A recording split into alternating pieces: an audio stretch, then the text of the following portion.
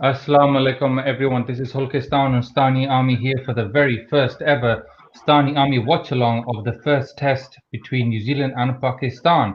Here with me I've got Imi Asghar, Assalamualaikum. Dr. Akbar, Assalamualaikum everyone. Hamza, Walaikum salam. Tabrez, Assalamualaikum everyone. and last but definitely not least, Umar. Assalamualaikum. So guys, how close are we to getting the toss and the teams? Are they out there yet? Yeah, we've just got the live coverage starting in New Zealand at the moment, so they're just getting ready for the toss. I don't think we've had the toss just yet. So any moment now, I think the coin's going to go up, and we'll find out who's going to do what on what looks like a pretty green pitch from what I can see on my coverage anyway. Okay.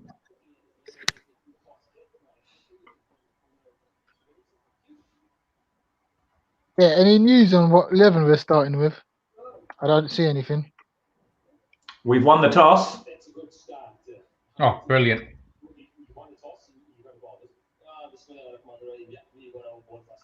And we're bowling. That's the problem. Yeah. Looking at that pitch. Just need those wickets in the first session. Umar, get ready to wake the whole house up. Have you got a spare room? With the cats, bro.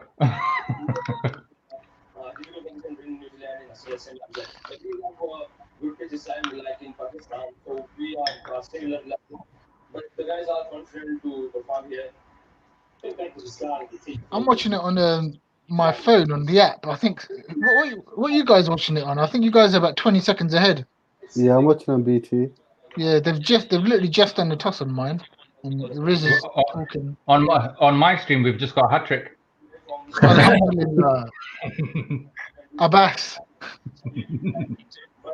No, Fawad. Oh, Fawad, they gave Fawad the opening. Oh, sick man. I mean, the trend in the past few years in New Zealand has been that you win the toss, you bowl, and then you bat when it gets a bit flatter on days 2 and 3. So hopefully we've done the right thing there. We've just got to bowl better than West Indies did in the past couple of games. Yeah. I was reading the preview and they're saying that West Indies got a bit starry-eyed when they saw the green wicket, and they came out, but New Zealand just completely killed them in the first innings of both tests. They got like around 500 in both of the tests, so we just need to be disciplined. We just need Abbas to show us the way.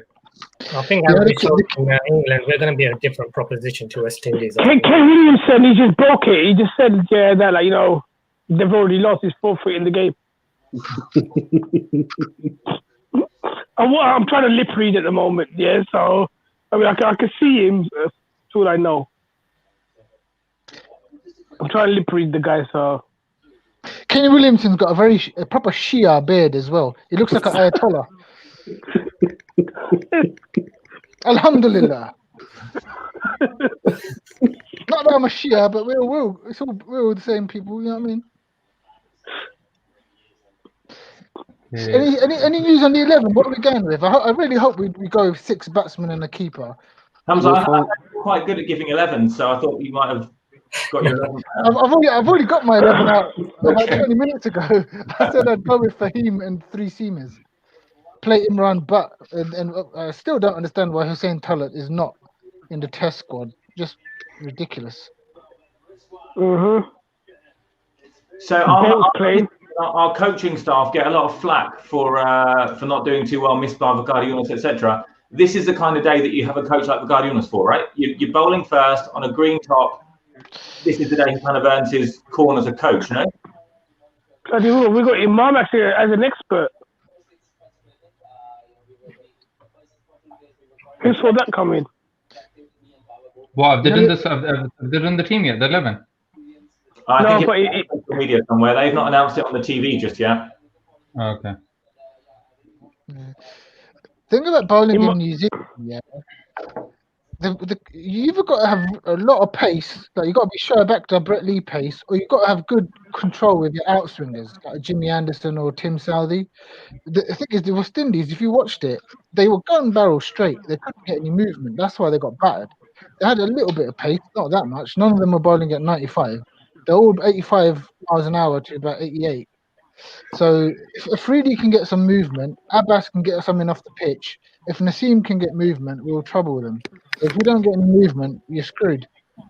Yeah, sorry, just to stop you there. Just for all the viewers that are watching, BT Sports are showing this on, I think it's BT Sport 3 channel, which is 417, I think, on Sky. Yeah. For anyone watching. Well, salam to everyone watching.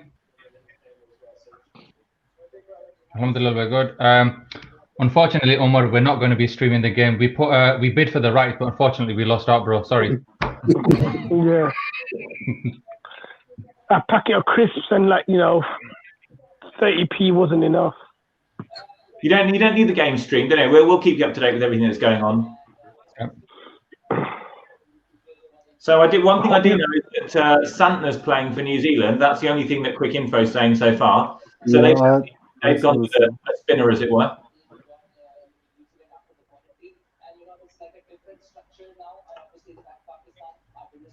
Okay, I've got the team sheet. Go for it.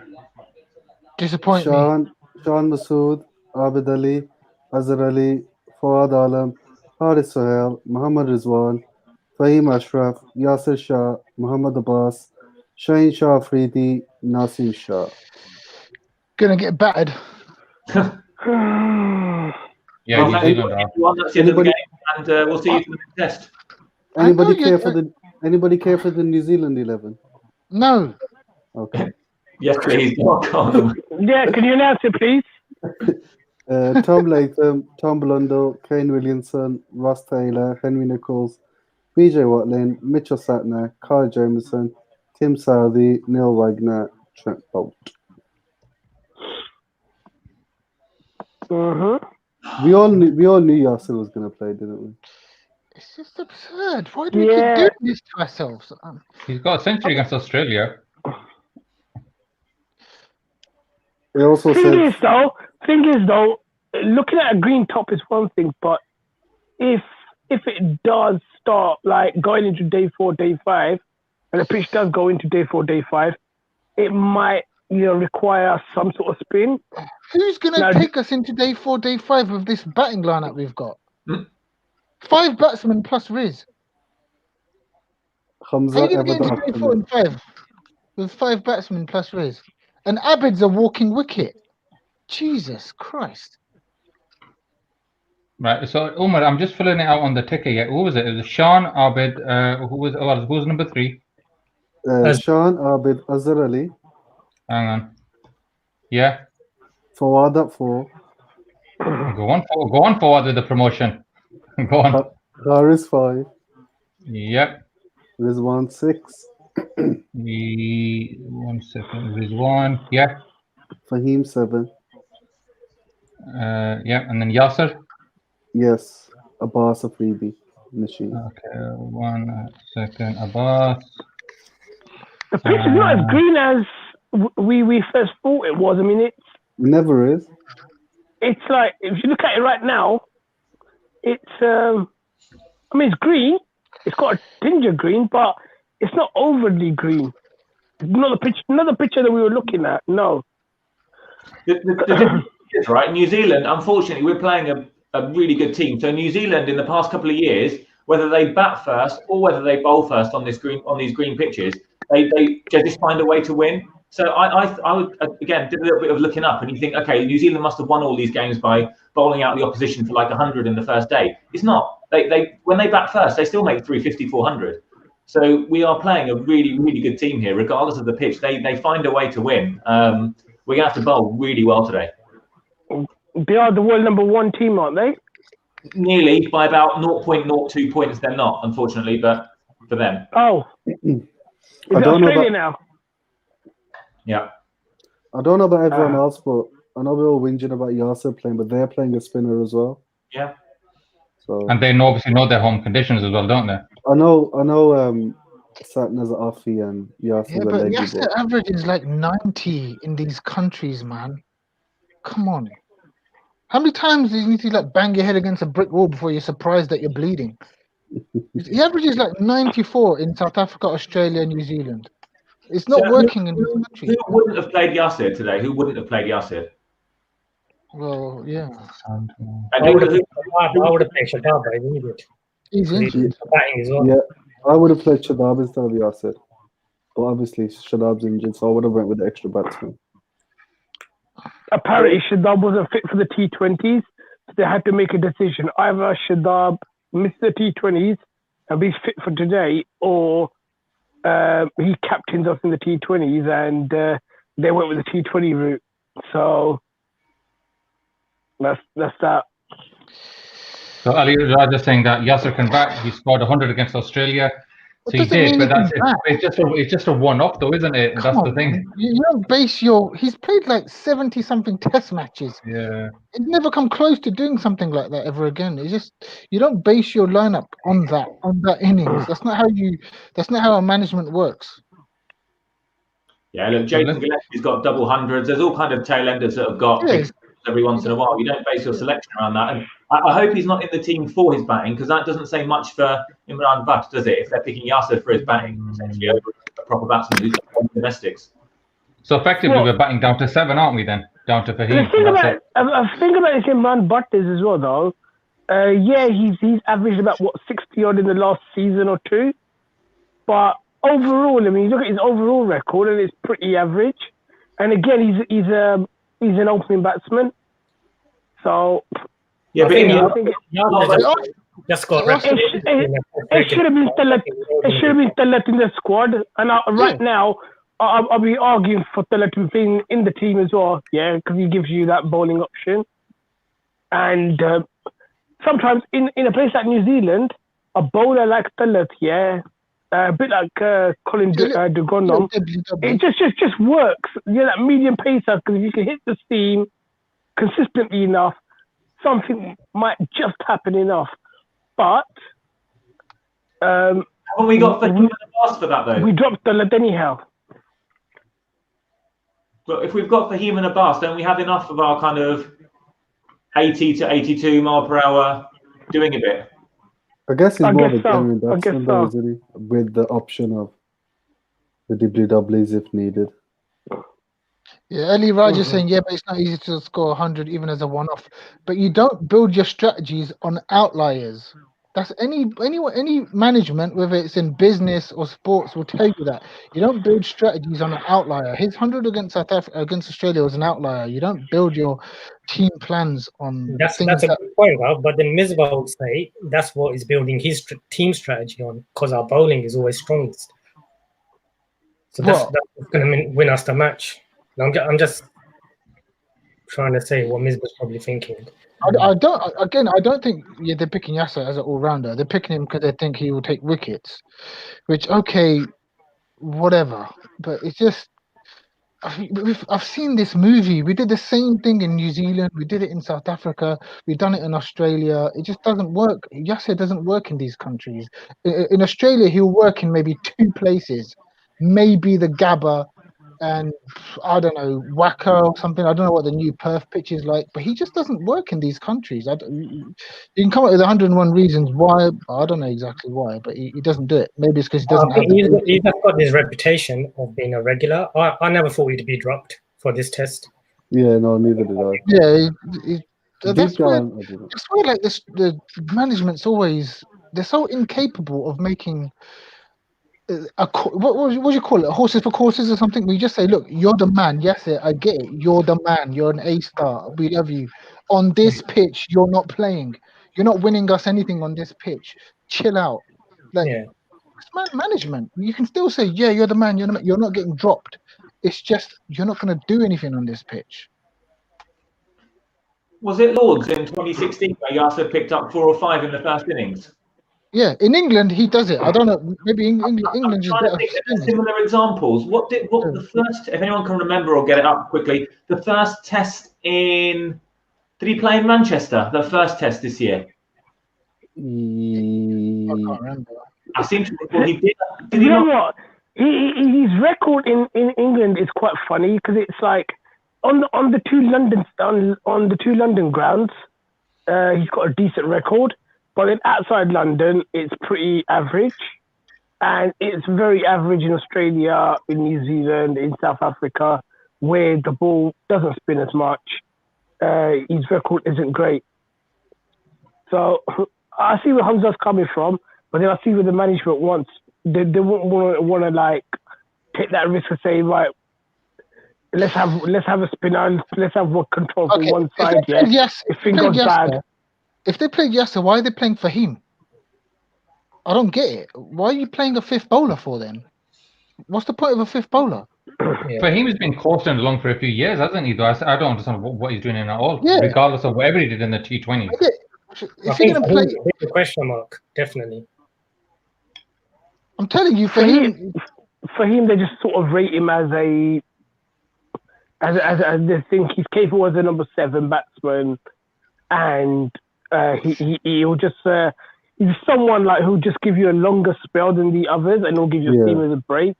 Yeah, we often run our seamers into the ground, so I think he'll give the seamers a break. He can bowl with a degree of control. He's one who's done well in England in the past. Again, that it was a while ago. Fair enough. 2016. I keep going back to that, but him and Shadab did quite well on that tour as almost in that all-rounder role, coming in at 7-8 kind of thing. Yeah, you know when that first test ended, I don't know who I was talking to about it. We won the first test, and we played Fahim and Shadab, and we basically had a shortened batting lineup. And the moment we won that test, I said, drop one of them, play an extra batsman, be a little bit cautious for the second test. We didn't. We went with the same 11 and lost the second one. They're not the PCB, whoever they have, they're just so incapable of making just match-to-match choices. If you drop someone, doesn't mean you hate them. Just drop them and say it doesn't make sense. You win that. It was a 2-test. No, it was 2018. You're thinking of, I think. It was not 2016. It was 2018. Two-test series.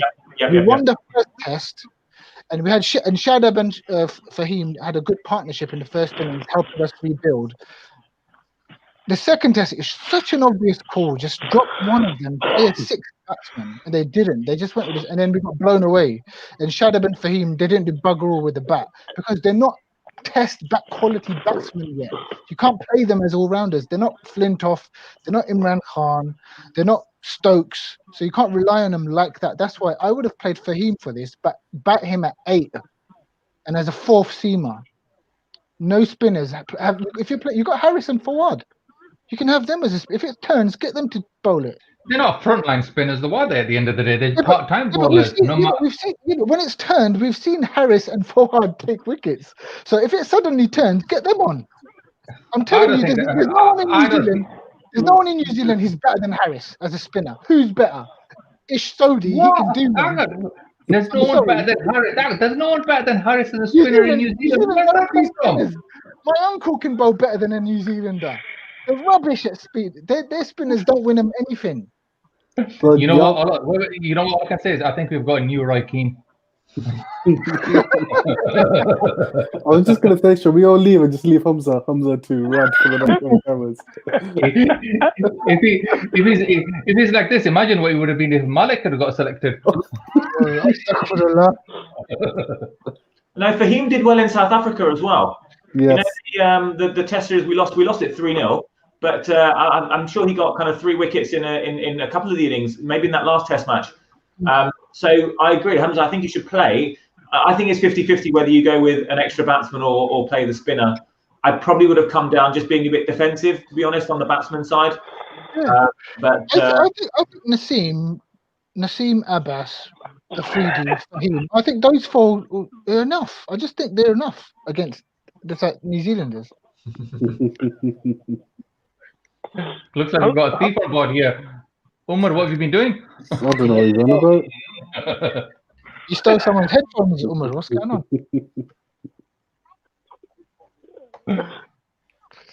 At the end of the day, we picked the team that we picked, and so we just better, just got to hope that we exploit the conditions that they are. It's a bit of a green top, so and we get those early wickets in the first 15-20 overs. We just get that breakthrough ready. Otherwise, the Shans and the Abbots, they've got to step up now, and especially now since Barbara's not here, so pressure's on them. So who are we worried about from the New Zealand team then? Kane? If it's not Kane, it'll be someone like Henry Nichols. No, wait. Have New Zealand got a debutant in this game? Yeah, they can make a double 100 against us. Because if they are, yeah, that's the person to watch out for. Nah. Yeah, they've got like Tom Latham opening, Tom Blundell, I don't know if he's any good. Williamson, obviously, quality. Ross Taylor, quality. Henry Nichols, he's shown he can bat. Watling's a decent keeper bat. West Indies managed to take a couple of early wickets in some of those games. It was then that it just all went to pieces for them. So, it's Latham and Blundell are hardly going to... You know what? I'm just looking at their 11, though, and it's very similar to us. They've actually gone with the 5-batsman keeper and then Mitchell Satner at number 7. So it's very similar to the way we've gone. Yeah. But, I mean, it's their conditions. Their players are a lot better used to this. Just a quick one, though. If Bobbert was available, right, then one out of Fawad or Harris will probably be missing right now. No, I reckon Fahim doesn't play. Yeah. You think so? You will just go with 6 batsmen then? That would have been the wrong thing to do, I think, by the way. I think it would be too light. Or maybe Fahim would play instead of Yasser? Yeah, I think that would be the right decision, but thinking Pakistani, Yasser would play and Fahim would drop out. Mm-hmm. Well, the players are about to come on. Yeah. But let's see. We've all been here, though, haven't we? Start of a tour in New Zealand or Australia. Mind you, our record in New Zealand is not that. It's pretty good. We've beaten them more than they've beaten us. We've won 10, they've won 7. So we're exactly. That's basically because we blasted them in the 80s, 90s, and noughties.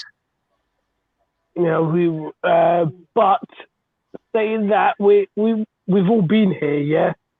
A long series, you sit there and you like internally, you know what's to follow. It's gonna be a long night. But the important thing, Imi, is that we're back. No matter what happens, we're back for another all-nighter. Yeah, obviously. I mean, I told you earlier, get your Kumbles and your Desi Joys ready. If it's always your batting that flops, why would you go with 5 batsmen? It looks like it's quite blustery as well. I mean, their trousers are taking a beating right now. I'm glad we bowled first. Less depressing for me. Even if they make 500, I don't get as depressed as if we get bowled out for 150. Yeah, but the thing is that even because we're a batsman shy, we just need to make sure that they don't run away and make 400, 500, 600 because we'll just be playing catch up straight away as soon as we're in there. We just need to national anthem. Okay.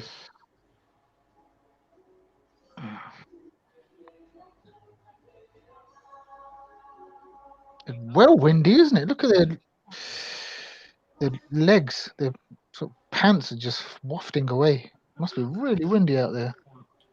Nightmare to bowl.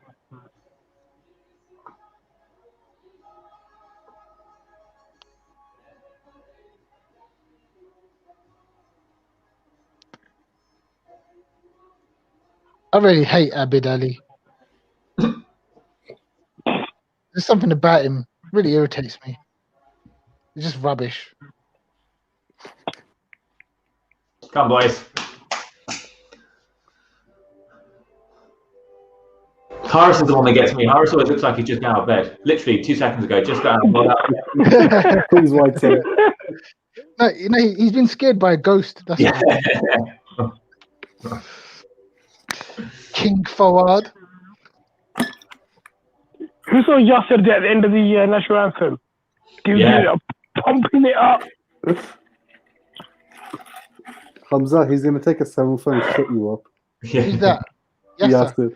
Alhamdulillah, I'm happy if he does. It's going to be ragging square from ball 1. I don't even mind, as I said, I don't even mind playing Yasser. I just don't like us going a batsman light.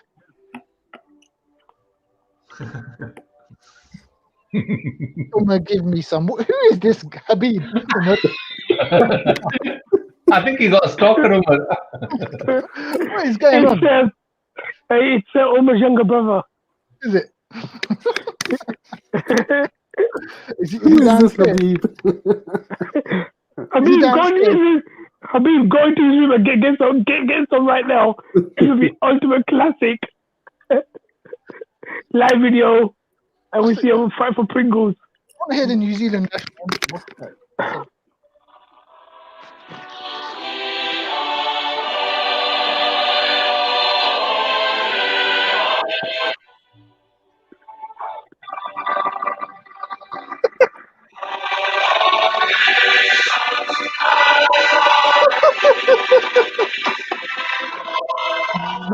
You know, it's getting me pumped.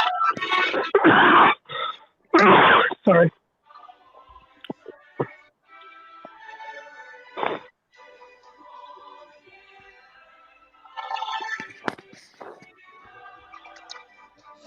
That's going on for ages. It's boring. What's on your screens Yeah. now? What's on your screens So I've now? got 4 Panthers. The players are going to start in what, about a minute? Their Okay. anthems are done. Santa's here. Well, 4 Santas. So I think we were watching. This could be quite fun because I think we've all got slightly different speeds on our streams and various modes of watching. Yeah, because some are on live TV, so actually on BT Sports, and some are on the BT Sports app. So with the app here, you're always running a little bit behind. Too late, the anthems are done.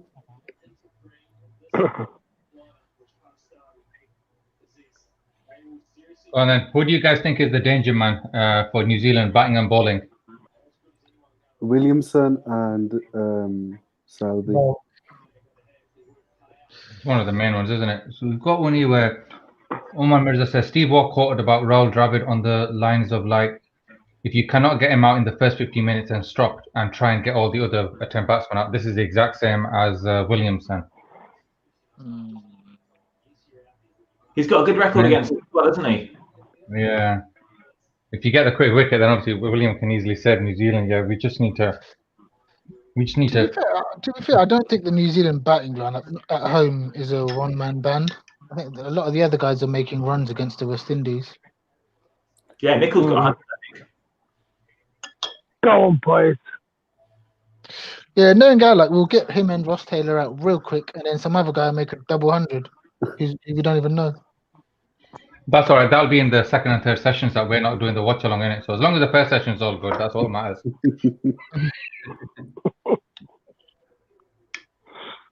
Gomer's got a never-ending ice cream. How big's that tub?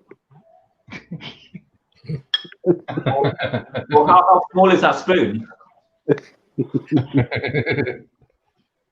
Shaheen taking the first over. Look at you all enjoying yourselves like eating.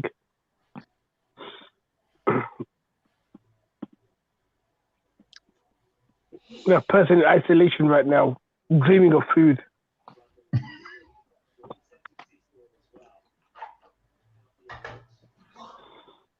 Fahim, you said Omar. Pardon? In the first over. No, Shaheen. Shaheen. Yeah, I think it'll be Shaheen and then Abbas opening up.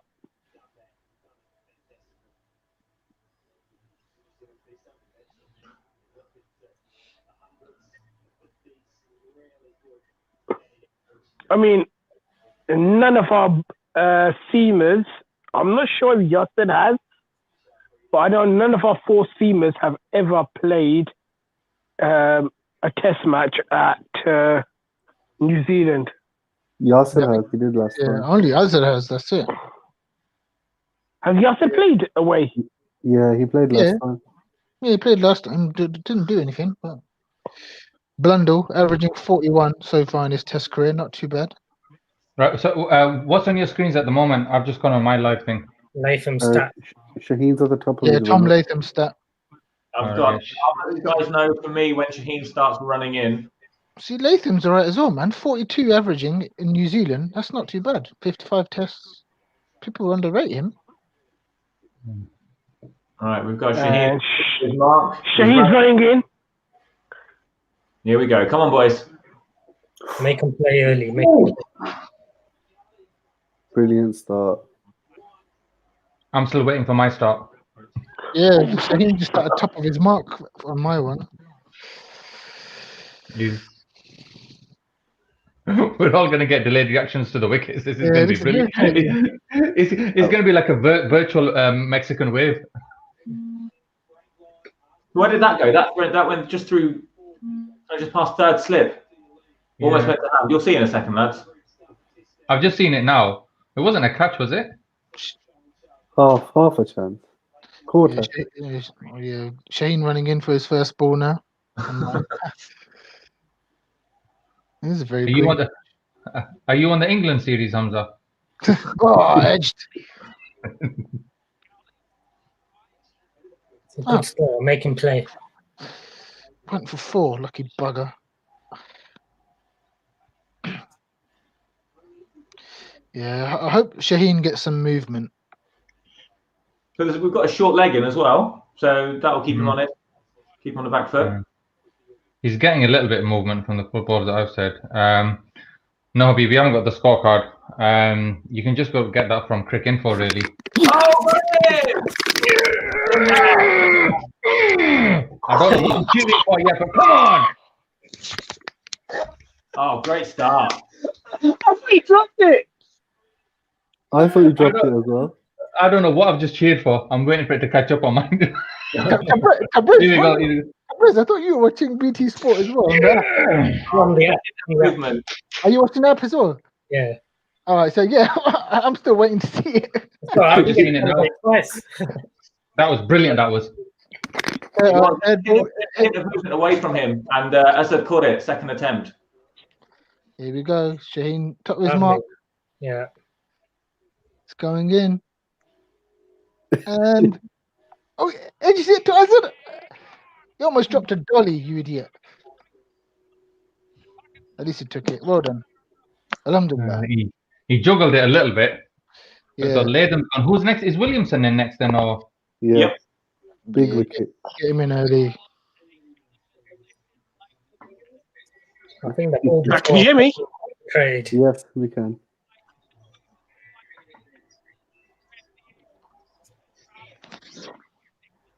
That's it. Just make him play. Far too many times. We just waste a new ball. Bowling wide outside off. Yeah, he's been on the money first. That's where Shaheen's been good in tests, in his test career. He's on the mark straight away. Kane Williamson, 82 matches, average of 52.5, 2200s, 3250. That's where guys like Sammy and Wahab were utterly useless in tests at some points. They wasted the new ball so often. Hamza, we just took a wicket.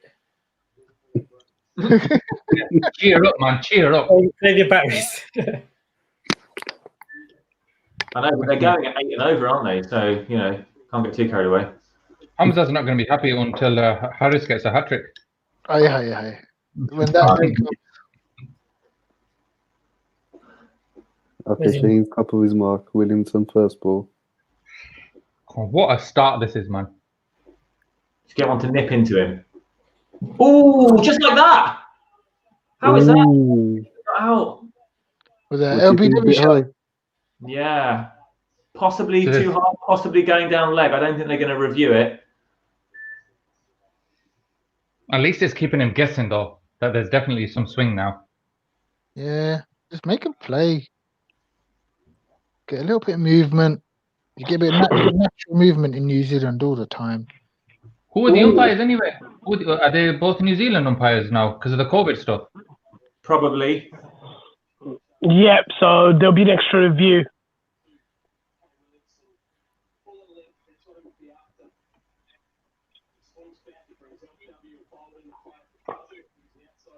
Let me see. What's the replay saying on that? Yeah, so the umpires are both from New Zealand, Chris Gaffney and Wayne Knights. To be fair, if they reviewed that, I reckon it would have clipped leg, and so we would have gone with the on-field umpire. So missing. Just over the top, yeah. It was a bit high. Just high. Right on the mark. Beautiful. Good, we didn't waste a review. Yeah, what would be Yeah. beautiful now if he bowled an away swinger, just got him nipping it. Ooh. Beauty. Oh, Beauty. a lot of movement. Once it passed the bat, but Sheen's making it talk at the moment. Oof. That's a brilliant over. That is. Every ball is on the money. That sets the tone, doesn't it? Mm. I reckon Just Abbott- got. If they've learned anything straight from there, yeah, they've got to be quite full, yeah, with the new ball because the pitch has got reasonable amount of bounce. yeah. You know about They've got to be full. Abbas has got the wobble in it, so he can bowl it fuller. Hmm. You won't believe that Shane's only 20 years old. The way that he's bowling. Yeah. He's the best young player in cricket, easily. I still see on social media a lot of people, still go, oh, you know what, you can't do it in Test match cricket. That's exactly what they forget. He's still a teenager. He's still a teenager. You've got to give him time. For example, this is first game in New Zealand. So, there's people writing him off here beforehand. Yeah, it's a bit silly. So one thing that England did was England batted slightly out of their crease, didn't they, against the bar? So it'd be interesting to see what New Zealand do as well. We've got Blundell first up now, facing him. Mm-hmm. Just in that corridor outside off stump. That's where you want to keep it, isn't it? We just need one of those Abbas Stokes balls from the summer. Oh, Oh, that was a beauty. That Azad catch reminds me of the. Do you remember the quite famous Salman Backlon at short leg where he juggled it about 15 times and then Oh, put it down accidentally? Abbas, 22 matches, averages 21. Beautiful. Right on the money again. It looks like that Blundell is out of his crease. I know they haven't showed it. But I so rather be bowling right now. Yeah. You know what? We do a watch-along game. We are batting right now. Yeah, we do a watch-along right now, yeah. And each and every one of us 60 will be thinking, when we gonna show our like AFTV sort of faces? And I'm swearing. I mean, you so rather be bowling right now. Be nice if it was a bit cloudier. Yeah. Yeah. I was checking the weather earlier, and I think it's sunny all day. I just got to watch out before the wicket kind of flattens out, really. Yeah, that's been the pattern in New Zealand. You get big runs on day 2 and 3, which is hopefully when we're going to be batting. So it's good toss to win. What's the weather like on 2 and 3? Has anyone checked? I think there's a bit of rain on Sunday. I think from what I read earlier on today. Don't worry, man. Remember, 303 runs for Fawad Alam. Abbas been banging the money, but he's got no movement, no seam movement, no swing so far. So they're just showing Blundell's dismissals from this summer, and he's been kind of caught on the crease quite a lot. And whereas today he's batting a good kind of step outside his crease, so he's obviously trying to cover the movement, but there hasn't been much, as you say. Oh, that could have been first appeal, but not given. They're thinking possibly inside edge onto the bat. Yeah. I thought possibly pad first. Ooh, maybe around the same time. Him sort of coming at the crease here, he could probably afford that against Abbas. It'll be interesting, yeah, once he sort of faces Shaheen, if he can actually do that. You think Rizwan should come up to the stumps like he did in England? A bit early, I think, at the moment, but maybe after a couple of overs. Ooh. One just ducking towards off stump. We're keeping them guessing, aren't we? We're keeping them guessing, aren't we? That's the main thing. They're not having it easy. Yeah, they're not just getting away. That's the thing about coming up to the stumps. That ball just there right now. It's so hard. I mean, it's so hard to come up to the stumps and keep against. That sort of movement, even at Bart's pace, that is so difficult. Good job we've got an excellent keeper then, isn't it? Brilliantly set up, Imi. I ain't got problems with the test matches, have I? So there we are. Oh, yeah. Shaheen to Williamson again. Down the leg. Down the leg side.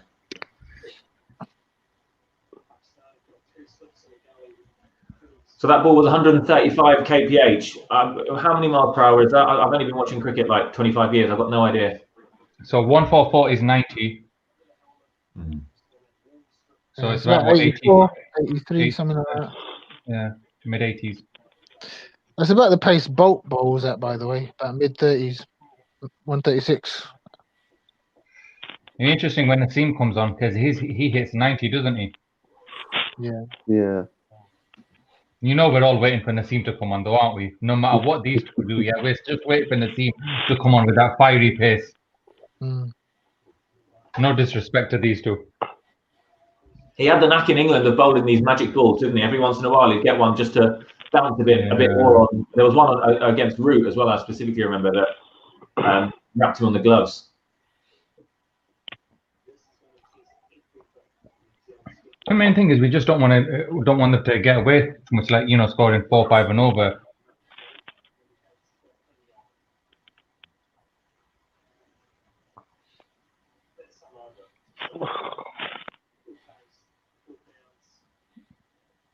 I was just seeing them showing that Shaheen first over, yeah, every single ball, boom, boom, boom. On the money. Just like McGrath.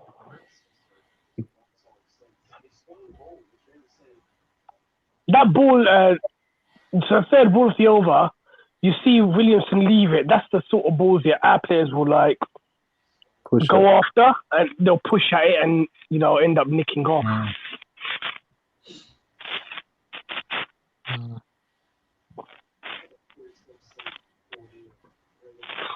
A lot of bounce.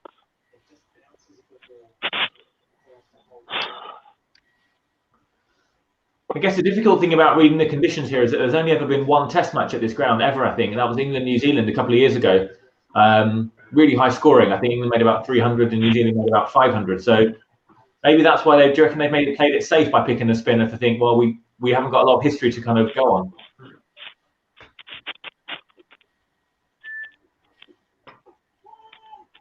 Mm-hmm.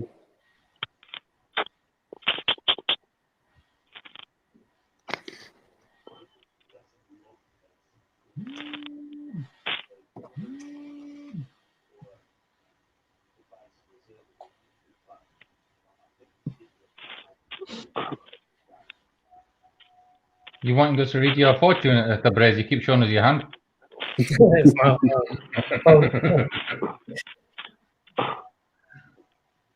We need to nav on this stream, you know that.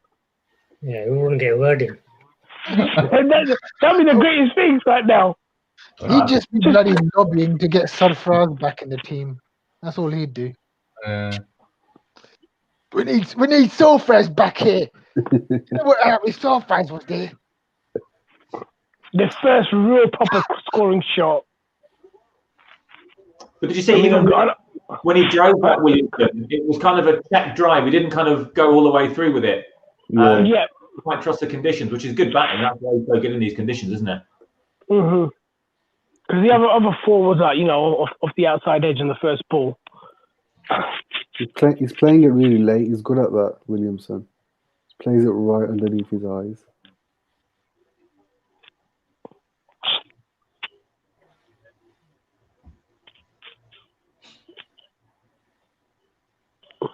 So have any of you guys ever watched a game in New Zealand at all?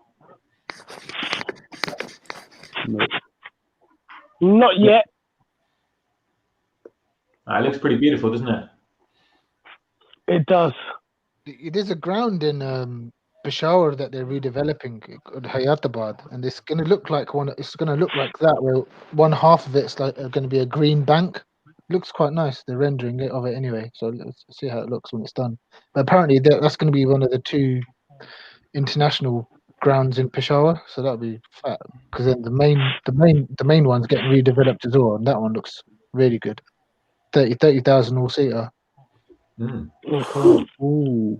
Leave by Blundell, just missing, going over the top of off stump. Hamza, is it close to being done?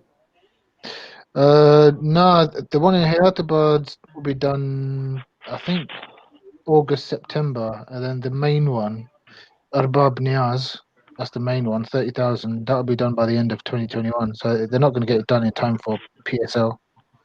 Oh, okay. So basically, this time next year. They've announced that for the PSL, it's going to be behind closed doors as well, haven't they? I think. Yeah, I think them they're just being sensible. Yeah, you just make it TV money, innit? Yeah, because it's very unlikely for anyone to be doing games with fans, especially with this second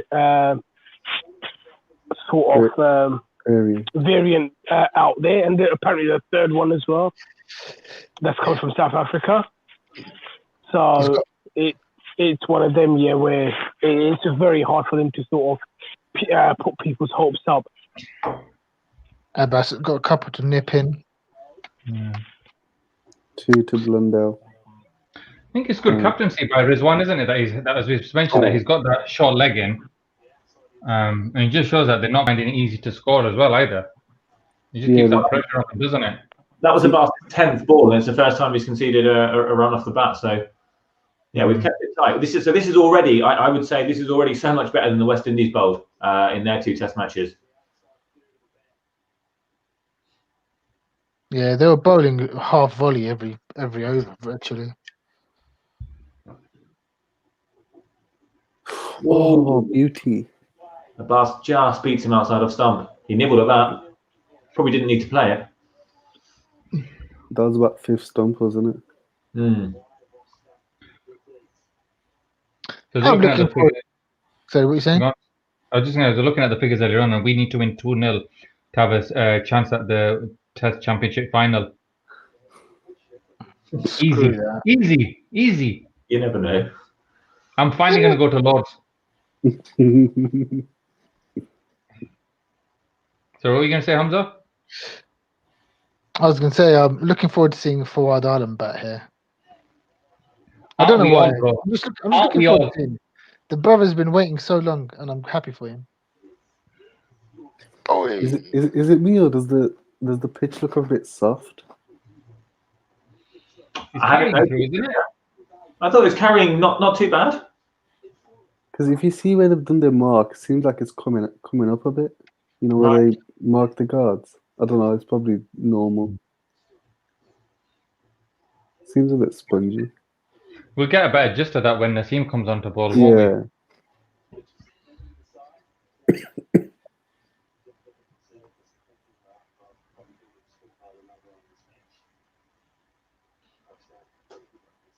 Just feel so jealous here when they show the view of the crowd there. Yeah.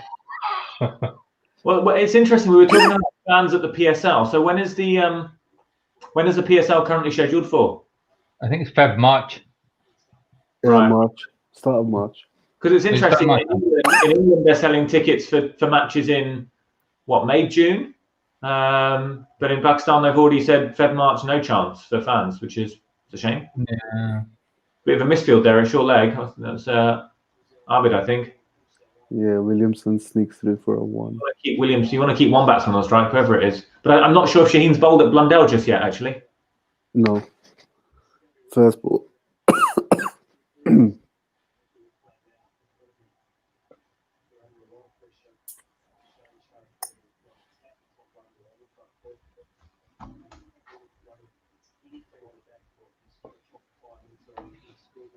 That was really good running, though, wasn't it? Just from a misfield, that short leg to get it to sneak a single. Oh. Blundell squirted one off his toes. I don't know if it was a bump ball, but it looped up in the air just past short leg. Looking from his reaction, it wasn't a bump ball. Was it a miss then? I'm just No. going to see it now. Too quick, too fast, too high. No. Inside edge onto the pads and then up. I think having that short leg there is just making them second guess their shots. Yeah, they can't play as normally as they would. So that's great captaincy by Rizwan to put that person in there. To have that aggressive field. Yes. Williamson drives, but no run. You can just see the pressure building. It's gonna happen any minute soon. Well, I'll be honest. I wouldn't. If I was a New Zealand fan, I wouldn't fancy Ross Taylor against a new ball at all. Brilliant player, obviously. But if we can get Taylor in against this new ball, who knows? We could get him 30 for 3 in a few minutes. What time are we on now anyway? We're on, what, 20 past, 22 past.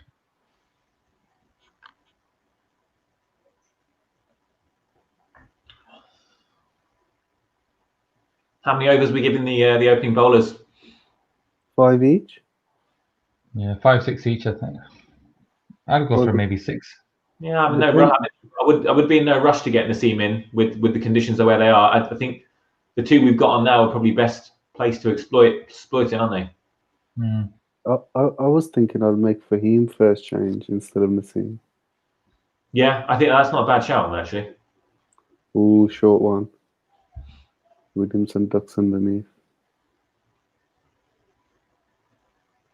Bit more control, isn't it?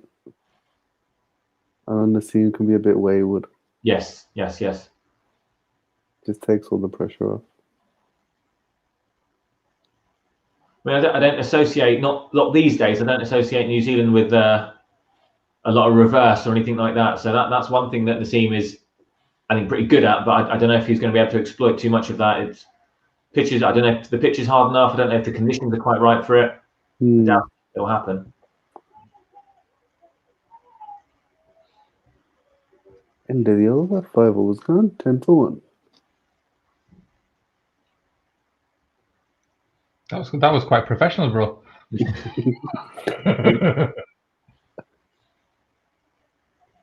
Sky Sports signed me up.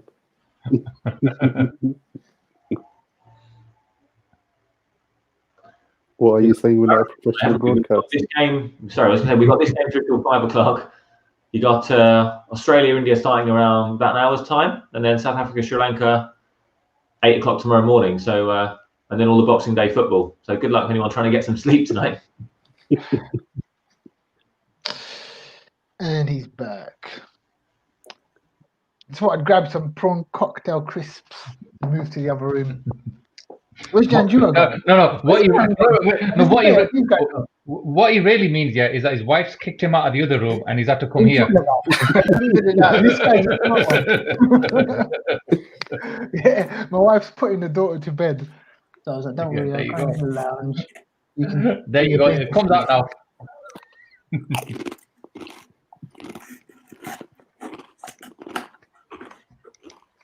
I got cast a program from Dad, so.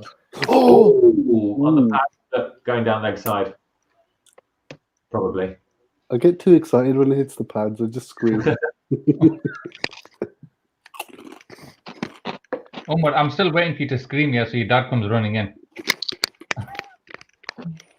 My wife will play punch me before my dad does.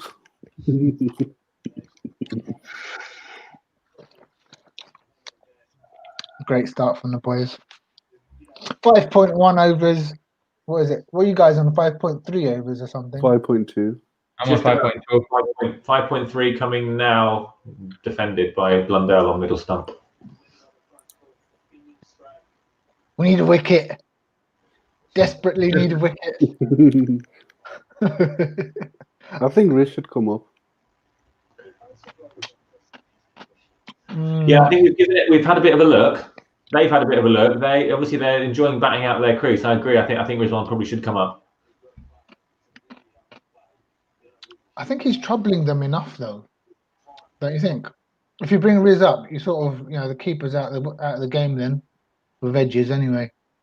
Okay, one's gone through and Riz has thrown it straight at the wickets because he knows Blunder's batting outside his crease. Bit of the old ODI tactic. I don't know if you guys have just seen that yet, but it's just Shaheen was signing autographs for the kids there, yeah? I think that's brilliant to see. You don't often see that from our players at all, really. I know that I've seen anyway in England, so I think that's great to see. Probably just like they like being in an environment where they can mix with other people. They've been in bubbles for so long, haven't they? Ooh, beauty. Good leave, I guess you'd call it. Another one that just goes just outside, just over off stump. I don't know who this is. I don't know who this is. Habib saying you realize it's a test match. He's probably talking to Hamza. Sarcasm, Bhaijan. Is this guy a freshie or something? Doesn't understand British humor. Be kind. So the umpires just had a word with the boss already about running on the pitch, God. which happens a lot when we go abroad, doesn't it? That's going to start affecting him with his run up and his follow through now, isn't it? Because he's going to be thinking about that now. And this is not just kind of persecutory complex or anything. I genuinely think our bowlers, more than any other country, get told off about running on the pitch. Because it's Someone's easy. It happens with Wahab quite a lot. Yeah. You have a lot of things happening with Wahab, don't you?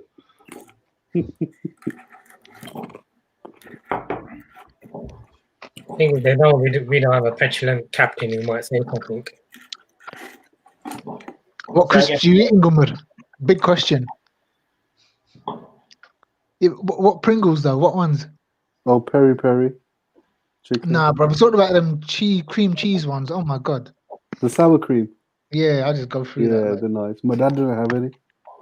Ooh.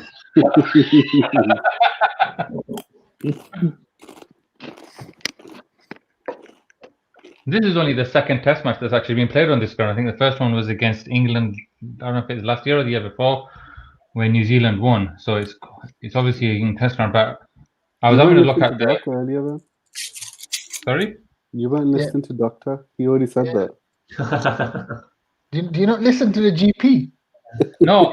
Remember, no one listens to the doctor anymore. No, I'm not just on a delayed stream for the match. I'm on a delayed stream for you lot as well. Akbar, I think your notes aren't clear enough. You need to write your notes clearer. Doctor, stop reading my notes. Yeah.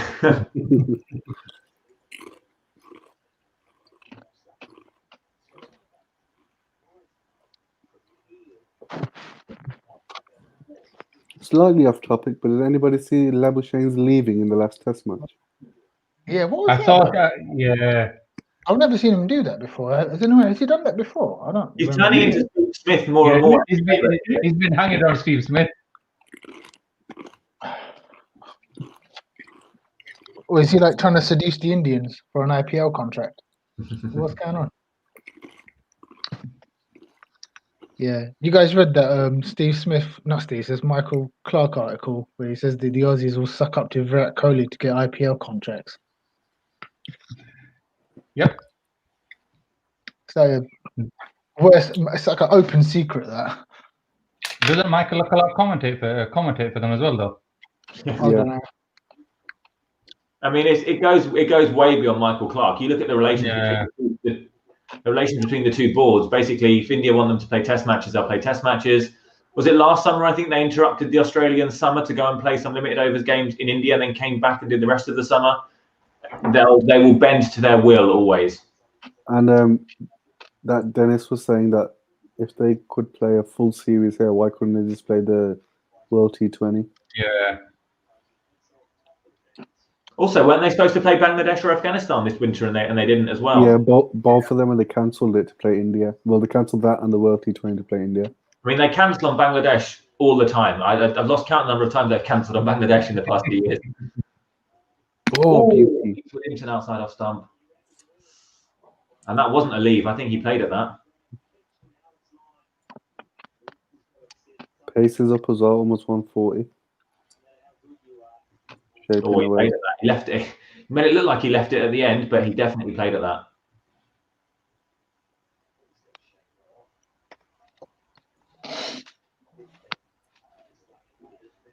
Looks like Williams settling in for a long innings. Yes, long innings sitting in the dressing room to play. You need to clear one otherwise. Oh, that's tough, Abid. Was it 4 off the first over? So yeah. that that means 6 off the next 6. It's good, keeping it tight. This builds pressure, doesn't it? This is when wickets fall. And it's not pointless rubbish sort of straight bowling. That's not danger. It's not dangerous. Anyway, they're causing problems for the Kiwis so far. Anyway. What's also important is when Naseem and Fahim do come on, they need to bowl tight, not just like release all the pressure. Yeah. Like in 15 overs, it could be 15 for 1, but then 50 for 1, 20 overs. Because one of the places where we struggled before is that even if you've got one person keeping it tight at one end, like Muhammad Amar, for example, at the other end, we're just leaking runs. But if you're keeping pressure on both sides, it's just a la Akram and Yunus, isn't it then? To be fair, Naseem and Fahim are pretty, keep it outside their off-stump channel kind of bowlers anyway. I think the other thing we've got to worry about, funny enough, our spinner. Yeah. You got a few, don't you? Yeah.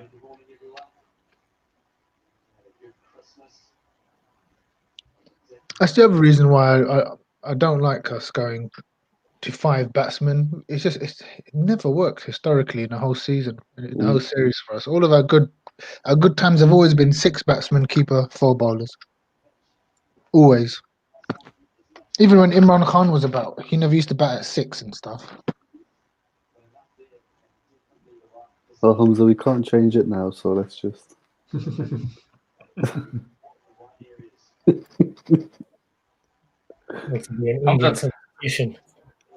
Hamza's putting the call into Wasim Khan as we're speaking. I'm just getting ready to add Wasim Khan to this broadcast. Kamar's one step ahead of you. I'm going to get him one of these days. Well, he's your dost on LinkedIn now, isn't he? Yeah, man.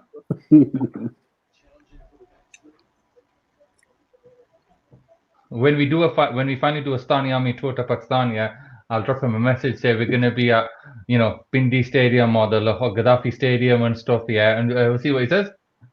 There was a long chat there between Abbas and Rizwan. We could have been talking about anything, but I wonder if it was about coming up to the stumps, maybe. Yeah, it was something to do with the field. Oh, right. But I'm not sure if it was.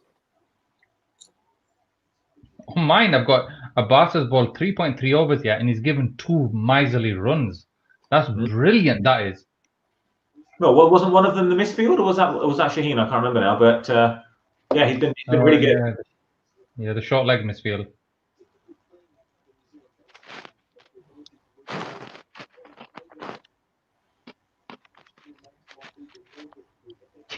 He comes down. Abbas comes down and gives Blundell the stare as well, just like Ambrose. 125 kilometers an hour steepler. It's all about the sideways movement.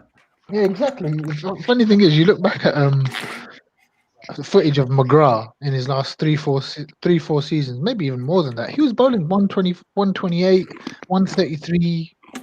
But then again, he was like 6'5" though. That's the thing. He used to get that Abbas Asif movement, but coming down from 6'4", 6'5". Yeah.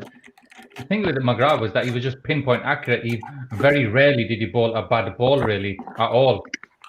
Just that channel outside off stump. Oh. That was well bowled by Abbas, because Blundell is going.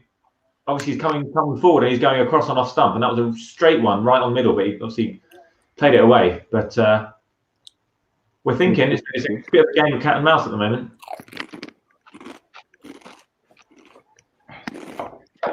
Yeah, did we just keep going like this or make a little change?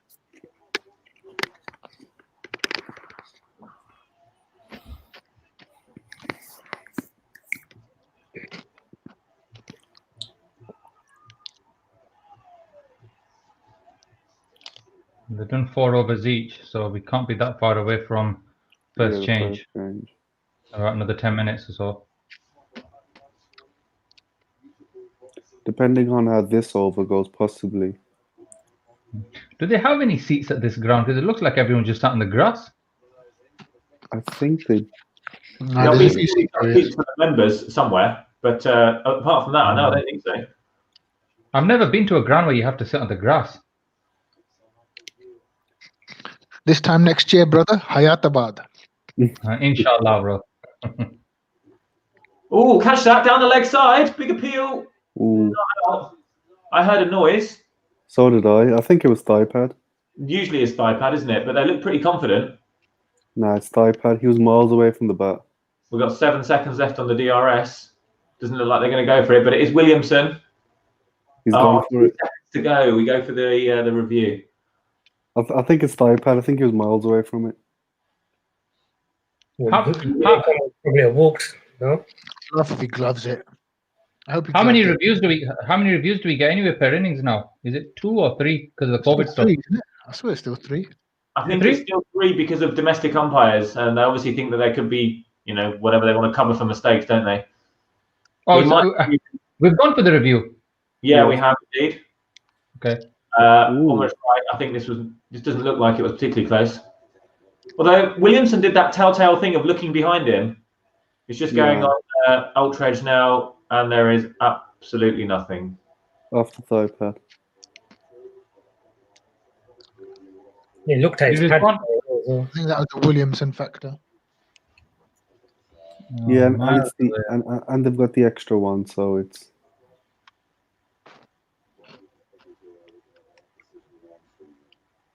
Unless that was deliberate by Williamson. Yeah, he knew he missed it. Yeah, but he deliberately looked around just to see if he could get us to do a review. He's too nice. He would never do that to us. I think that's Rizwan's first review, and so we can forgive him. I'm sure he learned. and yes, it is 3 reviews each. Okay, cool. I did see a stat. I think it was last year that Pakistan have got like the best overturning when it comes to DRS. Yeah. Ooh, We did beauty. pretty well. Yeah, so But that just highlights Akbar's earlier point, isn't it, Umar? I mean, if umpires are comfortable in giving the wrong decision against us, which it looks like they're more comfortable giving the wrong decision against us, that's why they're overturning them. because they know there won't be much backlash. Where's Imran gone, by the way? I think his cough's playing up, so Oh, okay. We got screwed like that quite often, didn't we, during the England series? Again, I don't buy into this conspiracy stuff, but I always feel like we get the rough end of umpires' call, where if it's given not out when we're bowling, it stays not out, but for us, it's given out, so it stays out. And you can't. There's no stats to quantify it, so that I can find anyway. But it just always feels like it goes against us on umpire's call. What do you reckon? in the England tour, it happened all the time, literally every single touch. It's easy to do against us because we're not going to moan. We're all nice guys. We don't speak up, so it's just easy to do. They wouldn't do it against the Aussies, for example, the Indians. I think it's a subconscious thing. It's like, you know, in the Premier League, the bigger teams get more penalties and stuff like that. Yeah. Williamson drives it for one.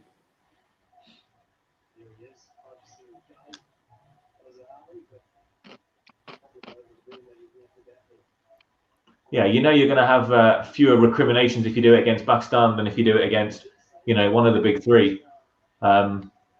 Which is why I quite like. I quite like. Oh, as I've told him to take the review, apparently. Mm-hmm. But to be honest, I think Riz was in the best position. So if he wasn't sure, Gonna say Azad would be. I mean, Gully.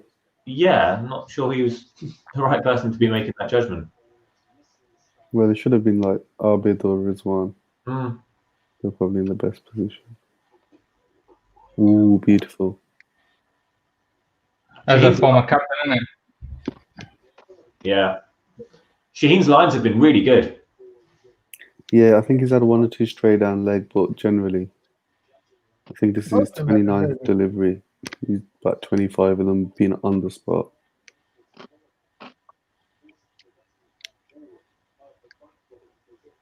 What do you think? One more then after this, or? Well, the bastard's got his jumper off ready for his sixth. Oh no, sorry, that will be his fifth. Apologies, sorry. Yeah, I would give him one more. Ooh. Well, Shaheen pad first, possibly. Umpire says not out. No. Looked like it might have been going down leg, almost. Yeah, and I think a bit of bat as well. Yeah. Apart from that, good shout. The batsman is going to be. His pace is up as well. If you over 140 now. The batsmen are just going to be waiting for the first change, aren't they?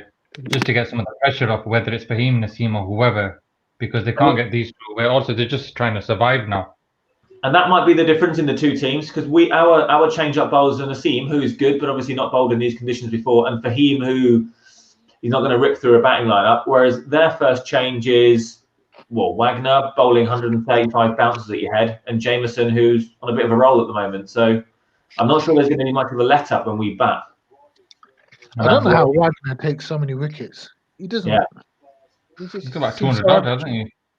He seems so They've average. reviewed it on the basis he didn't have a double header. They've reviewed it. You heard them say that. Amazing. What on earth is that? That's Nav. That's Nav.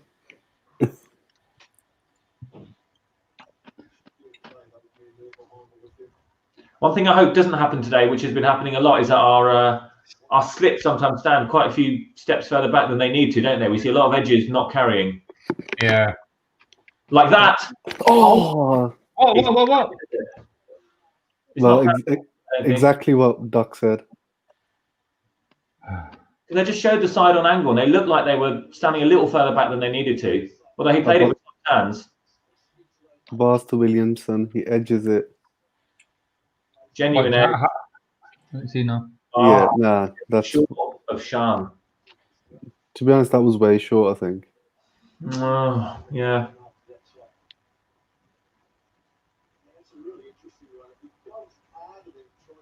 That was Williamson as well, wasn't it? Hmm. You definitely need to be right up to Abbas.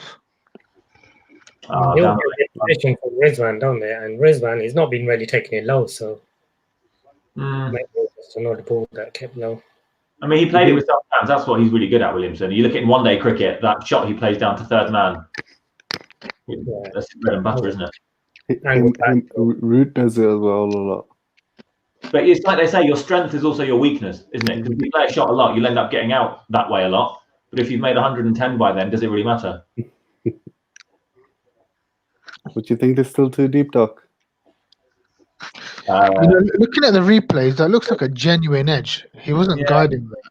So if that's not it's a genuine edge, but I think because he played it with soft hands, that's why it dropped short. I think if it was one of ours and they're flashing at it. Look at someone like Stokes. Obviously, I don't think we've got a fielder like Stokes, but he's a bit of a nutter. He'll just kind of, be 4 steps closer than he needs to be, and he might drop one. But if you speak to, if you hear most of the grumpy fast bowlers on commentary, they always say, look, don't care if you drop one by being too far up, but don't be too deep. Give yourself a chance at least. And this has been a really quiet mission because So New Zealand at the moment are 13 for 1 year off 9.5 overs. And if this was flipped and this was Pakistan batting just over a run and over, social media would be going crazy, yeah. The run rate. Why are they scoring the boundaries? Why are we batting so slow and stuff, yeah? But from a New Zealand perspective, it's fine. And this is what I mean. This test match, isn't it? You just got to play yourself in. It's that whole mindset of Pakistan fans. Yeah, they're calling for Azam Khan to be in the test squad. Don't even start. As much as we want Pakistan to do well, you have to say that New Zealand, if you said to New Zealand, you'll see off the opening bowlers and only lose 1 wicket, they would take that. So they've done a good job in seeing off the new ball just about. Yeah. That was close. Late seam back in. Williamson leaves it outside off.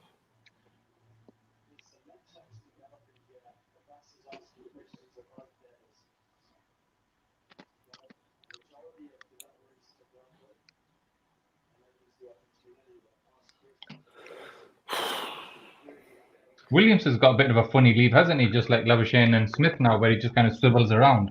Pretty exaggerated today. Yeah. Well, he's going to have to leave the crease in a minute because the boss is going to get him out now. Straight one. Almost. So that's 5 each. That's 5 each then. So is Shaheen coming on for his 6th over then? Possibly. We'll find out now. It's gone to an ad. Okay. You've got what? It's, Comment on quick info regarding the review. Someone said that Azhar said to Rizwan, take it, he's a big player. Yeah, Nav said the same. Have you ever seen on the group? Nav said he heard it. you can't blame But them. that's, yeah, but that's not a reason, is it? Or we have to take the review because it's a big play. It should still be on whether it's out or not at the end of the day, or how close you think it's out. And like Umar said, Riz would have had the best view behind the stumps there, so it doesn't make a difference if it's Williamson or Saudi. I guess. I reckon it's easier for us sitting here to say that. I reckon when you've got one of the world's best players there and you think there's even a tiny... Can you imagine how we'd feel if he had gloved it and we didn't go for the review? I don't know. Shaheen's back on. I think if you look at it from Rizwan's point, we probably didn't have a choice, really. First game as test captain. Yeah. It comes to you and says, take it. Are you going to say no? Also, I think normally you'd have 2, and now we've got 3, even though it's domestic umpires. I guess it's a freebie. You can look at it that way. If it comes off, great. If it doesn't, doesn't really affect you because you've got 2 anyway. But I think with the 3, I'm guessing you no longer get another one after 80 overs, do you? That's it. You've got your 3 and you use them. They don't review anymore. Oh, catch it! Yeah! Blumber's gone. It's really interesting watching you guys when you take wicket. Caught a third slip by Yasser. Yeah.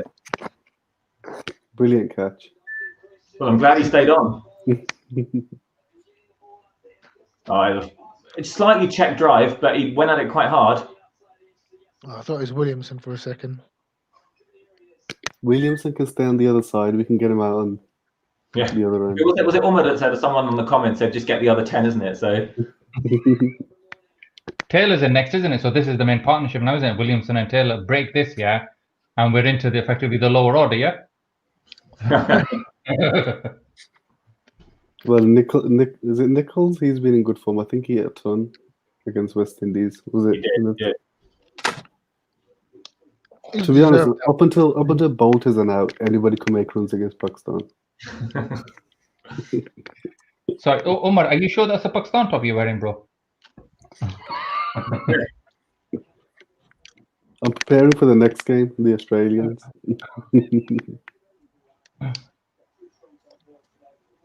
So I wonder, because Shane's got this wicket now, if Riz is going to give him another over, if he was going to take him off.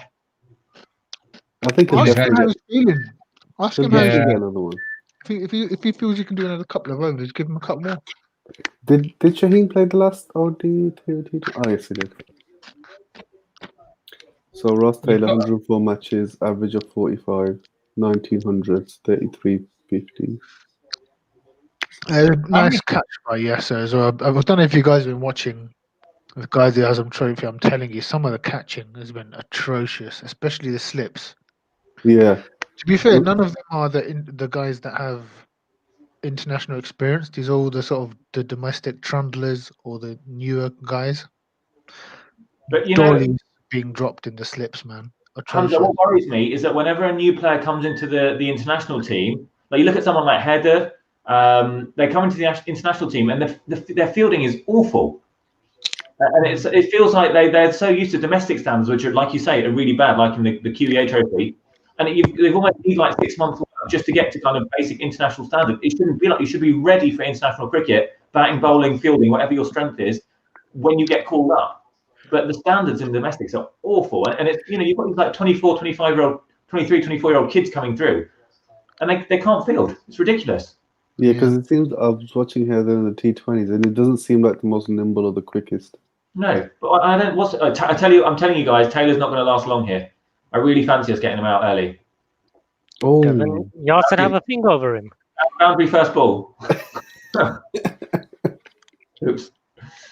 Well, I wasn't. That's the kind of ball you want first up. It was on his legs.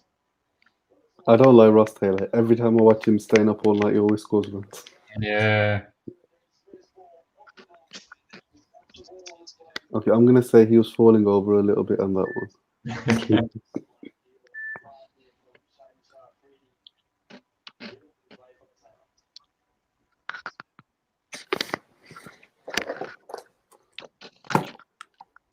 Can you hear me all right, boys? Yeah. Yes. Yeah, you're good enough, Rich, yeah. Is it better? Oh, Taylor quite keen. The thing I like about Taylor as a bowling to him is that he always seems like he wants to get bat on ball, and in these kind of conditions, you've got to trust your lead as well. Obviously, a brilliant player. What is he? 438 games they're showing him for New Zealand, so he knows what he's doing. But in these conditions, with him going at everything with quite hard hands.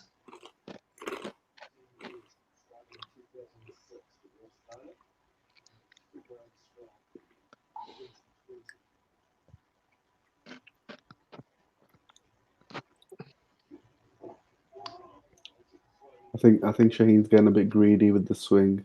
He's trying to bowl the magic ball, isn't he? Yeah. I think he should just stick it outside off and it'll be all right. Yeah, just keep aiming for the fourth stump. If it comes in, it comes in. If it doesn't, they might edge it. Oh, I think he's most capped now for New Zealand. Oh, Ross Taylor. Yeah, I think so.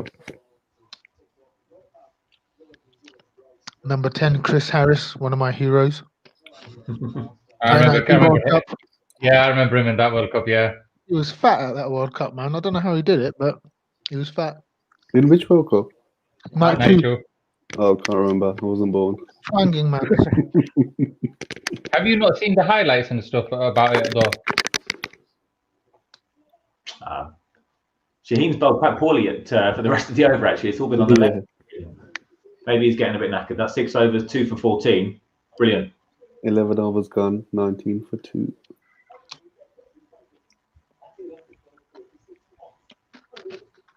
I reckon bring Naseem on to Ross Taylor. He's a bit dodgy outside his off stump. Do you reckon he'll get another one? Naseem's good You in the corridor. just need one more before lunch now. Break this partnership between Taylor and Williamson. Even if you take Shane off now, as you said, take him off now so you can have like a 40, 50-minute rest and just come on for an over or two before lunch, maybe, just to like a quick burst. You never know what might happen, just to try something different. But, this is a brilliant position we're in after an hour. Was it 19 for 2 now off 11? Yeah. And we've only given one extra as well. I remember Yasser troubling Taylor. Anybody got stats on that? How he's done against him?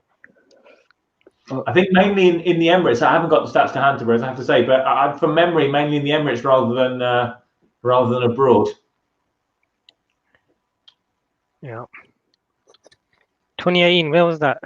Oh, beauty. Almost caught the edge. What a delivery that was. I hope they've come a little bit forward in the slips. Oh, what a beauty. Totally beat him.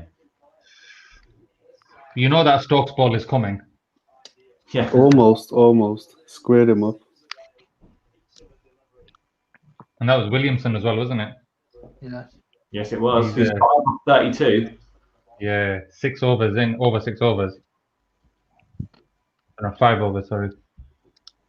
Oh. Bit fuller, bit straighter. He is squaring him up quite a bit. Mm. So if one just bounces a little bit, he'll catch the edge, hopefully.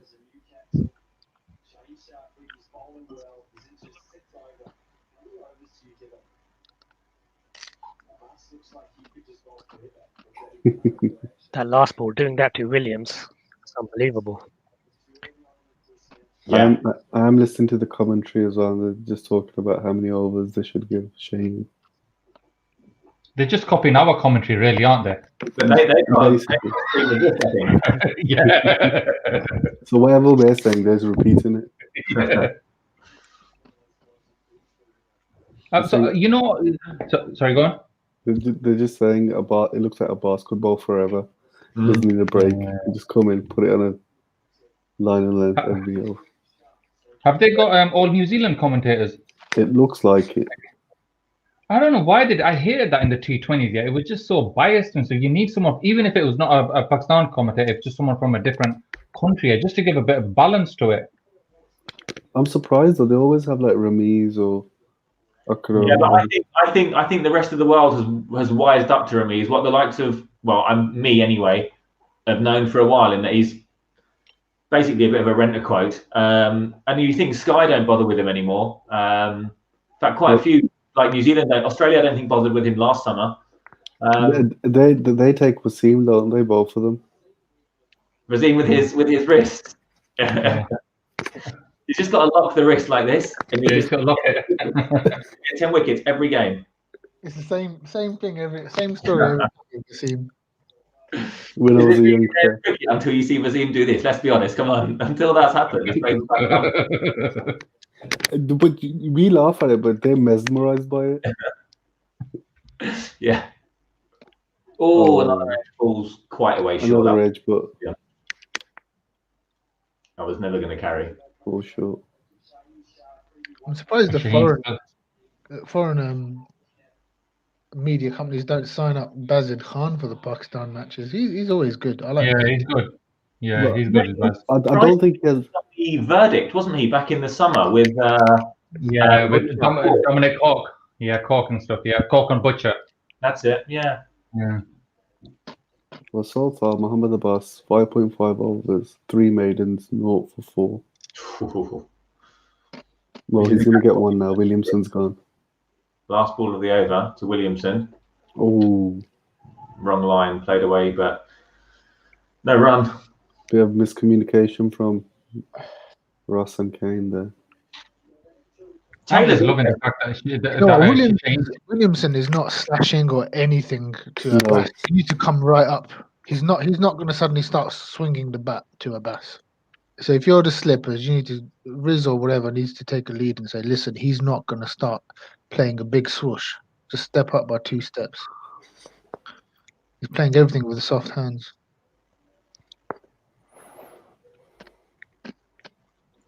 Looks like... So a change or not? Well, the graphic says Naseem on the screen. Yeah, but Shaheen's got the ball in his hand. So looks like he's having his 7. Looks like Shaheen's getting another one. 7 then. Okay. What so you this is probably... Sorry? I was just asking Tabrez, what's he watching it on? On phone app. Oh, cool. Oh. Just to let everyone know, yeah, we're all watching on legitimate through legitimate channels, yeah. Yeah. It's not that we didn't try and do some illegal shit, but it just didn't work. Yeah. Did one of your sponsors come through? I'm just like, I just know, yeah, Elon Musk, yeah, is just on the cusp of it, bro.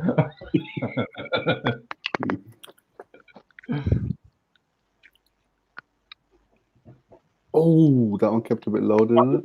Shaheen's brought back into Taylor. He's just got a bat on. He's obviously trying to zone in on those pads.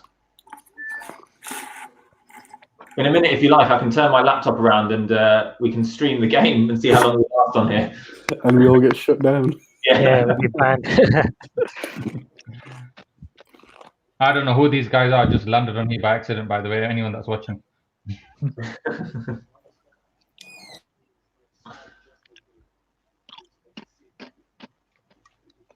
I was just outside of. Shaheen did well there. He brought 2 in and then got one just to move away from Taylor, but he didn't want any part of it. He left it well alone. Still bowling at 140 odd in his 7th over. That's not bad at all.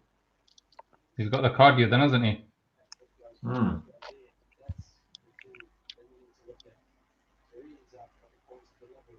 Rizwan makes even such a standard take look professional and brilliant and exquisite. I've got to say, even a take that just goes straight to him, standard one, you just know that he's solid. Oh, they're calling it a good leave on the commentary. That was perilously close to off stump again.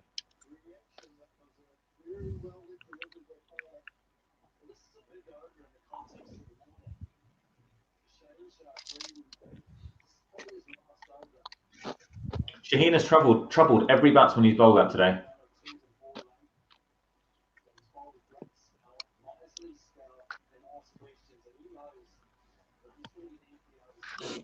Well, it's good to see Barbara on the boundary having a chat with the boss, giving him a few tips there. Well, if you think about it, yeah, if you're Rizwan now, yeah, you're captaining, yeah, and you look over and the captain who's not playing is giving one of your main bowlers a bit, you know what I mean? You just never know, do you? The only thing is, I'm glad it's Babar. If it was Azhar or one of the Safraz or someone like that, I'd be a little bit more wary of it. I think with Babar, it's probably hopefully not quite the same, but yeah, it wouldn't be the first time we have that kind of issue within the team, is it? I mean, the 90s were full of it. The 90s were brilliant for that. Oh, honestly. Oh, I was just thinking. That's the over. 13 overs gone. Drinks. Good first hour, lads. Well done. I was just gonna say, Riz doesn't seem like that kind of guy though. Doesn't seem confrontational. But he did say in an interview, I don't know if anyone saw that Babar is coming over and he's joining the training sessions and the meetings. Yeah, I saw that, yeah. So it is good. He does seem like he's going to be hands-on. All right, I've got to go upstairs and grab the charger. Back in a minute. Hamza, have you got a kilo of prawn cocktail crisp? I've got one of those big bags from Aldi. Prawn cocktail. Love it, bruv.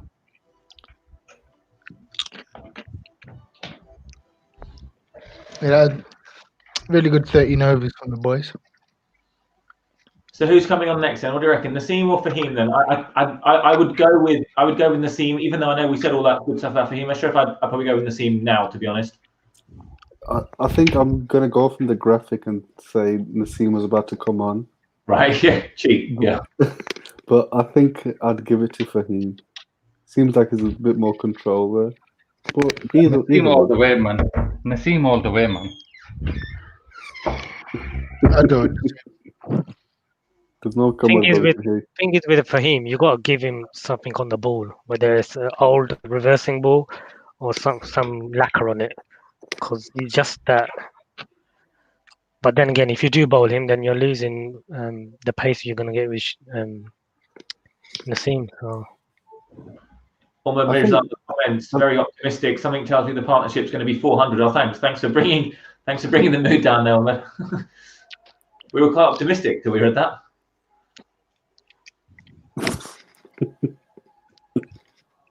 No, I don't. I think we'll have. I reckon we'll get them 3 down by lunch. How long is it? 2 hours or 2.5 hours? Two. You mean the first session? Yeah. Yeah. Yeah, I'm sure it's 2 hours. Yeah.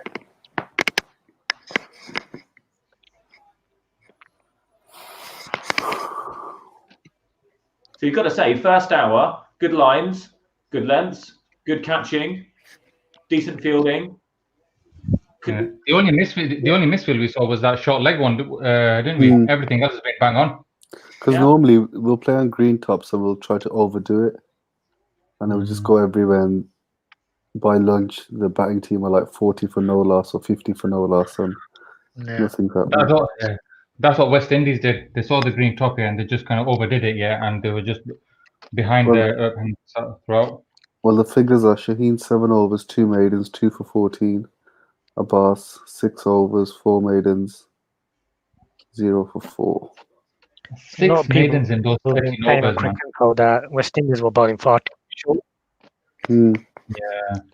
That's what I was fearful of. Like they'll bowl one good. Oh, Fahim's coming on. Was it Fahim? Okay. Yeah. 5 matches, 11 wickets, average of 26.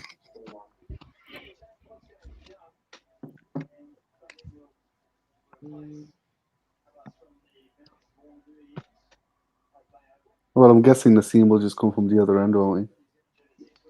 Well, maybe. Never know. Maybe. The boss might carry on. You never know. Yeah. First ball on the money. Yeah, on off stump. 126 kph. Habib's back. Habib, it's your bedtime. Go to sleep.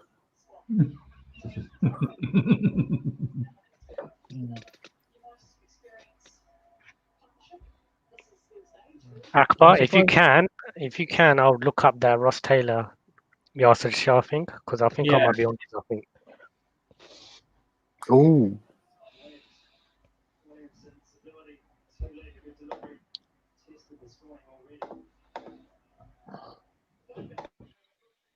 I think it was you said about Rizwan taking the review. It was because of Azhar, wasn't it? Really? yeah, Azhar forced him a little bit. It wasn't a bad review. It's just, as I said, it was the Williamson effect. If it was another batsman, I don't think they would have done it. You need to hurry up. They're almost finishing.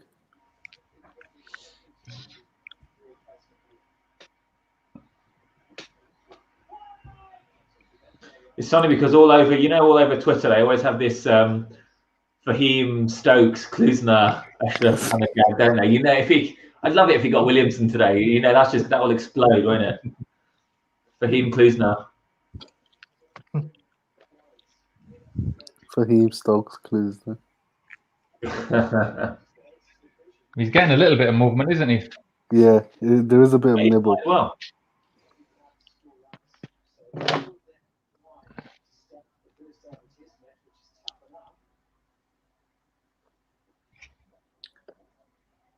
Well, one thing about Williamson, I think he did something similar in the last Test match against West Indies when he started off really slowly, didn't he? Yeah. And then he just started picking up the pace. Well, at the moment, he's on 5 or 41 balls. Well, they're obviously waiting, aren't they? They're waiting for the drop. They're waiting for the ball to obviously lose a bit of its shine, pitch to settle down, and for the standard of bowlers to go down. There's not a lot we can do about the ball or the pitch, but if we can keep our line of lengths right. That's the thing, that you just have to keep the pressure on them. You know, even if it's just kind of waiting for them to make a mistake, we just got to keep the pressure so there's no bad balls. That was a bit of a half volley, wasn't it? Yeah. But you know, Nichols in next, and then it's the keeper. And that's him into the tail. And then we go. Yeah. To be fair, he's a very good keeper, Watling. He can bat.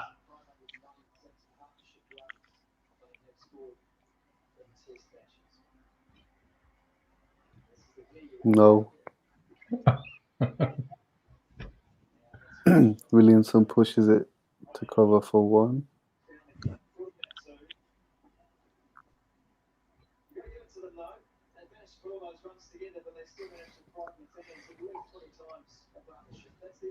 So is it just me, or has Fahim Ashraf lost a bit of pace over the past couple of years?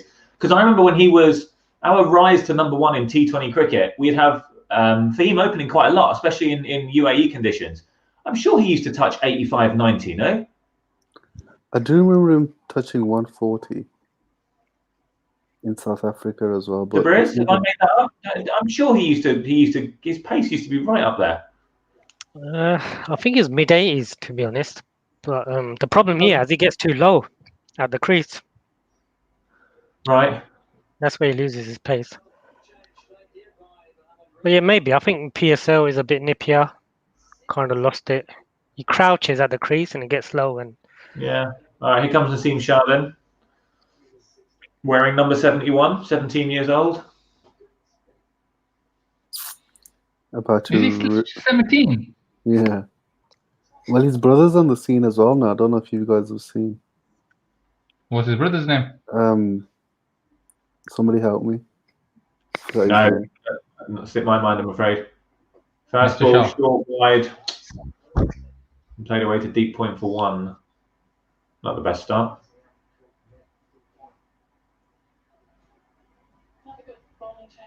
Come on, Omar. Even Habib's asking you now, who's his brother? I'll find it. Give me a second.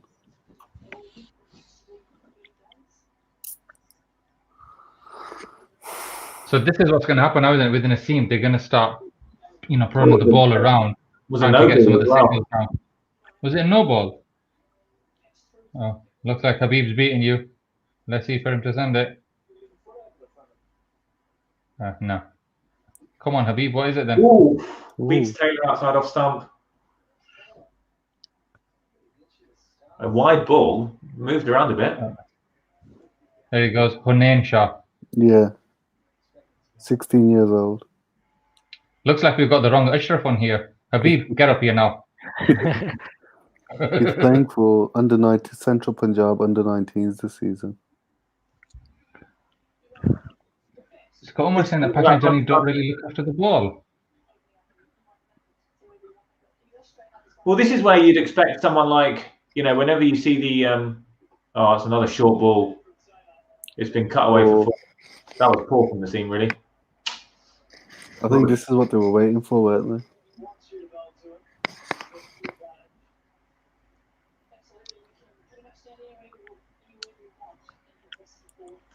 To be honest, Abbas is in the prime position. He's at mid-off, so just give him the ball and he should be an expert on how to keep it shiny. But this is the thing, yeah, and I heard they said during the England series as well, yeah, that you've got Wakar Yunus as a bowling coach, yeah, and I've seen documentaries and interviews with him, yeah, where both him and Akram, yeah, were they were so strict on looking after the ball when they were playing, yeah, and obviously now when they're the bowling coach, they're going to tell the rest of the team to do that because they know the importance. So I don't understand how if that is the case that the team are not looking after the ball, why that is though. I guess it depends on what you need to get. If you want to get reversed, are there maybe after what happened with Australia, are there certain things that teams maybe don't do quite so much anymore that they used to? I haven't seen. Oh, another really short and wide one from the team. I haven't really seen that many teams reverse it so well in the past couple of years. But then, yeah, there could be a few reasons for that. Maybe teams aren't working on balls quite as well. Maybe some of the conditions, you're not getting kind of quite as abrasive surfaces. Yeah, because this outfield looks like a carpet, doesn't it? Yeah. No, I mean that's fair enough. But I remember hearing things like Akram saying that they went to the point, yeah, where they didn't even want if you have sweaty hands, you weren't allowed to touch the ball unless the ball obviously went to you. So Naseem at the moment is bowling one good ball and then following up with some rubbish and then bowling another good one. So if he doesn't know what he's going to do, it's like a packet of round trees, isn't it? You don't know what's coming next.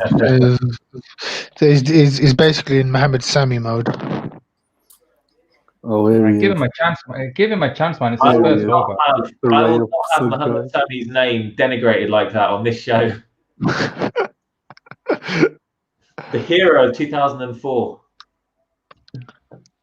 2004. What did he do in 2004? There was one day game against India, I think, that he bowled quite well in. Oh yeah. His ODI record was actually okay if you look at it. It's not too bad. To be fair, didn't Sami do really well in a tour down here? I think 03 perhaps. I think wasn't his debut. Glenn, I think. But he was, obviously he was so inconsistent. Consistently inconsistent. Just going back to the point about looking after the ball, I still don't understand why the team wouldn't be looking after the ball.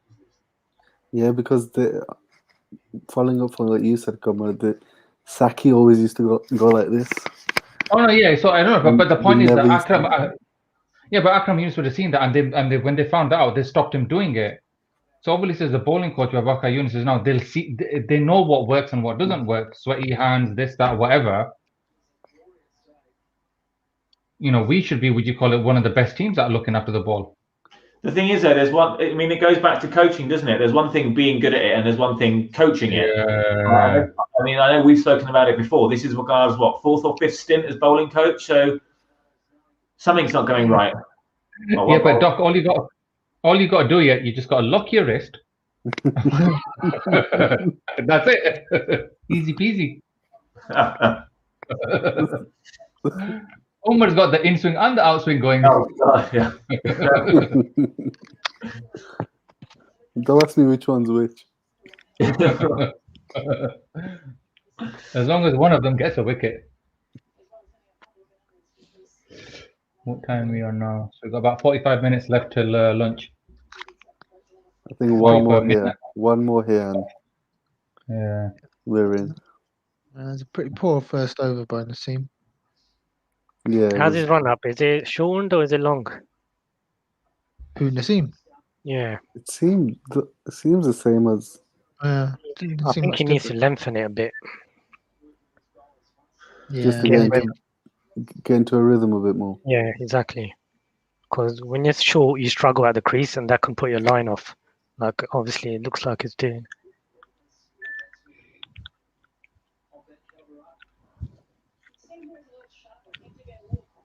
who's Barber talking to there? Who's that guy? I don't know. He's I don't know one if that of was medical staff. I'm not sure. It's definitely not the fitness stuff. Oh, good fielding from Good Shaheen there. fielding, Good Shaheen. off. Not easy when you're 7'4" or whatever it is.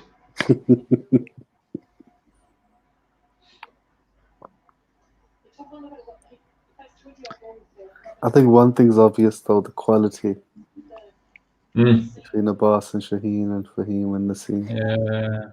And that could be that. I mean, you don't want to get too pessimistic. We've got them 27 for 2 after all, but that could be, as the game goes on, that could be a difference, couldn't it? Because I don't think there's going to be a let up when you. They've To be got fair, Wagner. I think after Bolt and Southey, I don't think Jameson and Wagner are as good as them. Wagner's just a workhorse. He just runs in Yeah. and runs in and runs in, and he just doesn't stop. And on these New Zealand pitches, he knows what to do. I think he will run in for longer than we can hold him off for, though. Yeah, he just I keeps think that coming at worries you. So they're saying that Barber should hopefully be back for the second test here, but Doc, they say it's a fracture of the thumb. Is that possible to be back for the second test, or do you think it's going to take longer? That would. It's another short wide one from Fahim, cut away for 4, 31 for 2. Yeah, it would surprise me because the injury happened. When was it? A couple of weeks ago now. Yeah, before the 2020s. Yeah, the next test is pretty soon after this one. It would be a big risk. What you don't want to do is, what you don't want is have a half fit player who's tentative, wary of the short ball, worrying about fielding and not. I probably wouldn't. I'm not sure I'd risk it, to be honest. Especially we've got a lot of, sorry, I was going to say we've got a lot of cricket coming up as well. We've got South Africa coming up in 2 weeks or so after the end of this series or something, or not long after. Because he was practicing a couple of days ago, Babar, and that they said that he was practicing batting against a tennis ball just to see how he was going. I don't know whether they've actually done it. He's actually batted against a cricket ball yet, just to see how it handles the hardness. I think looking at the PCB media, they would have given him some throwdowns, but it wasn't. It didn't look like it was anything serious. It wasn't full pelted. Isn't that how it all started, from a throwdown? Yeah. I think they were saying Yunus was doing the throwdowns with possibly a bit too much deliri, and it wrapped up the I don't think he drained the good name Pani. What a way to get injured though, from throwdowns. But is that not how Imam got his injury as well? Yeah, in the same session. Yeah. Couple of idiots.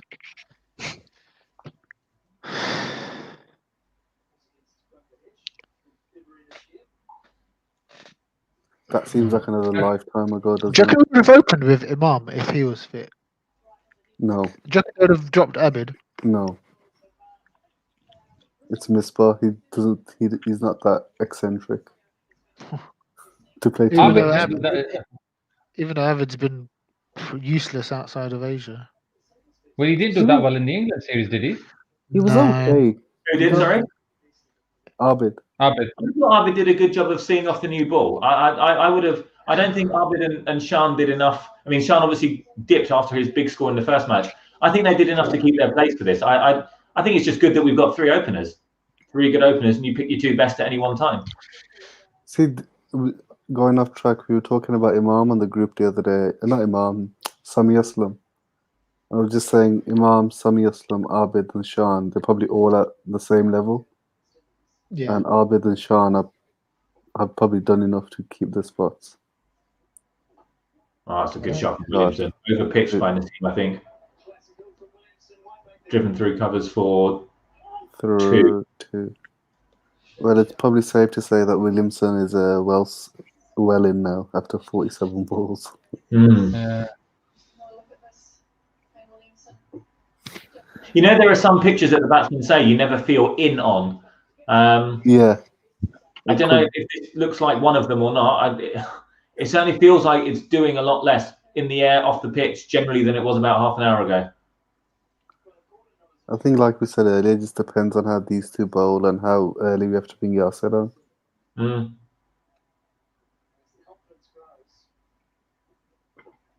Good Driven start. again. Looks like that before. Again, I would say slightly over pitch, a bit wider than it needs to be. No, stopped. 3 there. I'm trying my Desi Shadi directorial stuff here. Oh no, you're on camera. It's that thing when you're eating on the thing and you just stop eating and pretend you haven't got like 5 kebab in your plate. Hamza, you're always pushing for Naseem to play white ball. I think this is the reason why he shouldn't. I think he's too wayward. Thing is, he hasn't been wayward up to now, though. That's the thing that's been most impressive about him. That he's been quick with control, and this is the thing that's concerning me. He hasn't hit 140 yet. Every ball's 136. Yeah, but I think it's kind of like, especially in one-day cricket, the faster it comes, the faster it goes, isn't it? And at 17, if he gets hit for like 20, over his head could go.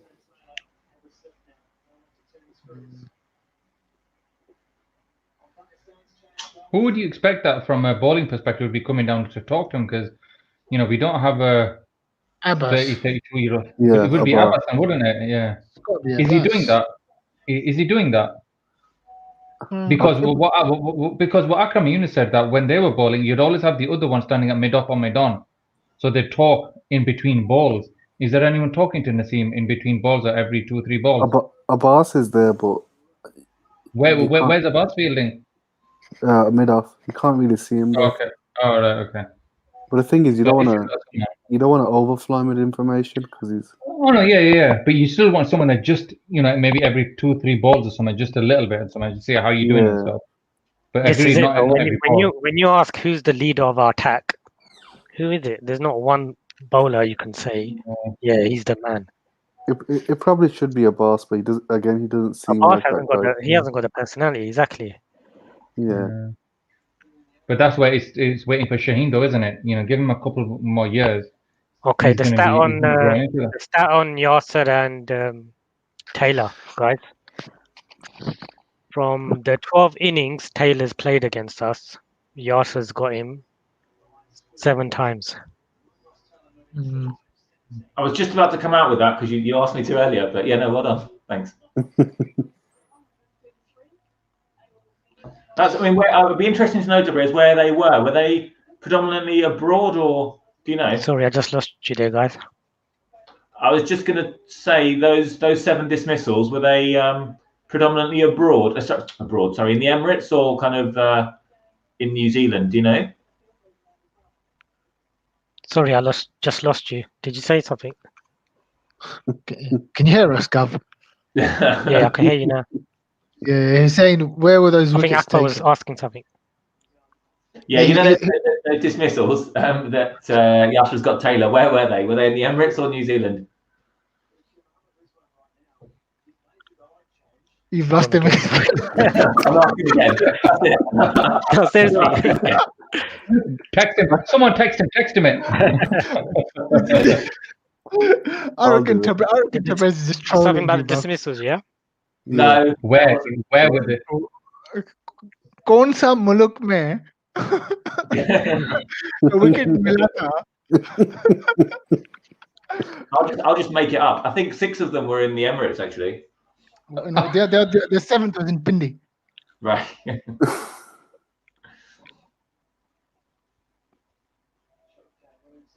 You sure it wasn't in that ground in Peshawar that you were talking about, Hamza, a while ago?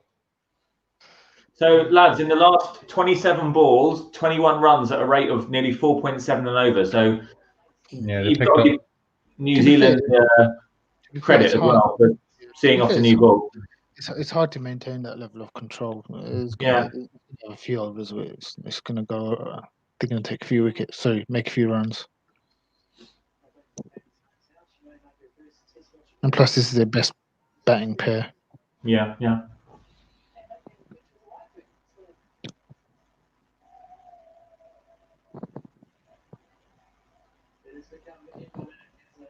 They both of them are just their focus is just to get to lunch now, without losing a wicket. I've got half an hour, or just over half an hour, I guess, to survive. It'd just be interesting to see that who they give a chance to bowl a couple of overs before lunch. Give You know, it they're a going to bring probably Yasser on, won't they? So, okay, so if Yasser comes on, are we going to do what we should do, which is at 2 down, give him attacking fields, or are we going to do what he wants the captain to do, which is give me 2 men in the deep so I can bowl rubbish and I don't get hit for boundaries? Probably the latter. Well, we've got a new captain, so let's see. Maybe it'll be different. Because Yasser's standing really. Yeah, Yasser's taken 3 or 4 steps up at third slip there, isn't he? Yeah, he's a lot closer, but I think he has got quick hands. Yeah, but that's one of the things that people always. A lot of the fan, and I'm a fan of Yasser Shah, don't get me wrong, but when he comes on, people moan at the captain setting defensive fields. But I think sometimes it's Yasser saying, and you listen to someone like Shane Warne, he always says as well, when the spinner comes on, your first goal is stay on by not giving away boundaries. Whereas I think as fans, we probably want silly point, short leg, slip, but it puts pressure on the bowler. Yasser's got pretty good control though, so I think he can bowl to a field. But I've always felt that we don't attack enough with Hamza, him. he used to have decent control, but I don't think he has for the last 2 or 3 years. I don't know. There was a period when he got injured and he came back and he wasn't the same. That England tour made me think he's got it back. He's really good on I think the problem he's got, and Warren always talks about, is he rushes. One ball to the next. Boundary. Runs are starting to come, aren't they? 4 for Taylor, 44 for 2. Nassim's taken a pounding, 2 overs for 19 so far. Yeah, he's been poor.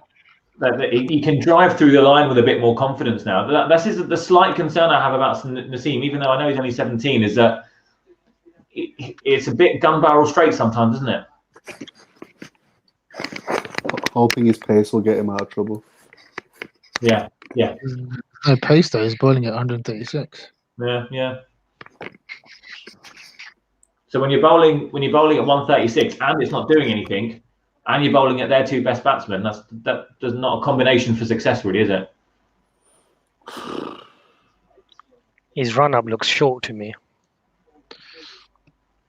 See, the thing is here, if Nassim gets tongued and they bring on Abbas and Shahid again, they're not giving much of a rest, are they? Just a half volley, that. Just a half volley outside of stump.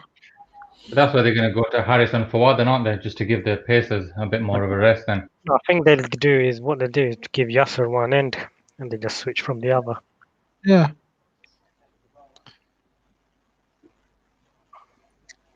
Welcome to Test cricket for Rizwan, eh? But the players 4 years ago, Yasser would have been all right. But now I'm not too sure. If he ends up going for 5 overs for 40, then they've got 100 in no time. Some of that might be, teams work you out. A few years ago, Yasser coming in was obviously new. England especially seemed to have real trouble playing him when they hadn't really seen him before. But after a while, you constantly evolving, aren't you? Oh, the lazy drive from Taylor almost caught the edge. He does bowl long spells though, that's the thing. He needs to be more economical, not less. Yeah, I think Habib, you've Umar's back as our number 1 Ashraf. You need to go back to sleep. Kamar, I thought Fahim was your Number 1 Ashraf. Fahim. Fahim Ashraf. Always you, bro.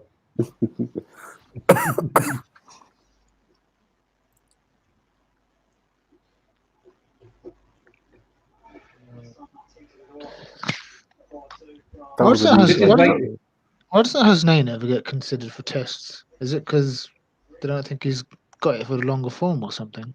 Well, he keeps getting picked for white ball cricket, and then rarely, sometimes doesn't get a game at all. So I just don't think they trust him. I'm not sure what he's been doing in domestic 4-day cricket. I don't think he's been putting up any threes. If anyone's got any numbers to hand, but certainly not as far as I'm aware. I didn't know he was playing 4-day cricket. Right. I mean, it's interesting. he's It's only interesting played how two players first get pigeonholed. Maybe it's something to do because of their own choice, or I don't know.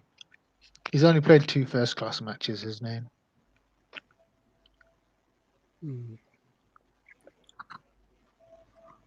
he's bowling a bit too straight. Yeah, that was easy for Taylor, I think, to play away. Yeah, he's straight off his legs. He's either bowling short and wide or too straight.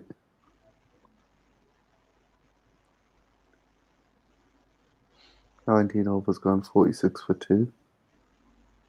Yeah, the boosting up on the run rate is just under 2.5 now.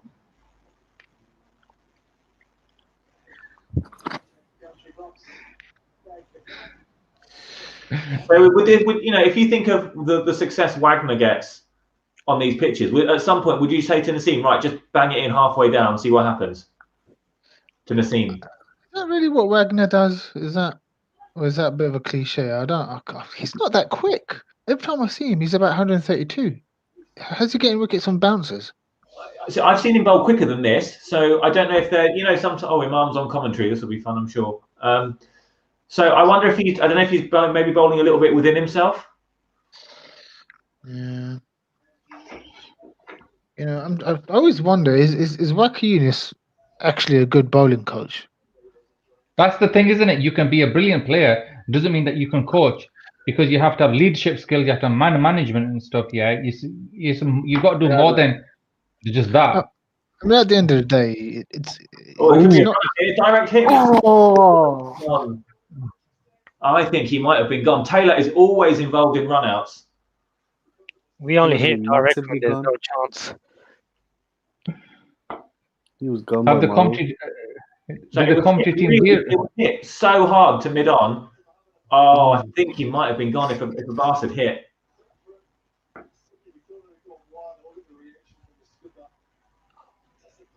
There was never a run there. He hit that so well.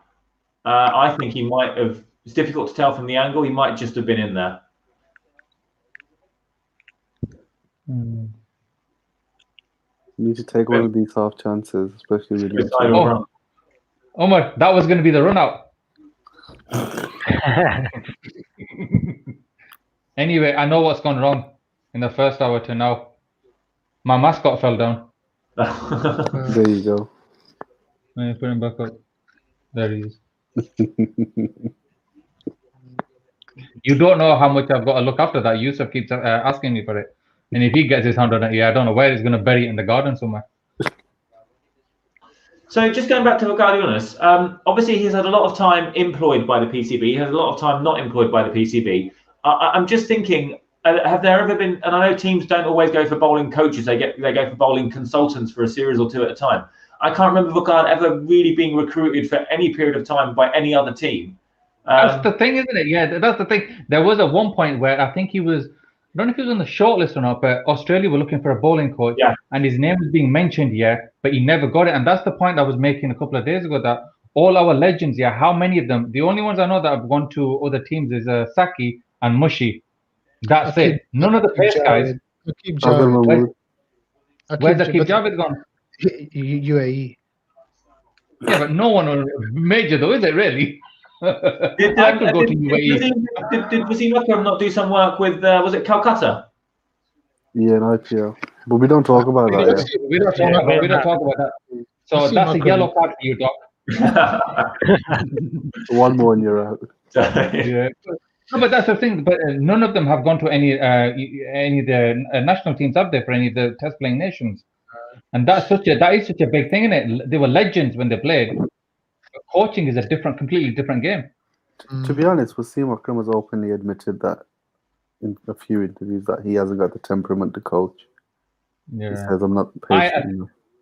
I asked him that question at the end of the West Indies game last year. I won that Coca-Cola fan zone thing, yeah. So I was advertised, and I asked that when are you going to become the coach for Pakistan, and he just said that basically said that I'm staying out of it. That's not for me. I'm happy with everything that I'm doing now. I don't want to do it, and Good field. yeah. 20 overs gone, 49 for 2. Raheem's bowling okay. I mean, I don't remember too many bowlers coming and kind of saying that Guardiolas has been, you know, we're always happy to talk about the seniors doing so well and the coaches have been brilliant with me. I haven't read too many interviews with players saying Guardiola's changed my game or did this or, you know, taught me to change my point of release or my run up or anything. I'm not convinced by him at all. And it might just come down to communication because so much of management is how you communicate. And obviously the PCB generally, we're awful at communicating to players when they've been dropped or when they've been left out of a tour or whatever. I don't know if that goes to the kind of the coaching as well. I guess Wahab is the prime example because I think he's been under Waqar for about 4 or 5 stints and he hasn't really. Oh, Yasser Shah's coming. Yeah, no, you're right about Wahab. But also, if you look at the sheer numbers since Wasim and Waqar retired, I think our top wicket taker is Umar Gul with about 200 odd, which is nowhere near some of the numbers that other countries are getting. We don't play anywhere near as much Test cricket, though. That's the main thing. I don't know if that Hamza. We play enough. I don't think it's just sheer lack of matches. Well, it's. If you look at 5 years ago, we play almost half as much as what the Indians play. Okay, but if you look at 4 or 5 years ago, we would have. I can imagine probably we were playing Sri Lanka because we played them every week about 5 years ago. We probably have Junaid Khan, Muhammad Talha, Azaz Chima, Wahab Riaz, and I don't know, one other. And here we are 4 or 5 years later, and none of them playing regularly. And it'd be interesting to have this conversation in 5 years' time when we're back in New Zealand. How many of this bowling attack are still going to be playing, or are we always just looking to say, right, this is a tour to get experience. Next time they'll be better. And then when next time comes around, we've got 4 bowlers again. I mean, compare this bowling attack to even Australia 2-3 years ago. Wahab, Musa Khan, Amir. I don't know. It just feels like we go on these tours to learn, the bowlers I'm talking about. We go on these tours to learn so that next time we're better. And then next time we come back with a whole new set of bowlers that fail. And we say next time these guys will do better. And next time they're not there again. But I'm ranting at this point. No, I get your point, but I think, I don't know. I think a lot of it is we have a lot more competition for places. That's number one. Like, if you look at India, they had how many Test wickets did Harbhajan take? Like 390 or something crazy like that. Yeah. I don't think he would never have taken that many wickets for Pakistan. Not because we don't value spinners. It's just he had a stint where he was rubbish, but he still kept getting picked by India because he was just Turbinator. The Indians do have a habit with their bowlers of just sticking with them through thick and thin. Like Ishant Sharma would never have played that many Test matches for Pakistan. No way. So is that a good thing, or are we? So what are we saying then? Are we just going through our bowlers too quickly, not giving them enough time?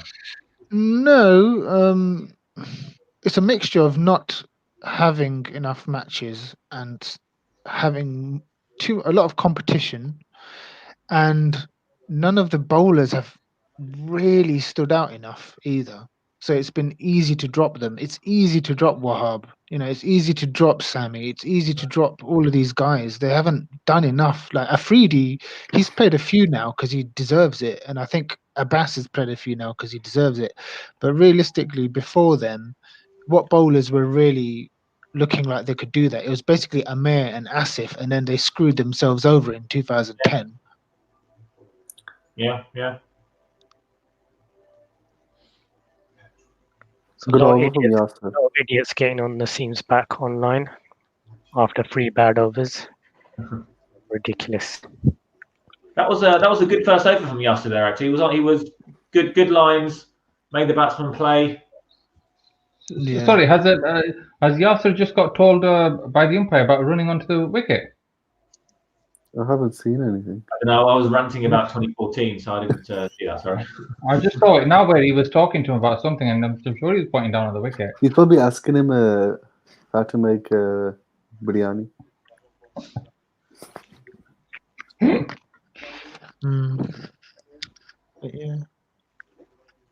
Yeah, I think but it's a good debate about why, because you go, you look at say the Aussie tour in On the 2016. pad, too high. Sorry, Hamza. I was just saying, like, you look at the Aussie tour 2016 or whatever, it's just 4 years ago, and it's totally different team, totally different lineup. But as I said, none of them. You've got to make a case to stay in the team. Yeah. And if you're in Pakistan, if you're not making a case, there's going to be there's some 18-year-old turns up, and that's it. You're out. So I think it makes sense. They haven't done enough to stay in, and now this is a slightly wider point that worries me, right? So if you think of all the countries in the world that play Test cricket, okay, let's put India to one side for now. Are we the most populous country that plays Test cricket apart from India with 200 odd million people? Yeah. Right? How many sports compete with cricket in Pakistan? Realistically. Nothing really, isn't it? So it confuses me why we've got 200 million people, one sport in the country, and yet we are persistently kind of languishing mid-table for most kind of forms of cricket. That's a very pessimistic. But it all depends on the infrastructure as well, doesn't it? So that's what kids. So are we saying, do we not have the players in Pakistan, or as you say, are we talking infrastructure here, and they're not coming through? And is that what the PCB is trying to do right now with standardizing coaching across the board and making it a bit more structured for players to come through? Yeah, it's definitely infrastructure. Yeah. Hopefully, this new system they've got in domestic, they'll stick with it, because you can see it working. It's just so much more interesting than what did they used to have, like 18 teams. Can you imagine that? No wonder it was rubbish. The quality of cricket is barely watchable, even with just 6 teams. It's just about decent to watch. Imagine how rubbish some of the cricket would have been with 18 teams. We used to have 18 teams. It's just mind-boggling when you think about it now. And how good were the coaches? Have we got 18 good coaches in Pakistan who can teach you anything? This is what they're trying to do, isn't it? I guess they're trying to improve the standard of it. I think that's what is it Grant Bradburn? I think one of the old coaches is now in charge of essentially coaching the coaches in Pakistan. It just I feel like over the years we've relied on kind of moments of brilliance and kind of players coming through from nowhere and being brilliant for a while. But if we had the infrastructure right in Pakistan with that population and that level of interest in cricket, we should be a powerhouse. I know we've done great things over the years, but I just feel like we should be better than we are. If New Zealand with its tiny population can produce better cricketers than us at the moment, then that just tells me something's kind of going wrong. Yeah, but there's this documentary I was watching on BBC. It's about hockey, and it was about this town called this town in I think it was called Gujarat or something in Punjab, and they said this tiny little village town has produced 11 guys who've played at the Olympics in hockey for Pakistan, and you go there, and there's kids playing with like very basic equipment to this day. This is a documentary, I think, from 2016 or something. You could probably Google it now, and you'll probably still find it. It's really interesting, and it's like proper rubbish equipment, like just like a tiny little town in the middle of nowhere. And you'd think, you know what? Any other country, if you've got a little part of your country, a little village or town, and they've produced 11 guys out of nowhere who have over the last 30-40 years gone on to represent you at the Olympics, you'd invest in that. You'd send someone down there and say, all right, we're going to build 4 hockey arenas there, and we're going to send the best coaches we can find in the country. We're going to make sure everyone's got equipment, and that town is going to every school in that town is gonna their sports. We're gonna focus it onto hockey. You sort of do that, innit? Like areas where you just historically produce rugby players, or areas you just historically produce cricketers and stuff like that. We could easily do stuff like that, but there's no infrastructure for it. I don't know if things are going to change. But does that come down to money then? Sorry? Does that come down to money? Does that come down to corruption or whatever you want to call it in some areas where the right people aren't coming through? Probably all of it, really, isn't it? Not enough money. It's like what comes first, the chicken or the egg? You don't have the money, so you don't have the equipment, but you don't have the money because people ain't paying their taxes. No one pays income tax. So the government, local governments ain't got no money. But it's interesting, I think things are going in the right direction. I was reading this thing about how in Khyber province, which is the province that PTI, I don't want to get too political, but we're talking about money and where the money comes from. And they were saying that because Imran Khan's party's run Khyber province for 7 years now, since 2013, and they've generated this year more money than they ever have just in tax revenue, which is how they've managed to, I don't know if you know, they've rolled out like a healthcare, like a NHS sort of thing in Pakistan, where everyone in Khyber province has $1 million rupees of coverage every year. So you can get up to $1 million rupees. So yeah, not local governments don't have the money, do they? I don't know if there was if that ball carried a short leg though, but I'm not sure. Well, it's hit him. Let's have a look. No, you're never catching that, are you? Those are just reactionary catches, aren't they? Yeah, either sticks or it doesn't. Well bowled, Yasser. Yasser's got really well, actually. These first 2 overs, he's given away 1 run, and he's been on the money. Yeah, he's been good. He might get tailored for an 8th time. I think give him a more attacking field for him, though. Sorry? Taylor. They should give him a more attacking field to Taylor. Well, this is, it goes back to what we were saying earlier, wasn't it? About does Yasser want attacking fields at the start, and then there's a feeling that he doesn't. Maybe it's his economy rate playing on his mind. Yeah, but and is that influence of the coach? Misbah's a big one for. You think of how Misbah masterminded all those wins in the Emirates. It would always come from keeping the opposition at going at 2 and over. Yeah. When the seams change. Choke them. I'm just looking at the figures for the bowlers, and other than obviously Naseem, everyone else has done perfectly from an economy perspective. Obviously, you got Shane and Abbas, but then even Fahim's got 5 overs, 1 maiden, 9 runs, and then Yasser we've just spoken about. So it's really only Naseem Shah that's kind of let the pressure off. So all in all, gone for another boundary there as well. That was a good shot from Williamson, but again, his length has been really poor today, Naseem. Yeah, he's dropping too many short. Did you say that he's just changed ends? So he's obviously got a lot of playing on his mind, then, hasn't he? If he's changing ends, so it wasn't working out for him from the initial end. So probably just hasn't got the right rhythm. The point you made on the economy rates coming, it looks like New Zealand have targeted him. Decided to go up. Yeah. It's not been targeting him. He's just been dropping them short, man. If you drop short and wide, they're gonna cut you I off. reckon there's one bowler. But yeah, they've realised he's not on it, basically. Because you go after a youngster, then you got to see how he reacts. And when you're young, you probably haven't got the skills to react in the right way.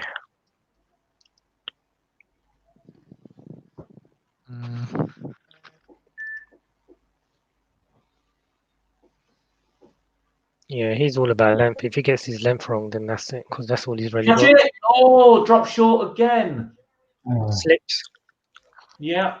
Edge towards first slip, second slip. And that's Williamson again, yeah? Yeah. That's the second time.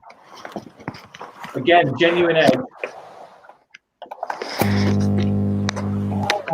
Williamson playing away from his body, and Sean just gets a hand as it's bouncing. Would have been a stunner if he'd caught that. Did it go to his hand though when he dived for it? Just. Let's see.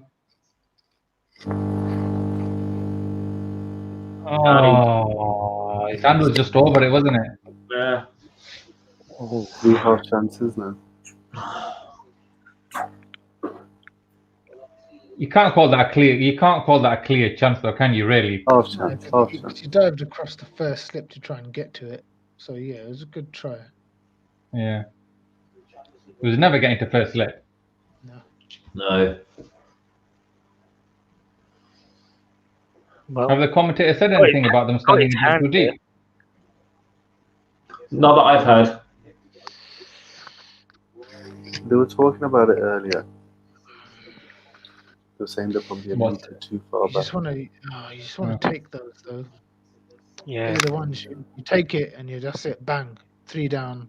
Once you got your hand there, it's about hanging on or not, and he didn't basically. Yeah, but it He didn't just- go in though either, did it? Really? It wasn't a case that it went in and came out. He didn't get his palm. It He was looked there. like Though. Yeah. it looked like it was just fingers, not palms. Not Yeah. palm.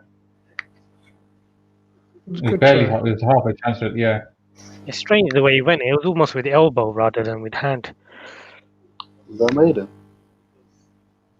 No, I think it was a boundary off the first ball. I think. Yeah. Yeah. Okay. Better over though. Yeah. Yeah, you know what? Yeah, if he's struggling with his lines, I might just say to him, look, just start. I'll bowl 3 bounces and over. I'll give you a man up there. I'll put 2 men back. Try and fucking pardon French. Try and knock his head off. If he's not going to bowl him outside off stump, just put 2 men back and say, I'm give 3 bounces and over. As in, not full on bounces. You know, obviously the umpire's going to call it, but sort of chest. Probably got time for another over after this. 53 past. Yeah. Yeah. 2 overs including this. Yeah, wicket now. It would be a soul-destroying wicket. So if it stays like this, let's say they get to 60 for 2, whose section is that? I'd say that's about even, no? Yeah, even. Yeah, about evens. Yeah. Yeah, with Williamson still there, I reckon even. It actually looks like a good batting track. Nothing's really risen up, or even the movement's been gentle. It's not sort of snorted at anyone. Well, we'll see what happens when Shane and Abbas come back on, and the ball's going to be what 30 plus overs old, 30, 35 overs old. If they're going to get any kind of movement, then. Yeah. Australia lost their first wicket 10 for 1 against India Australia batting first.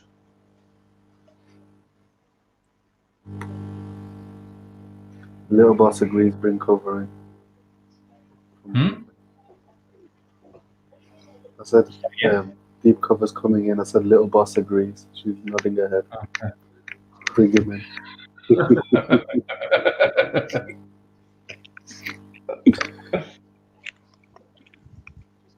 Habib's been demoted way down the Ashraf priority order, you know.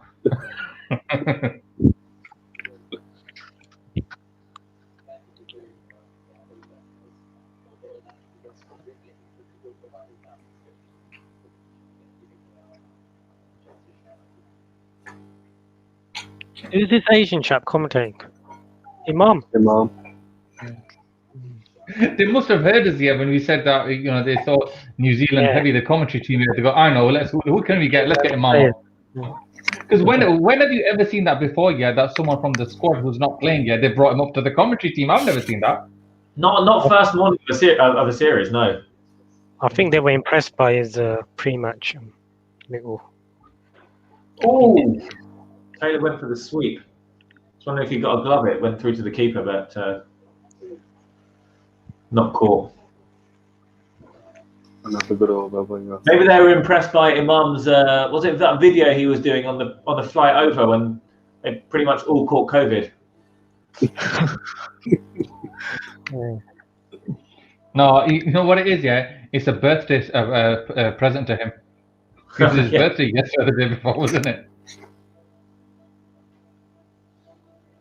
Did they? I'm sure did they do the cake feeding ceremony? Of course, yeah. Yeah. I just hope he's getting paid for it. Ramiz Raja's not going to be happy. No, has he been? He usually comes out with these YouTube videos. Has he still been doing that recently? Tonight he was Yeah, doing yeah. a He month still does them. ago. Yeah, he still does them. Oh, keep it there. What? Williamson. Come on, get him out before lunch, man. Wasn't a chance. It was just a good ball outside. I played and missed. You see, Amir went on Cameron Atma's YouTube channel recently. I watched the first 10 seconds, and as soon as Cameron Akmal came on, I turned it off. Can't stand that guy. Farmer is cancelled.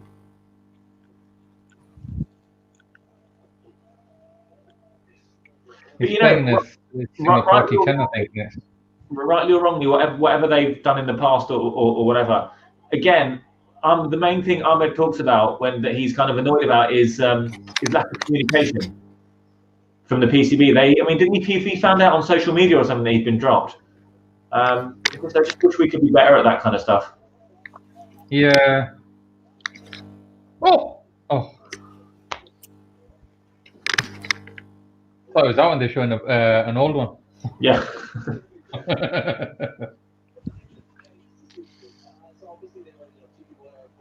They're just talking about how Riz has come to the BRS decision and the amount to translate.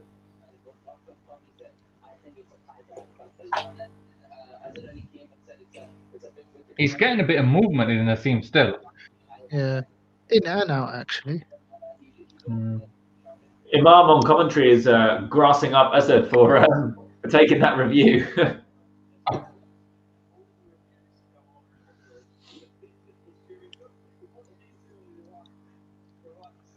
He knows he can say what he wants now because Azhar's not the captain anymore. Yeah.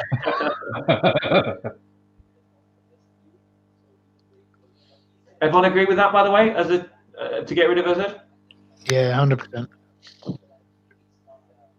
Debris? Yeah, definite. You just needed to try something different.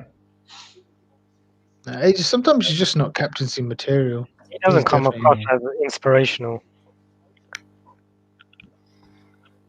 What was the score of the summer in that first test? 100 and what for 4? 110? It was 117?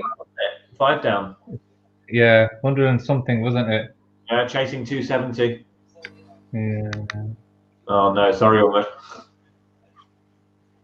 I've got no hair as it is. What are you trying to do to me?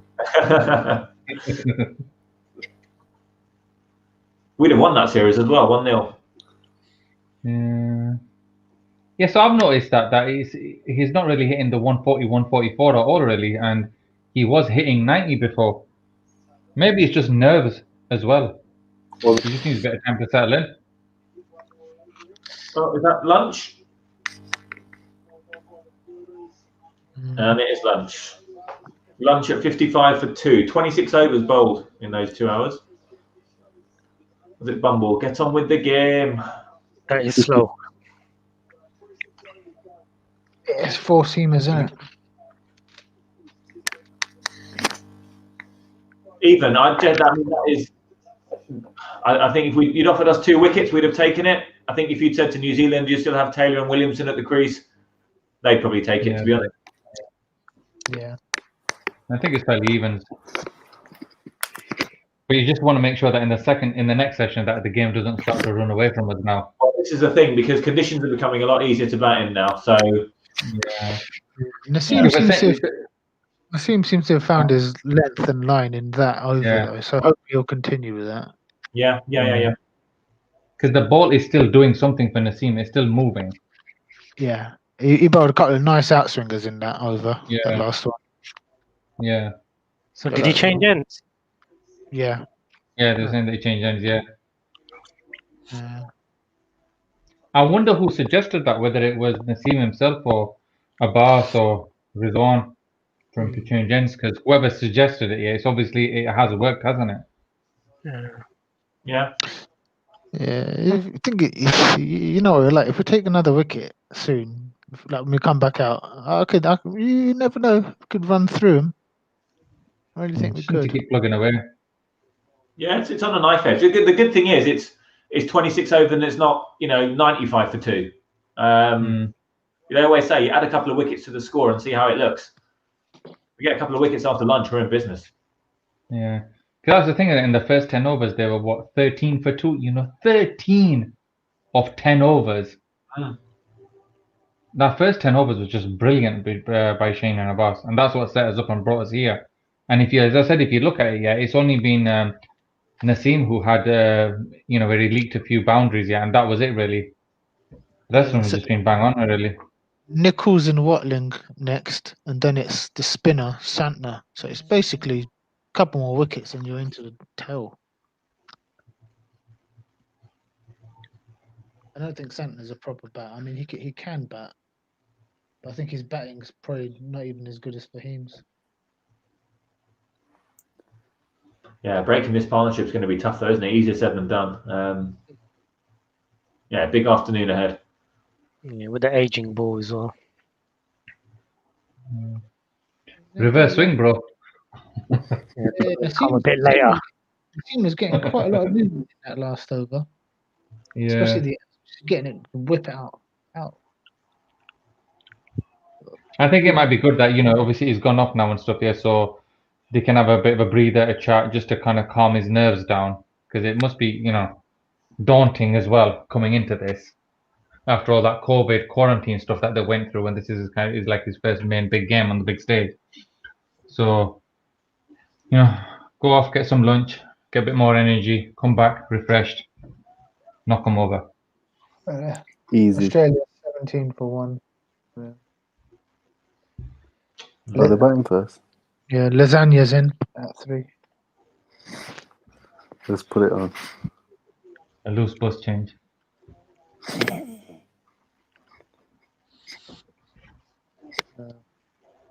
Boom, got it.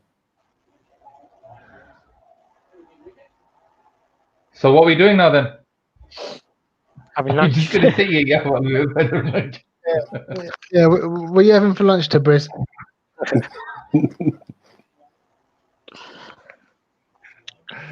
This is about the time that people in Pakistan usually eat. As in like midnight, 11 o'clock. Bahar chale? Golgappe khana? Or is it just Karachi people that were like that? Plenty of Red Bulls and coffees, apparently, according to Harris in the comments. What time is it in Pakistan now? So the game starts at what, 3 a.m. Pakistan time? So it's what, 5 a.m. there now, isn't it? So yeah, I guess if you're maybe people waking up to watch the second and third session.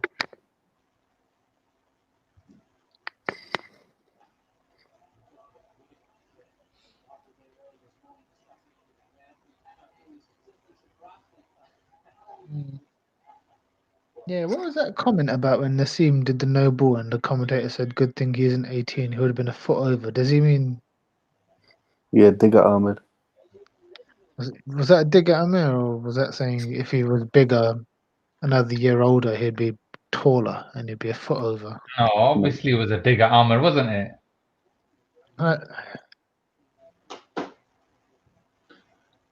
Yeah, that doesn't seem like a very sensible thing to say, does it?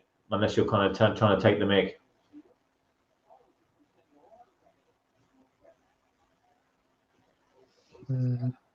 Yeah. I know we said that it's an all New Zealand commentary box apart from Imam, but I think they've been okay. Just thinking of the T20s, I think after smashing West Indies for 2 weeks, I think they probably just wanted a bit of competitive cricket. If you listen to the commentary when Jaja Ifti hit that 6 to win the last game, they were going. I remember that. Yeah.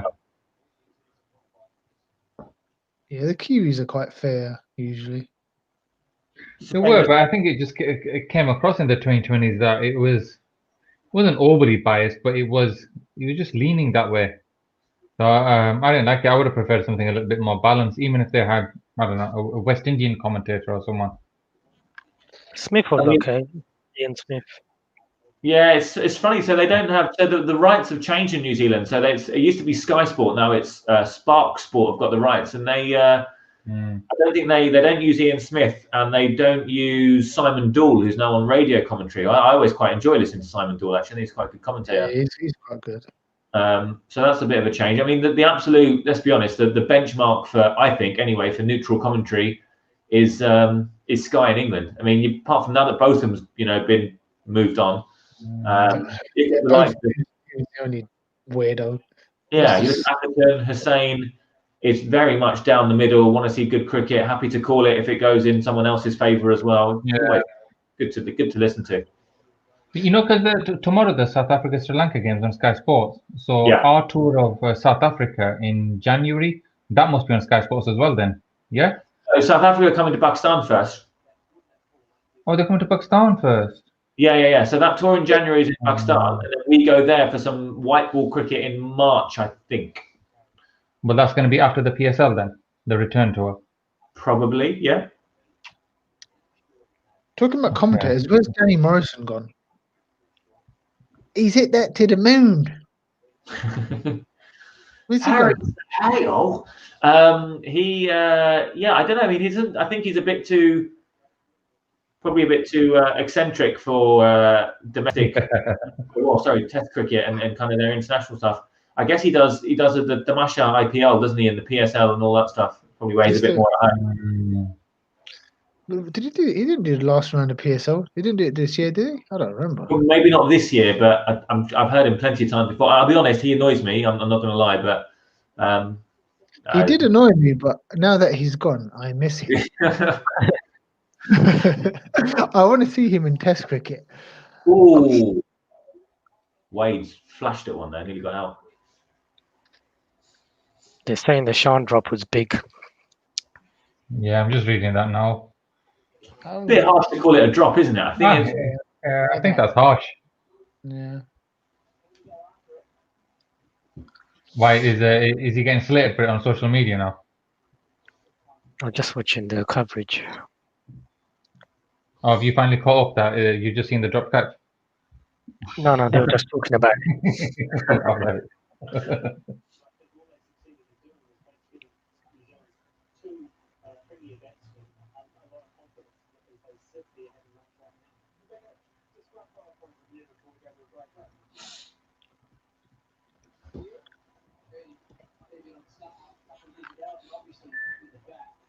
Yeah, so it's South Africa for us to play in a somewhat of a full series. I mean, I think there's two test matches and 3 T20s, I think, and then obviously we've got the PSL, and then we go to South Africa as well. And obviously we've got the tour here next year as well, the white ball tour. Yeah, the 3 ODIs and 3 T20s. Yes.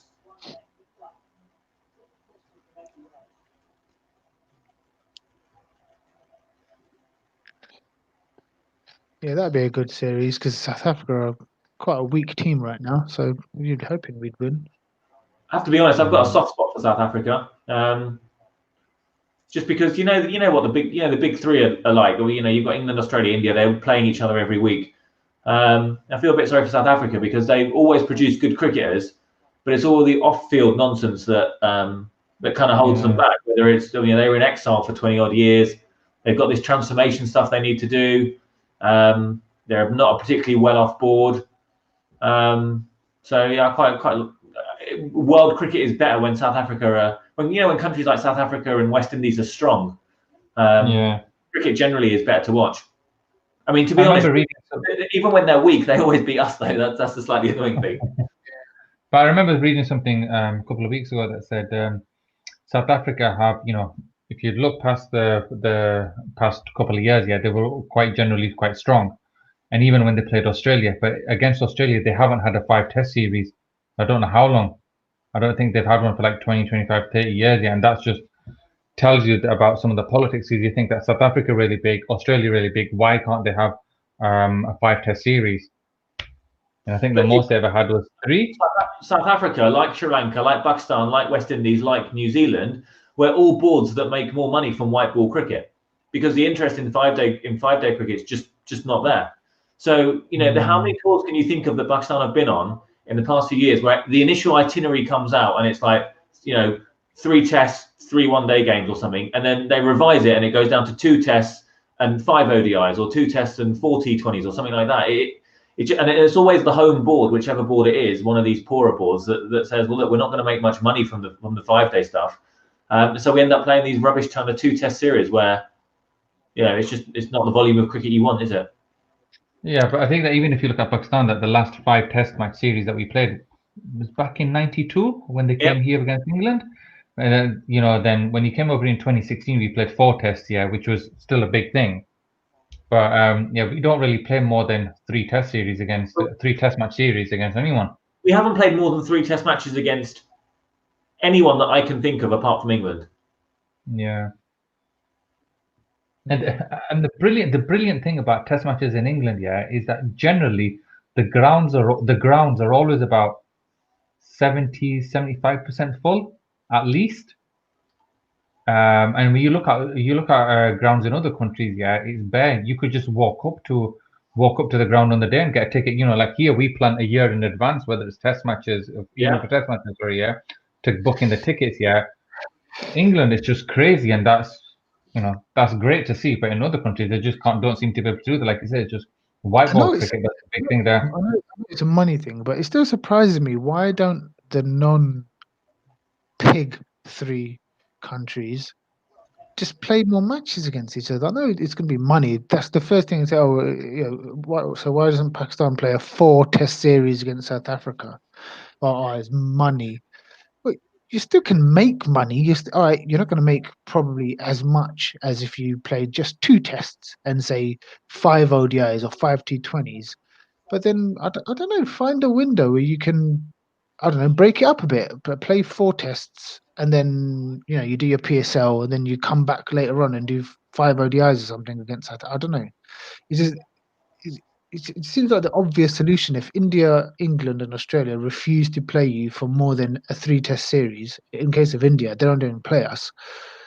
Why aren't we just doing 4 test tours or them tour us of West Indies, New Zealand, South Africa, Sri Lanka, Ireland, Afghanistan? I mean, Jesus, Afghanistan are our neighbours, and their first test match was against India. How the hell did we allow that to happen? I don't think the TV company. I think most of this is driven by advertising and TV companies, right? Obviously, it goes back to that issue about money. I just don't think the TV companies are interested in showing 4 5-day games, because no one. It's only us weirdos that will, silly o'clock to watch Pakistan play 5-day Test cricket all day, every day, where possible, regardless of work, regardless of patience, or whatever work you do. But most people can't afford to go and don't have the time to watch, and so I just don't think it's an attractive TV product. I don't know how that changes, Hamza. I mean, I guess maybe it's down to the players. Maybe if they put on a 4 test series, the cricket is brilliant, it ends 2-2, and you've got brilliant test matches, maybe that will change things. But I mean, people talk about Pakistan's not having home games for 10 years because of the Lahore attacks and all that. You go back and look at the 90s and the 2000s before Lahore. Pakistan weren't getting people watching the game in the grounds at all. Some of our best wins at home have been in front of like 50 people, 100 people. So I just as soon as the freebie's out, the ground just empties. Yeah, exactly. So it's you're right. It's probably not just money, but I just don't think the culture of 5-day cricket is that strong in Pakistan. Definitely not. You look at Sri Lanka. I mean, Sri Lanka only get full houses when England go there. West Indies only get full houses when England go there. Otherwise, again, people are just so disenchanted with their 5-day game. I don't know. You got to think that how much of that is due to touring fans as well.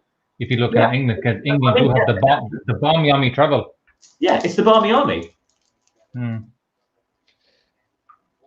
Yeah, but I know.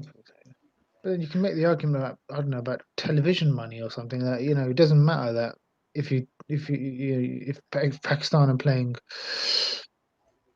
Sri Lanka in a 4 test series, or Pakistan are playing West Indies in a 4 test series, and we go to Pakistan, so we go to the West Indies, or West Indies come to Pakistan. Let's say, even now with a cricket-starved country, you probably won't get people filling out Gaddafi Stadium to watch West Indies, but I mean, you could still make I mean, you'd still be able to make a profit.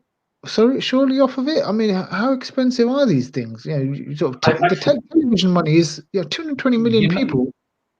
You're not going to get the crowd. You're not going to get the crowd in Pakistan coming to see tests. Full stop. You'll No, get a handful. Television money for the tests. Do you know what I mean? If it's live, if you get it on PTV or Geo or whatever, or ARY, get your sponsors involved. I'm sure you could make a profit. I mean, if ever it was going to happen, now is probably the time in Pakistan, because we have been starved of top-level Test cricket for so long. So now is the time if you wanted to try and market it. But don't forget the players. I don't think there are too many players interested in going on a 4-match Test series tour when there's money to be made. A 4-match Test series tour will clash with some league somewhere. The CPL, the BPL, the BBL, IPL, somewhere it will clash with something. So I don't think the players are even that interested in 4. You know, in a low key 4 Test series. Ashes is different. India, Australia is different. They won't miss that for a league. But I think the players probably have to take a bit of responsibility as well. I'd love to see it. I would forget all this white ball stuff. I would love to see Pakistan play 5 Test series against everyone. It's the best form of the game by a mile for me. But I just don't think people I think we're as Test cricket fans, or primarily the minority. I think we're massively in the minority, unfortunately. I remember trying to explain Test cricket to someone I used to work with years ago, and she goes to me, "How can you have a sport where they stop for tea?" You think about it, yeah. There's no comeback to that. Where you stop for tea and cakes. Should have said to her, tea is fantastic. Yeah, I don't think. Yeah, On your point about making space and time for it, like Akbar said, I mean, even if the board's made a window, they'd rather fill it with ODIs than T20s. So I think the board's got to take some responsibility here as well. They just don't have the. But going back to your point, Akbar, about why are we not producing cricketers who take loads of Test wickets and make loads of runs? Well, we're not playing it. Yeah, no, I don't doubt that. I'm sure it plays a role. I don't think it's the only answer, but yeah, you're right. It probably does play a role. I remember, I think was it 09, 08 or 09. There was an entire year. I don't think it's happened since. Anyway, 2008 didn't play one Test match. Yeah, didn't play a single Test match. Unthinkable. Ridiculous. What? Hang on. In 2008, we never played a single Test match. I think in 08 we didn't play, or it was 08 or 09 we didn't play a single. It can't have been 09 because that's when Lahore happened. I think in 08 I don't think we played a single Test match. If it was, it would be Zimbabwe. But feel free to have a look. I don't think we played a single game, a Test cricket game in 2008. Yeah, 2008. But if you look at it from a TV's perspective, then why would they want to? If they broadcast like a 4 or 5 Test match series, yeah, and there's no crowd there, it's not going to be that big a spectacle either, then, is it? So there is that facet to it. There is that perspective to it as well. Yeah. You know, you've seen that when we watch matches that are over in the Emirates, over in Dubai and Abu Dhabi, yeah, because there's no crowd there, yeah, it just doesn't have that. It just doesn't have that something. Whereas if you watch the games in England, when you've got the crowd and stuff, yeah, it adds to the kind of atmosphere, doesn't it, as well? And then you've got the other. No, that's right. And then you've got the other point of actually who can afford to go and watch a day of Test cricket in Pakistan. Yeah. Oh, their tickets are dirt cheap, man. Yeah. I think who can afford to not be at work during the day? I guess all day. Yeah, but I think there was a point where I don't know years ago where it said that they were giving away loads of free tickets, and even then still they struggled. Because I think I read something on a website where they said if you look at the kind of the infrastructure of the grounds, because we've been spoilt in England, where you go to a ground, you've got decent seats, you've got a decent kind of setup there in the stadium, whereas in Pakistan they don't have that. I think they said that I've never been to a game in Pakistan, but they're saying that in some of the grounds you're having to sit on concrete steps, so you have to bring your own cushion, for example, and there's not many of the stands are covered. So if you're going to be there watching a game in 30, 35, 40 degrees heat, it is difficult at the end of the day. Look at Ashwin, 370 Test wickets. No way in a million years he would have taken that many wickets for Pakistan, because we would have dropped him way quicker, and he doesn't play, we don't play anywhere near as many Test matches, basically. Mm. Yeah, it's just irritating, because it's basically. I remember watching this thing where they were talking about teams who have Test fast bowlers who have over 300 wickets, and we were the only Asian team with more than two. I think maybe more than one actually. So it's Wasim Waka and Imran Khan. So we've got That done what? Sorry. they're looking at Test teams who have fast bowlers who have over 300 Test wickets. Okay. Pakistan were the only Asian team there, I think, but it's a few years ago. Not the only one. So India had like Kapil Dev, and I think that was it. And we had Wasim Waka and Imran. So we were like competing with like the Aussies and the South Africans and the English on hey, we've got fast bowlers that take 300 wickets as well. Where's the next one? We don't play enough cricket. Yeah. You're not going to get another 300 wicket Test bowler, but with 2 Test tours, mate. You're not going to do that.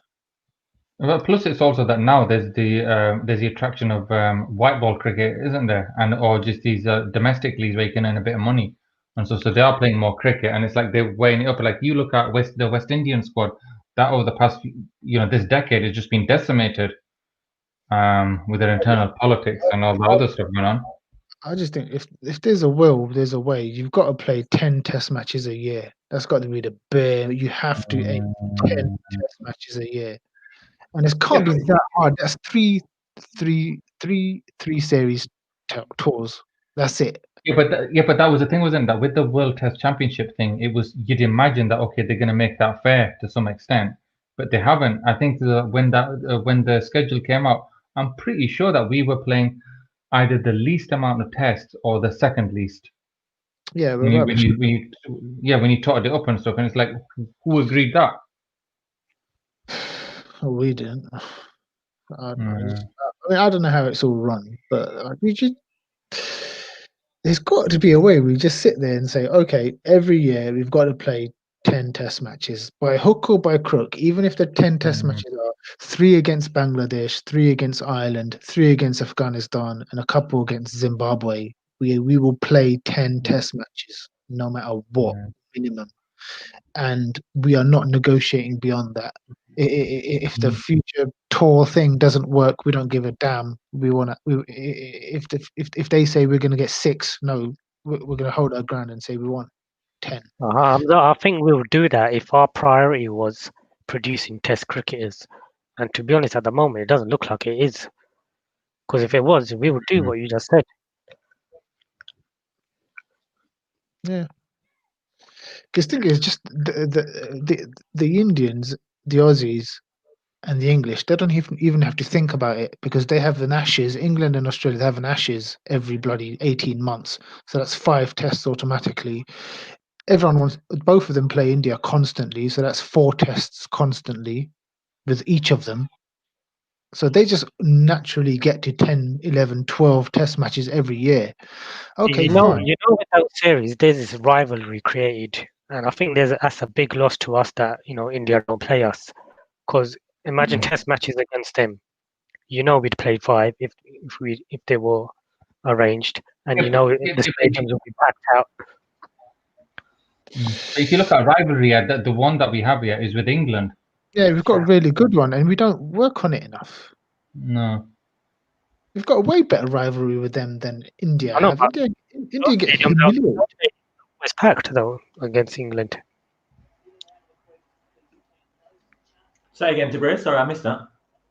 Yeah, we were talking about that point Hamza making about number of tests we were playing. And I think when it comes to England and Australia, I think a rivalry plays a big part in it.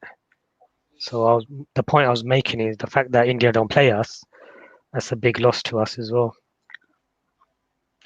Yeah, it's really weird because there was this period between 04 and 07, or 07-ish, when we started playing them every year, and it almost got a little bit too much. Because we had the tour to Pakistan where they beat us. We had the tour back to India where we beat them in that one-day series. Then the tour back to Pakistan where we won a Test series, and then another tour in India in 2007. So in 4 years we played them in 4 series. Both of them were Test in one day, and then that's what 13 years ago. And since then we haven't played them. I mean, it'd be huge if we did. It's not going to happen anytime soon, obviously, as I'm sure you guys have said, but. It's weird that someone like Kohli or whatever is going to play probably one of the great Test careers we've ever seen, and he won't have played a single game against Pakistan. I can remember a Test. I think that's a big factor, But it's even more shocking that Fawad Alam's going to play a full Test career and won't have played anything against India. Swings and roundabouts. But if you go back and look at those Test matches in 2004 against that could be a good shout for LBW. No, you look at those matches against India in 2004, the Test matches in Pakistan. Again, barely anyone there, and that was against India. Yeah. It was the first home series against India for I think 15 years or something. That's the thing; they just don't want to watch Tests at all. It doesn't make a difference who it's against. They were decent crowds, actually. I remember that series. The ODIs were all packed. Yep, they were totally jam-packed, and the Tests probably about 3,000 or 4,000 in each day maximum. That wouldn't be the case now, though, would it? I mean, if it started up again, the rammed. Yeah. For what? The stadiums would be run for what, the Brace? India, Pakistan clash. For Tests. Yeah, you think it'll be an empty stadium if we started playing them again?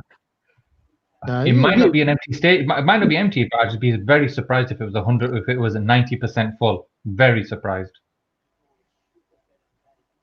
I think you've got more chance of it being full if you played that game in this country than if you played it here. Yeah, definitely here. It will be rammed here. Yeah, not in Pakistan though. Stadiums here are tiny though, so it doesn't really. Yeah. True. We don't have big stadiums in Pakistan, bro. Gaddafi's 30,000 now. They've just made the stadiums because they've made it an all-seater, so it's down to about 32,000. Karachi's about 33,000.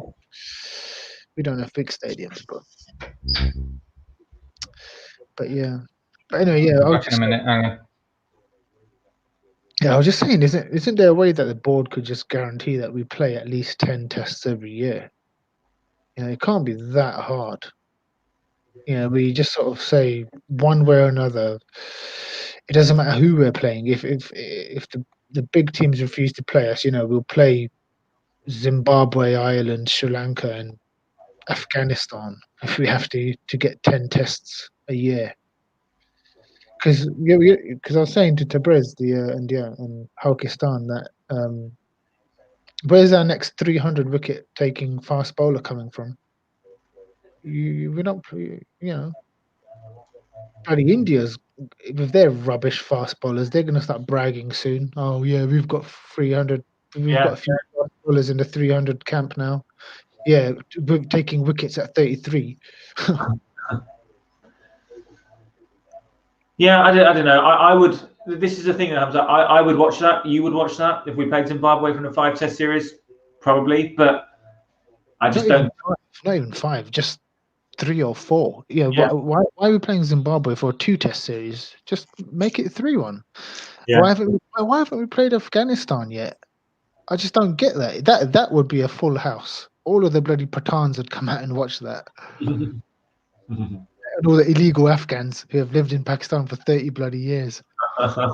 They'd all come and watch that. Half of bloody Karachi's Pathan now.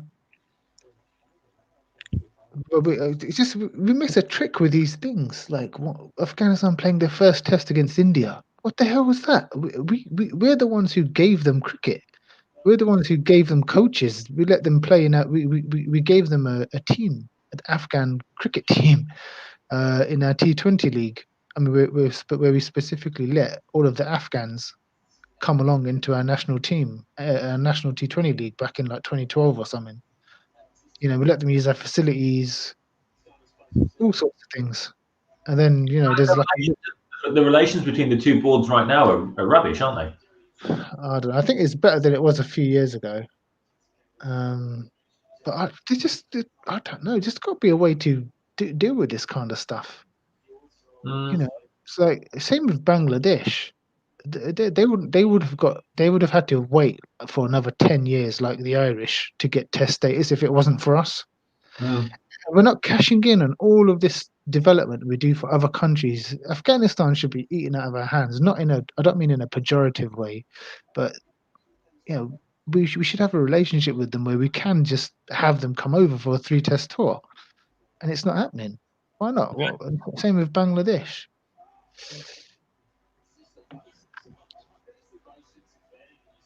So yeah, I know Australia and all that won't want to play us, but there's got to be a way to sort of say to like the South Africans and the Kiwis and everyone else, look, it's got to be a 3-test series. We're not messing around with two tests anymore. We want to be playing 10 tests because I was working it out. The Indians and the Aussies and the English, this is a couple of years ago, did this. They're averaging about 12, 13, 14 tests a year. And in an Ashes year, they're doing about 15. Yeah. So we've got to be doing. We have to be hitting 10. You know, if we want to be getting the 10,000 run Eunice Khans and the 350 wicket Dale Staines or whatever, you need to be. Oh, they took it. Second wicket down. Yeah, 35 for 2. Terrible shot by Wade. Yeah. Playing against the spin. Rubbish. Smith and Labuschagne in now. Yeah, the two best batsmen. You've got Taylor and Williamson and Smith and Labuschagne all batting at the same time. Yeah. Interesting. Same sort of position. Both India and Pakistan. Yeah, so if they're playing 15 to 12 tests a year, we need to be doing 9, 10. You know, it's just basic maths. Otherwise, you're just giving it away. You're never going to produce another 300 wicket fast bowler. You're never going to produce another 10,000 run test cricketer. You've got to average 10 tests a year. That's one of the reasons why people like Mohammad Yusuf only played 70-odd test matches. If he was Indian, he'd play 130. Yeah. By the time he'd finished, Eunice Khan just about got to 105 or something. You know, Saeed Anwar, 54 tests. Well, not even 50. I think he played like 44 test matches. Ridiculous. Yeah, not as many as he should have. It's weird. I mean, the 90s, just one day cricket just exploded, didn't it?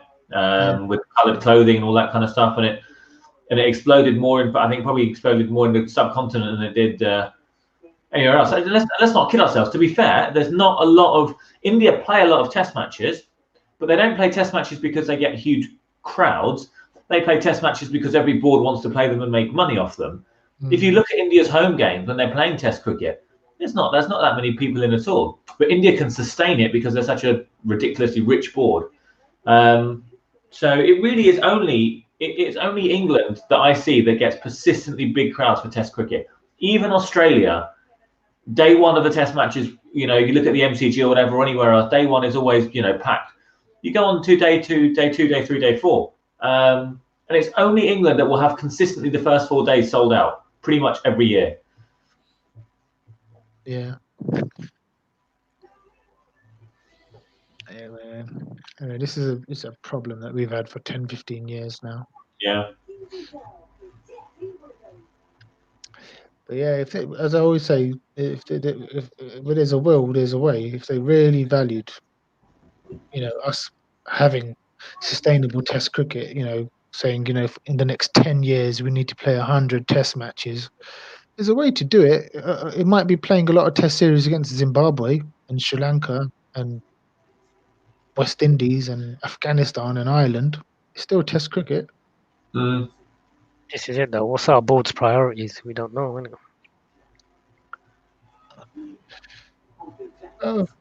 We've got the right people in charge, or the right person in charge at the moment.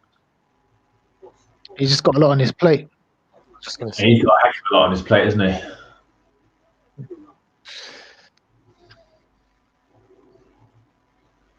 What do you guys think of Yunus Khan? Do you reckon he's a good batting coach? I reckon he's total BS. I think he's one of those people that might struggle to get his point across. I think you can't have temperamental people as I don't coaches. think he's got the character for it. Tabriz, you broke up there, Tabriz. Sorry, can you hear me? Yeah. That's better. Yeah, I was saying you can't have temperamental people as coaches. Yeah, it was a surprising. I thought that was a really weird appointment. Personally, it was a emotional appointment. You know, he just retired, top test run scorer. Oh, let's make him batting coach. What I would have liked is for him to gone into domestic. But why didn't he become a batting coach for Southern Punjab or something?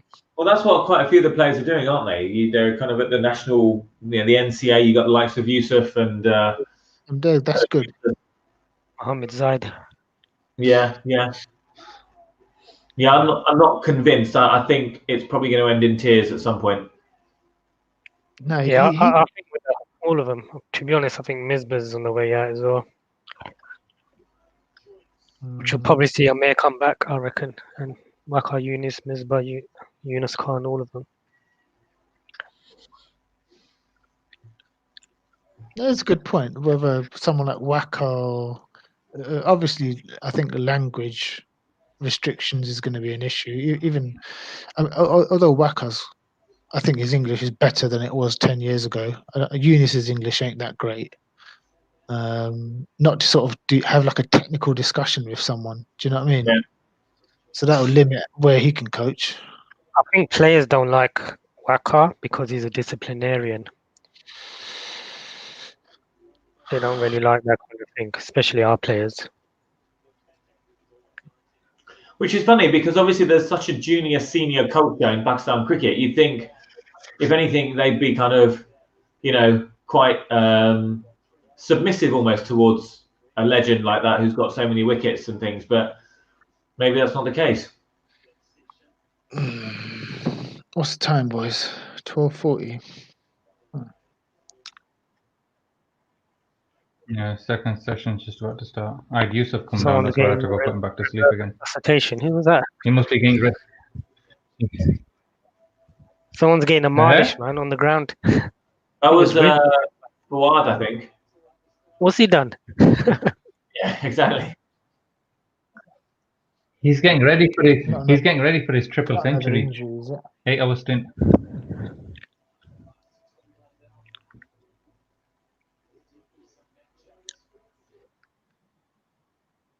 Yeah. So what are you thinking then? How long are you going to carry the team for? I'm going to Next wicket, guys. Let's stay to next wicket if we get one. I think we'll stay for the next 20 minutes. Take it to 1. Let's look at it. Yeah. But if we get 2 wickets in the next 20 minutes, we've got to stay for the rest of the night.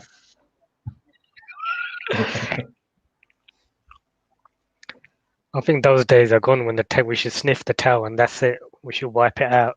Yeah, those were good days. That was in the 90s. That was. Oh, Shaheen to open up after lunch. 3 slips, Gully. Good that we're attacking. Okay, I'll put it back on again. Shaheen's on, you say, yeah? Yes. Okay. I hope they keep Naseem on because he was going well. Nice lines.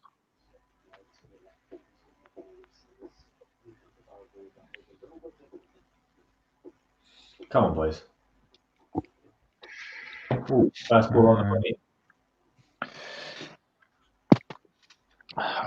I'd imagine they'll start with Afridi and Abbas though. Yeah.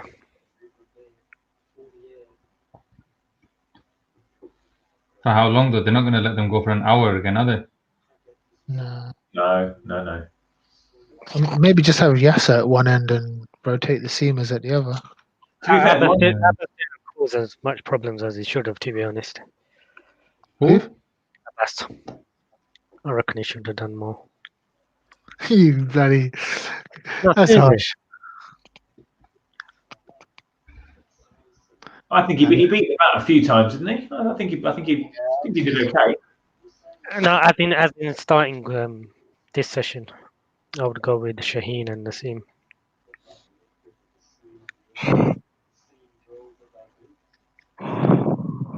I think there's definitely going to be a run out in the next 15-20 minutes. Definitely. You start. You can just see it, yeah, in Williamson and Taylor. Pressure. Shouldn't they test Fawwad's arm?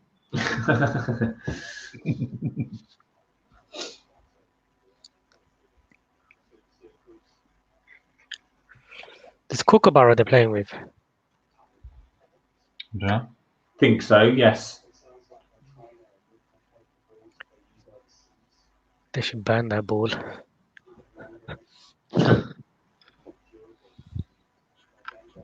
So the one where the lacquer goes up quick. Yeah, but it's got less of a kind of Pronouncing. theme.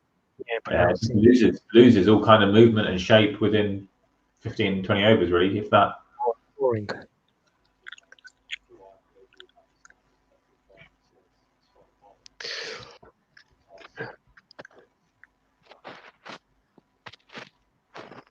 Oh, yeah. Yeah, I'm looking forward to seeing Fawad and Harris back. I reckon they'll do well here. I'm trying to think, when was the last time Haris Sahel played a game for us? Was it He played in the World Cup. I don't know if he's played since then, has he? Did he play? I think he played in that Sri Lanka. He played in Australia. He was poor in Australia, very poor last year. That tour that we had with where Warner got a million runs. Yeah. And then I think he might have played against Sri Lanka and Bangladesh. And he missed England, and then he missed Zimbabwe as well. When he's good, he is so good. He's quality. I just love watching him back. Yeah, same. I think He's too hit and miss, though, isn't it? I don't mean his performance. I just mean him playing for the team. That's a good shot from Williamson. Injuries and stuff, yeah. Yeah. But I don't think all of it is his fault. I mean, I'm not an expert, but just from what you hear, I think his initial knee injury around 2015, when he played the 2015 World Cup. His knee injury was misdiagnosed, mistreated, rehabbed, and he lost a good chunk of his career because of that. So Bangladesh, that was his last game. Yeah, so that was just before the England tour. So he missed England, missed Zimbabwe. What do you think, Tabrez? I think he made 100, didn't he? Decent. Huh? 85. Yeah, didn't he get 100 in that game where the top four all got hundreds?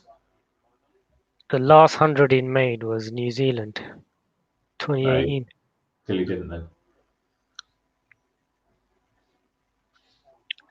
I'm sure there was that game in the winter though. Oh, sorry. Our winter earlier this year when the top four all got hundreds. Shan, Abid, Babar, and someone. Azar. Yeah.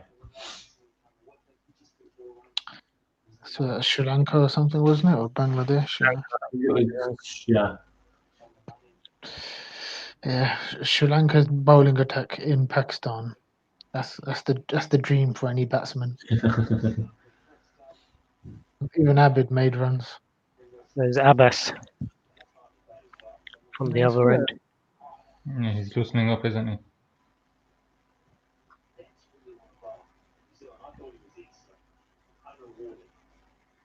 Six overs for 4 runs. That is some going, isn't it? Oof, got one into Taylor there.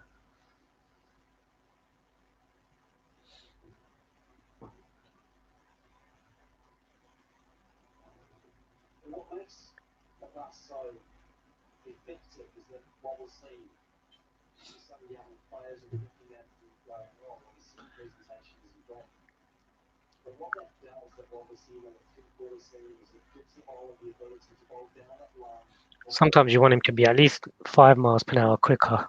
Yes, yeah. Oh, Taylor's wafted at one.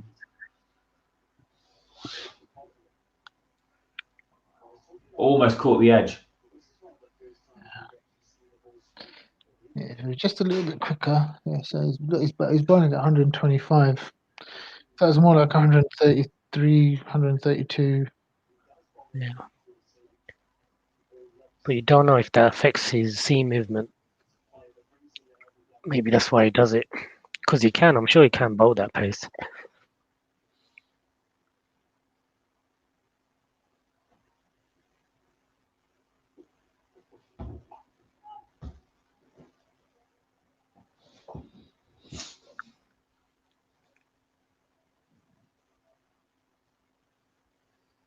Yeah.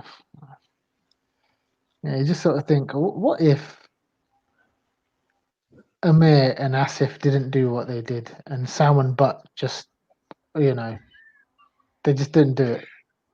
Don't start that conversation.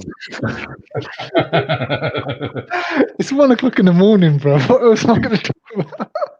How is Salman Butt still getting interviewed and appearing on shows in Pakistan cricket? What a waste. I think it's the lack of remorse that annoys me and most people the most. Yeah. Still acts like he's owed something somehow. Zero contrition throughout.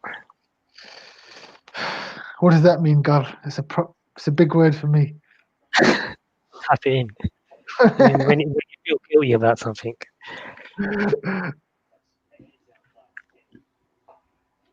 Yeah. What a waste. Has he ever admitted?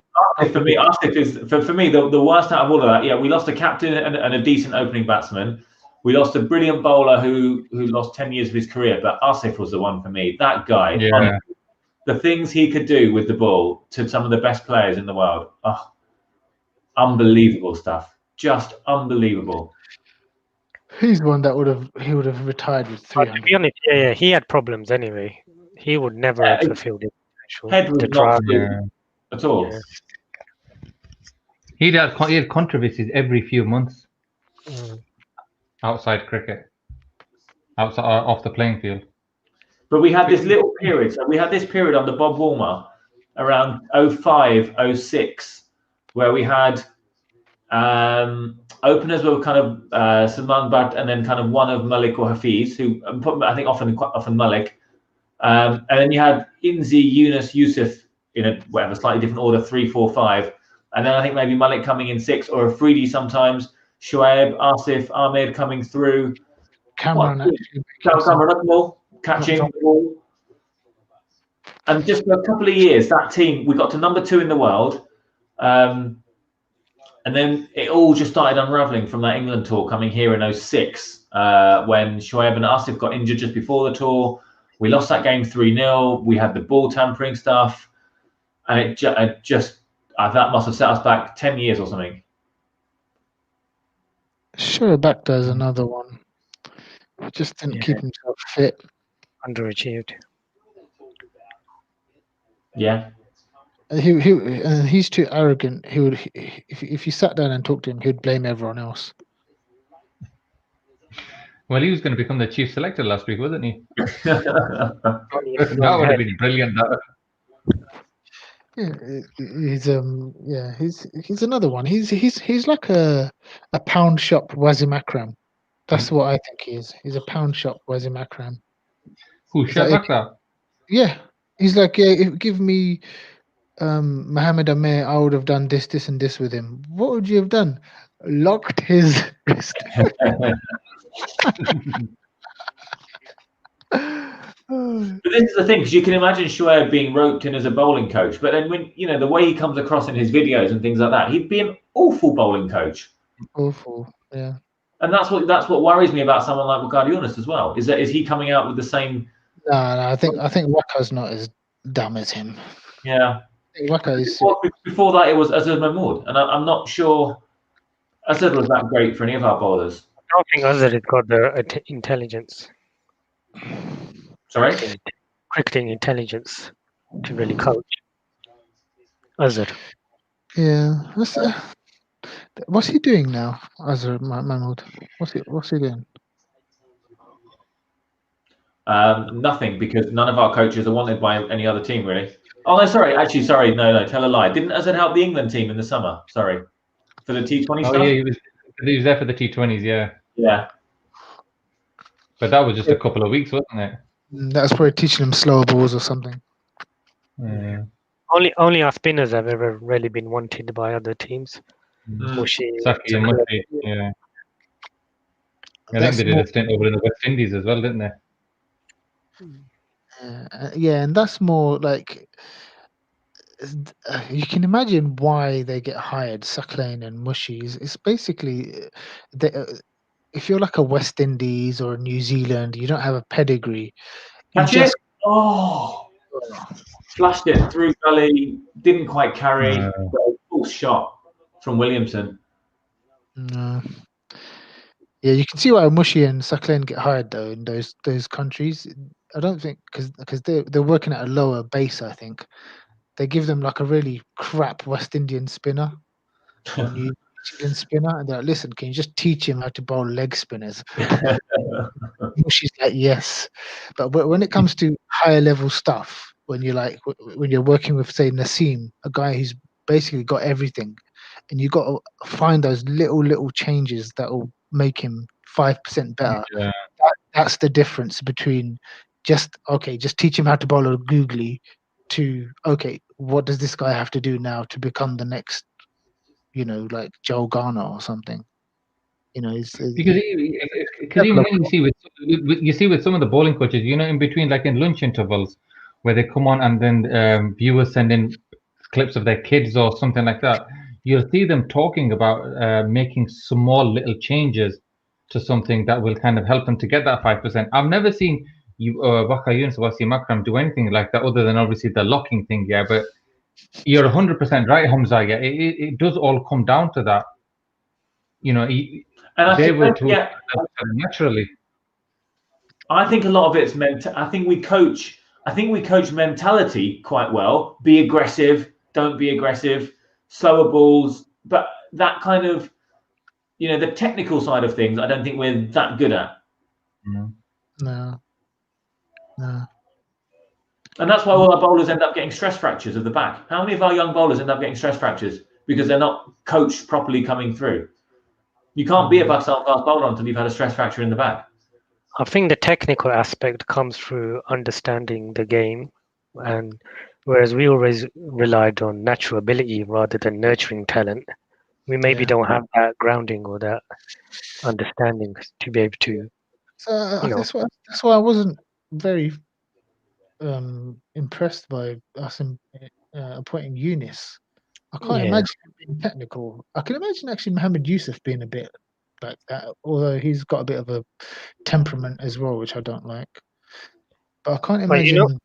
When we go foreign, you know what happens? People start saying, "Oh, we've got X, Y, and Z in our country. Why are we going for a foreign coach?"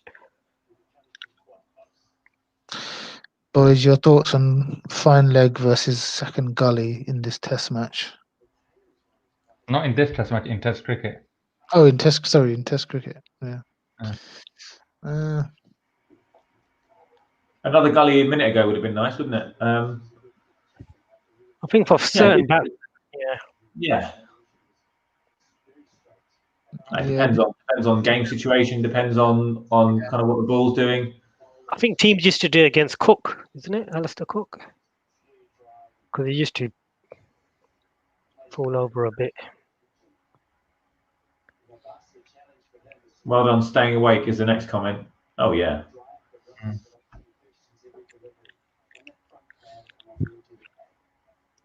I think these games have been timed for kind of for bank holidays. Ooh, if you're not working, these games are timed quite well, actually. Yeah. Yeah, we'll see if you say that next year when you got a kid. True.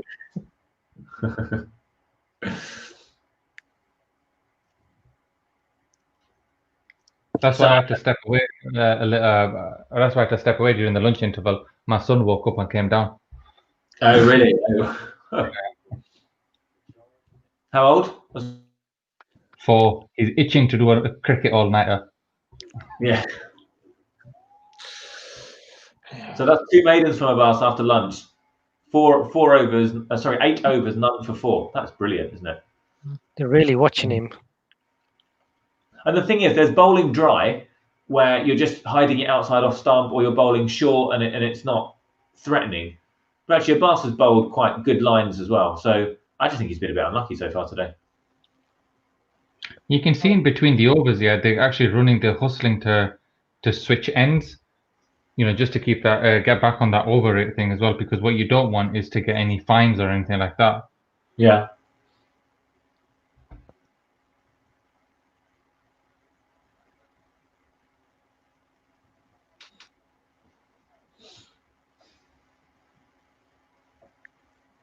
So they've each had what? They've each had 2 after lunch. Yeah, I think it's 2, isn't it? I think there's 26 overs, I think, after lunch. So we're up to 30 now. Yeah. Bring I'm the just seat. wondering how long we persist with these two and who comes on next. Don't worry, only 50 overs left of the new ball. But you know what? If it does go to that second, if we do need a second new ball and we bowled 80 overs, I'd much rather they were, 210 for 4 than 290 for 5. You know what I mean? As in, at least we're controlling it. They're not getting away from us. I don't think it's going to go to the second new ball, because look at it, yeah, 30 overs, 60 for 61 for 2 I've got on mine. You just need 1 or 2 wickets here, and they're going to crumble. They're going to collapse like a pack of cards. Watch. It's going to be 5 run-outs. It's not much happening though. I don't know. If it. You can feel a tumble of wickets. You know, if we get 1 more, we'll get 3 after that. I don't feel it. Yeah, but they're doing the same thing that they did at the start of the first session, aren't they? They're just waiting to see them off, to see Shaheen off, to see Abbas off, and then they're going to get the next guys in. And to be fair, this is where our bowlers have bowled well, because they haven't lost patience. Because, that's what, at the highest level, it's a game of patience, isn't it? You keep throwing it outside off stump and the batsman keeps leaving it, one of you is going to get bored first. And actually, I don't think we've not given it away. And apart from a couple of moments where we've gone for the magic ball, I think we've been really, really good and really patient. And I agree, the captaincy and the bowling changes, I think I've agreed with pretty much everything Rizwan's done so far. Yeah, I was really impressed with that. He had that short leg in at the start, and that just put a bit more pressure on them and just made them keep second guessing a few things. It was just unfortunate that we didn't take another wicket or so. That's a Rizwan's not wrong. Full ball on the pads that's gone for 4. That's the thing, isn't it? They wait for that bad ball. Yeah. And make sure to put it away. Yeah, hope our batsmen are watching. You just need a wicket to kind of lift the tempo of the team now. Williams has been quite lucky, to be honest. Unusually loose for him. A couple of chances. Just a couple of chances, yeah.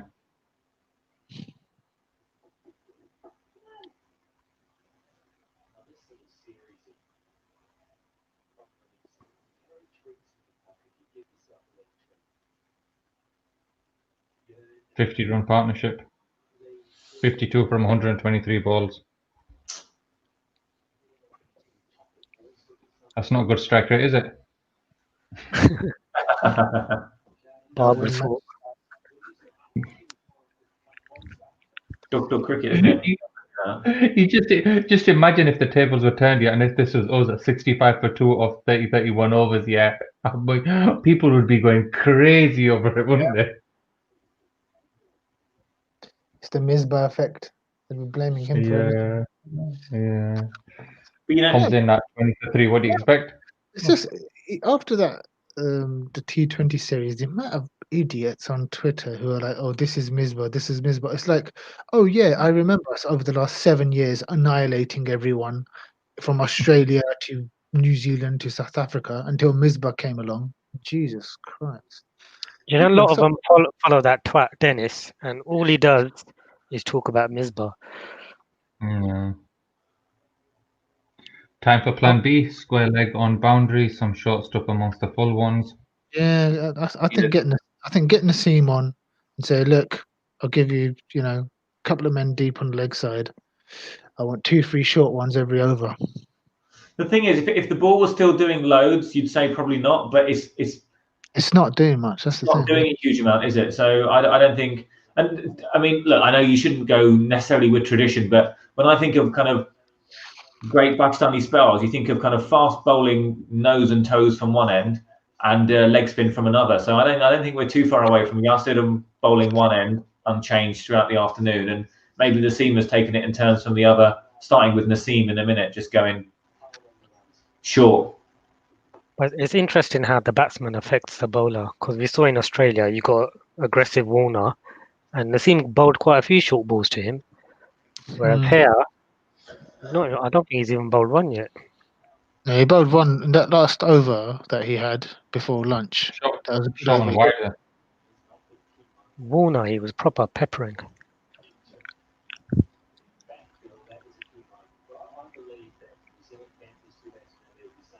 Four runs Abbas has given up for just over 8 overs.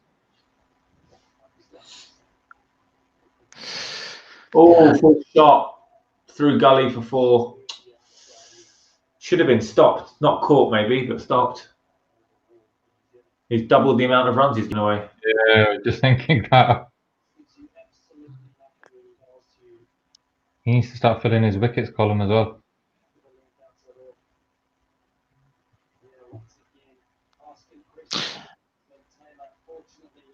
It flew through, to be fair. They're being really careful with him, especially Williams. If you watch him against Abbas, His name isn't Williams. Who the hell is Williams? Yeah, bring Naseem on. Give him a long leg and a fine leg. Well, not fine leg, some deep fine leg, whatever you call it. Fine leg, yeah. 2-man back. And just say, look, let's just try a couple of overs, get a couple outside off stump, and then bang them in short. Give him a bit of protection. Keep maybe 2 slips max. Well, this is the whole point of having a 5-bowler attack, isn't it? So that you can bring people on for little bursts. This is what England, to this day, this is what England still can't work out with someone like Jofra Archer, where they expect him to bowl at 95 miles per hour for like 9 over spells. When really he's there, short, sharp stuff. We've got some comedians watching this stream. I think we've created a new name for him. Well done, Tabriz.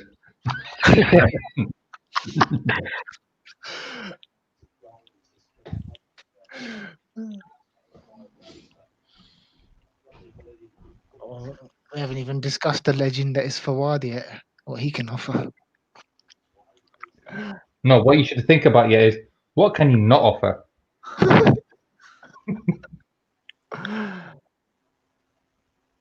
Yeah. He got some runs in one innings in England, didn't he? I think one of them got rained off or something, but he got like 20, 30 odd or something in one of the innings. Yeah, he got a start, I think, yeah. Yeah. Little knock. Yeah. Bring Naseem on. Short stuff. That's got to be the next plan. But man, But as you said though, Naseem wasn't hitting 90 miles an hour though, was he? So I know obviously we're going to say that we want to do short stuff, but if he was 85, 84, 85, 86, it's not 90, is it? It's either him or Abbas. You're forgetting the legend that is Fahim though. Australia are 40 for 3. Yeah, Smith's gone. They've beaten 36, haven't they? Oh, Shaheen's beaten him there, but they're not taking the edge. Good delivery. It is still doing a bit, isn't it? That's when you think maybe not go to the short stuff. Oh, brilliant delivery.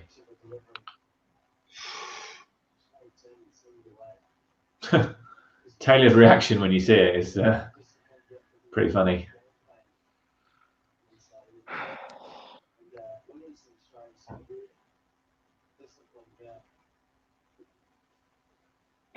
Yeah, he almost fell over, didn't he? Yeah, I've just seen it now. Taylor's just played a bit of an expansive drive there. He's got to go soon. There's been a few that he's kind of wafted at that he's got quite lucky with. This is not the pitch to be kind of feet planted like he is there and just hitting straight through the line. Come on. He's going soon. He will go if he keeps doing that. 1 brings 7. So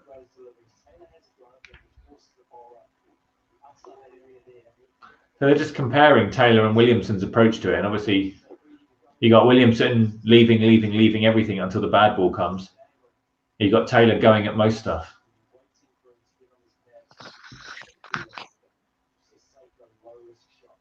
Yeah, different type of batsman. Likes a bit of bat on ball.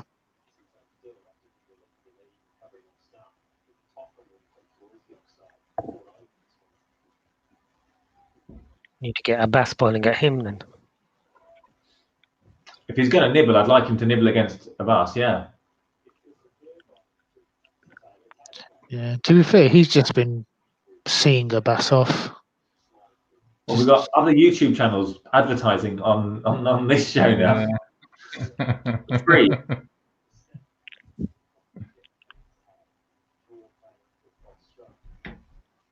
Can we block that guy?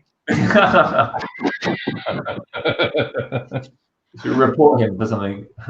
We're going to blacklist him. He's in the black book. All for one, one for all.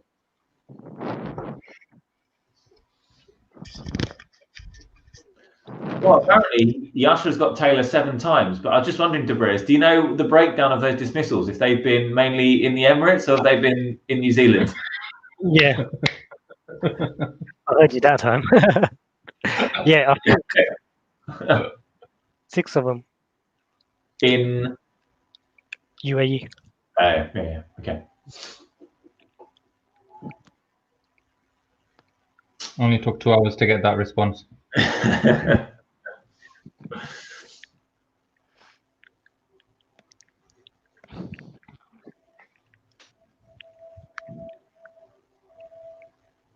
Again, they're not getting away. They're not getting away from us, at least. Yeah. Yeah. I mean, I might be completely wrong, but my impression of watching the West Indies games were that by the time they got to the 33rd over, they were 100 and something, on the board. Whereas here they're only 70. So that's something. They're treating our bowlers with a lot more respect. Mm. They're just grinding it out. Yeah. I think get Yasser on. I want to see Yasser. He bowled quite well before lunch. Yeah, I thought he started really well. I know Abbas is bowling well, but I don't know. I just can't see him getting a wicket. He's bowling tight, but I don't know. Sometimes you don't know whether to remain patient or not. 9 overs, 9 runs. Just think if we get this partnership, I don't. I think the other batsmen would struggle. The thing is, it allows you on a pitch like this. You take a wicket, it allows you to crowd the batsman a bit, and it's got to take batsman's got to come out with real balls and play expansive shots if they want to get away. And there's always the risk of getting out. Whereas if you get one now, you could get men around the bat, get Yasser on if you want. Oh, no, that's annoying because Abbas has got a short cover in, and he's bowled one on his legs, which is not ideal.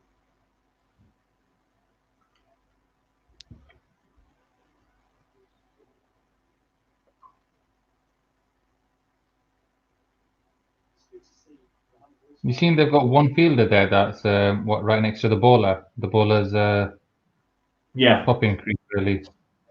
So they're trying something different there, aren't they?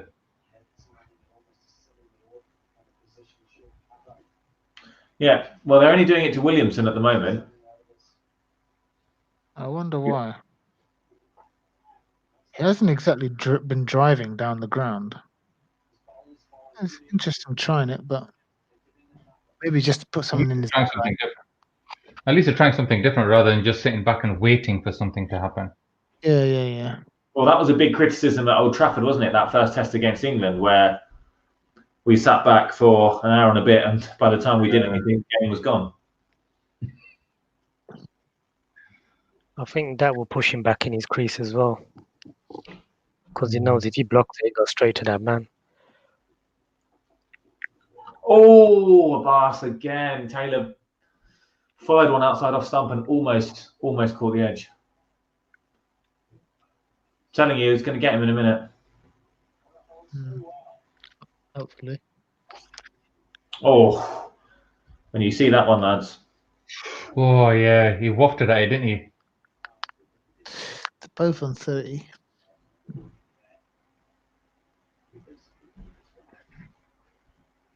Both going to be out for 30.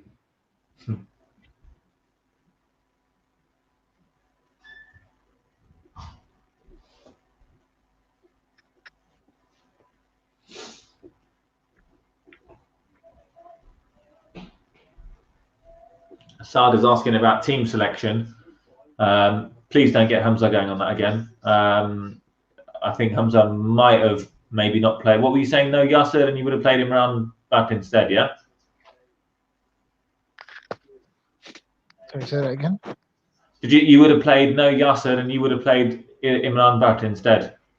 I would have dropped either Yasser or Fahim and played an extra batsman, yeah. Yeah. Probably would have, I don't know which one of Fahim or Yasser I would have dropped. You can make a case for playing either of them, but not both, I don't think. Yeah, but either way, this comment from Saad, that I would have played Sarfraz as batsman instead of Fahim. I don't think Sarfraz is that strong a test batsman for games such as that. His batting's I won't play him just as a batsman. No chance. This is why you shouldn't follow. This is why you shouldn't subscribe to Saad's YouTube channel with suggestions like that. No, I'm joking. I'm only kidding. I wouldn't have played Sarfraz, to be honest. No, if you need a backup keeper, he's your backup keeper. If you need a backup batsman, you've got the lad who's been doing it in domestic cricket. Yeah. And I would have brought him in at 6 as well. If he was going to play, I mean, you think of all of the players that have batted higher up in the order in domestic cricket and then been hidden at 5 or 6 by international teams. It's quite common for that to happen. So you look at someone like Root, started way down the order, I'm sure, for England. So yeah, I'd have played him at 5 or 6. Yeah. How many overs have these two been bowling for now? So for him just come on. For him just come on, yeah. So that was 8 overs after lunch. So 4 each. 4 each. So I wonder who's going to come up. So they've taken Shane off now, haven't they, for him? So I wonder if Abbas is going to take Abbas off or not.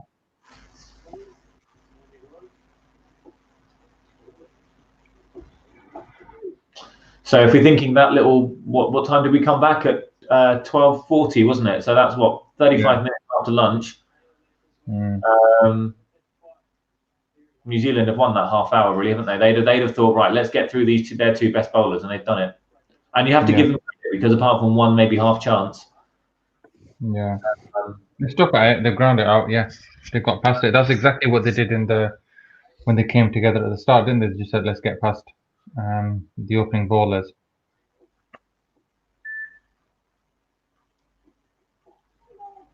So with the number of tests we play, when does somebody like Haider Ali get a chance? When do we play him? I'd have kept him in the test squad. I'm a bit annoyed he wasn't in the test squad, to be honest.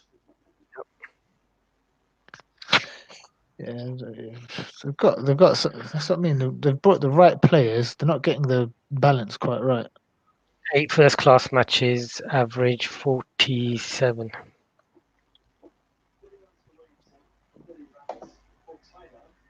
Yeah.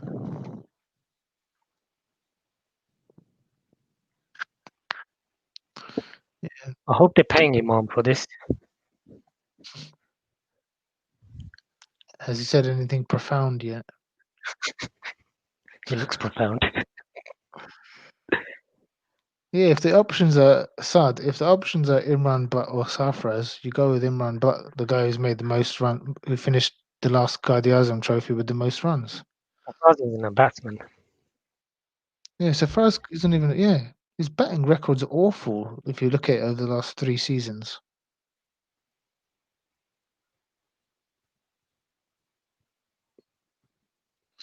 And Safi with captaincy support, Sarfaraz never came across as a particularly smart person. Sort of captaincy wise, I mean, sort of tactics and whatnot.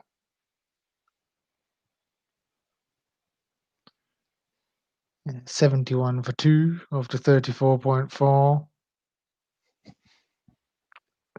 Wasn't I supposed to be doing commentary? Yeah.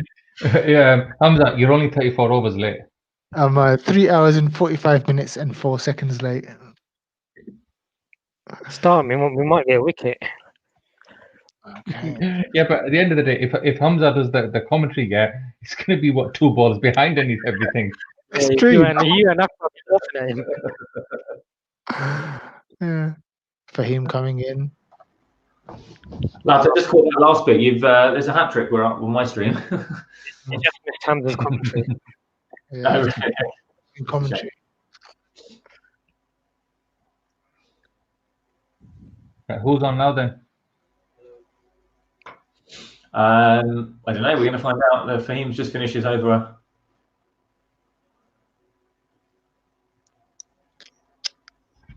$71 for. I know I keep saying it, but they're not. It's only 71 for 2. Like they've not got away from us at all. So I don't think we should get despondent in terms of players or fans or anything like that. Because it's only 71. You add a couple, even in 45 minutes it could be 110 for 4. You take that.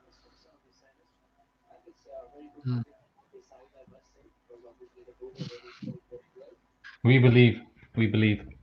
All right, so Abbas is still on. Oh, so you're carrying on, okay.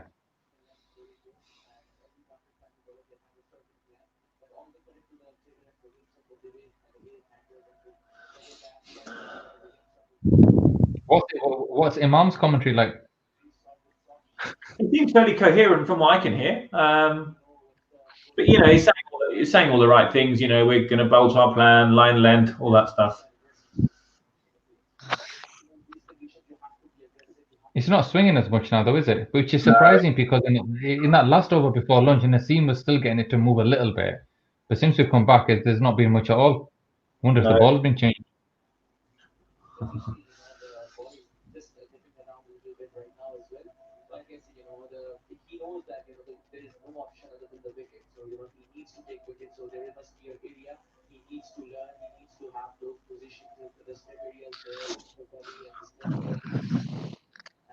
Imam sounds as if he's reading someone the right act.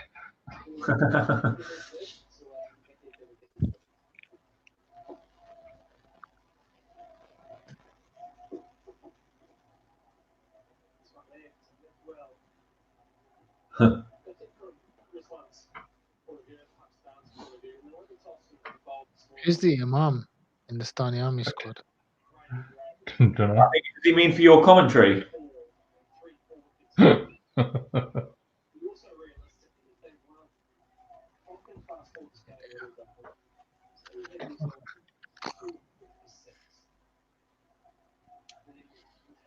Come on, boys. Just give him a 90-mile-an-hour in swinger. Where are them days gone? That's when we've stopped figuring out how to do it like that, yeah? That's where those days are gone. We should find some big lump somewhere, like a show back to. Just find a lump somewhere that can run fast. in the pind. Can someone go out into the pind? Yasser is having a right old laugh with the crowd. You'll see it in a minute. I can't quite hear on the commentary, but having a bit of banter. Is he doing that to the crowd or to a player? I think he's doing it to the crowd because I just saw a shot of the crowd. They're all applauding him. So he's having a laugh, which is good. Oh, yeah, It's been a really good over from Abbas. He's been right on the money.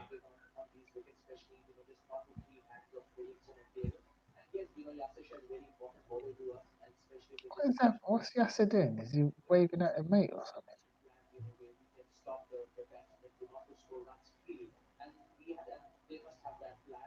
Here we go. He's absolutely loving it. Yeah. What was going on? What was he doing that for?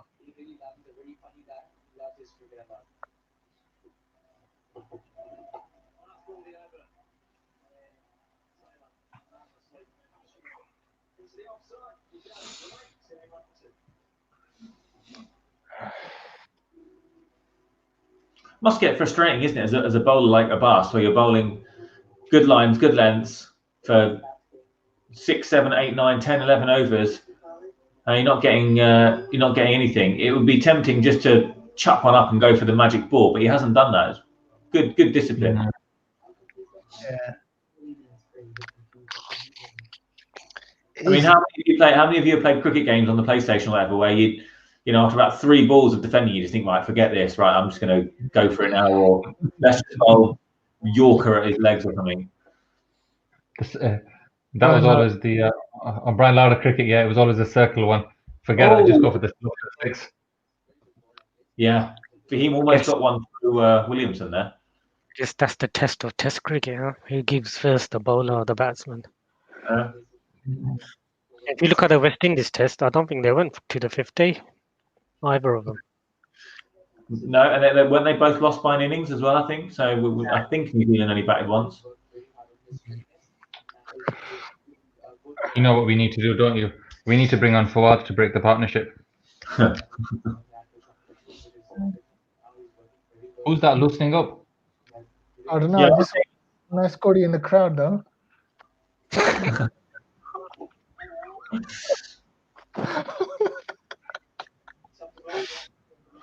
She's loosening up.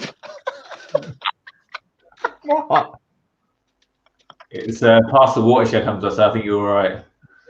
He's married. He's not all right, Akbar.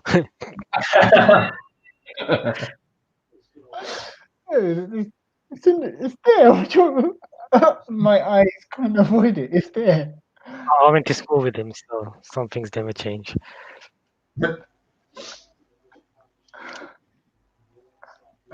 Some cheeky cameraman.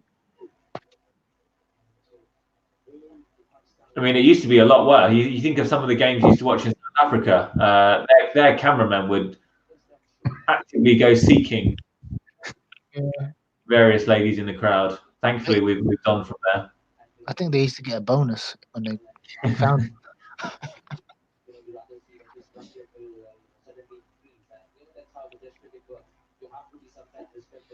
Even Fahim, though, he's in his 7th over, so 6.5 overs, none for 9. Can't argue with that. Yeah. He hasn't beaten the bat or anything down like Abbas. No. But if he makes some runs, then he's had a good game. Yeah, well, you got to think, what did we fear? We feared that when the backup bowlers came on, New Zealand would be able to accelerate. And we're going to leak runs. Yeah. Against Naseem they have, but against Yasser and Fahim they haven't. Yeah. Which is probably why Naseem hasn't come on after lunch yet.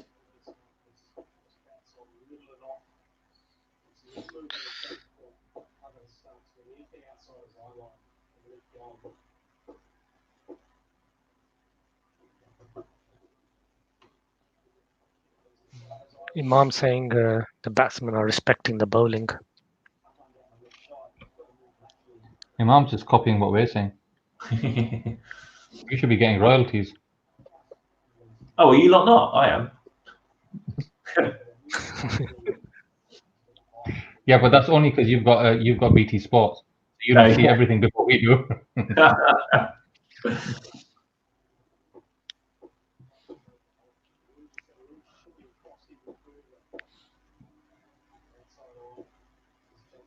Williamson's quite deep in the crease too for him. Interesting. That's because of that express pace, isn't it? He's worried he's going to knock his head off. It's a legend. Have you still got that fielder, close fielder for Williamson? No, that was only for it seems like that was only for Abbas to Williamson, and it looks like Naseem is coming back on now. Oh, good. Come on, bouncer barrage. I want to see it. Just try something different. I know it's tempting just to keep going, but it's worth trying, I think.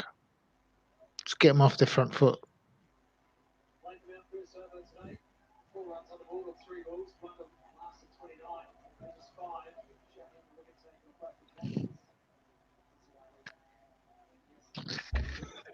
.58 partnership currently.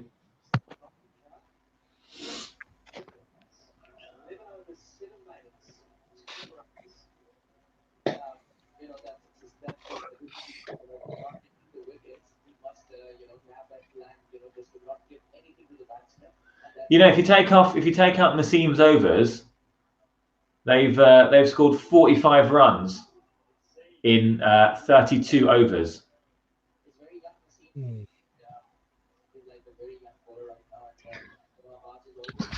Not even one and a half.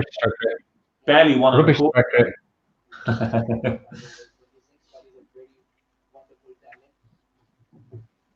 Just hope our batsmen can take this as well. Comment coming through. You boys staying up all night? I am. I don't know if the stream is on all night, but yeah, I think I'll be here till 5, wasting my life. Problem I've got is at 7 o'clock the kids are going to get up. Oh yeah, there is that. Yeah. Well, I'm going to get off now, boys. Got a couple of things to do tomorrow. What you're going shopping sales? Yeah, but actually, I need to get my wife some stuff. It's her birthday on January the 4th. Oh, what a delivery from Naseem! Big appeal from Rizwan. They're all going up. What happened? Let's have a look then. Everyone thinks they've heard a noise. Everyone wants to review it. Rizwan is saying no, and pretty much everyone else is saying yes. To keep us, how long have we got left? No, they look like there was a gap. It looked like there was a gap. Oh, it's a no ball. Oh, bloody hell, it's a no ball. Oh. Good job we didn't review it then. What would have happened if we'd taken a review? Okay, let's at the replay. They have to call the no ball straight away, the umpire, doesn't he? Oh, I don't think he's hit this. It looked like there was a gap anyway from the real time play. Yeah, that's a mile away. That's a beautiful outswinger. He's got good sort of Dale Stone. Yeah, he's got some nice Dale Stone style. Yeah. Is going. Beautiful. Wonder where the noise came from then. Come on, the no balls out, man. Taylor's. You'll see in a second. Taylor chuckles when they all appeal because he knows he's not got anywhere near it, and it's true. He hasn't got anywhere near it. How far was he over? Oh, it was not a huge no ball. Yeah, only a little bit. That's a good over from Naseem. Yeah. Good start. It was a massive gap between bat and ball. So if we go for the DRS and then it's a no ball, then we still do the review, don't we? Of course we do. Yeah. But hold on, but the no balls are supposed to be called by the third umpire now, aren't they? Which he did, I think. They keep changing the rules all the time. Into the ear of the on-field umpire, and he gave it. But the question is, you're right. I mean, when do they call the no ball if they're waiting for a review? Because if you think of it, maybe it's just too late at night now, but I'm having a mental block. But normally when they go for a review, the first thing they say is check the front foot, isn't it? Yes. Yeah. So in that sense, but if the on-field umpire calls it, then he calls it all straight away, didn't he? So who called it was a no ball? Was it the on-field umpire? Was it the TV umpire that said it's a no ball? It wasn't the on-field umpire because they would have. I mean, I can't hear the commentary, but they would have cut straight to him, wouldn't they? Yeah. It was a very delayed no ball.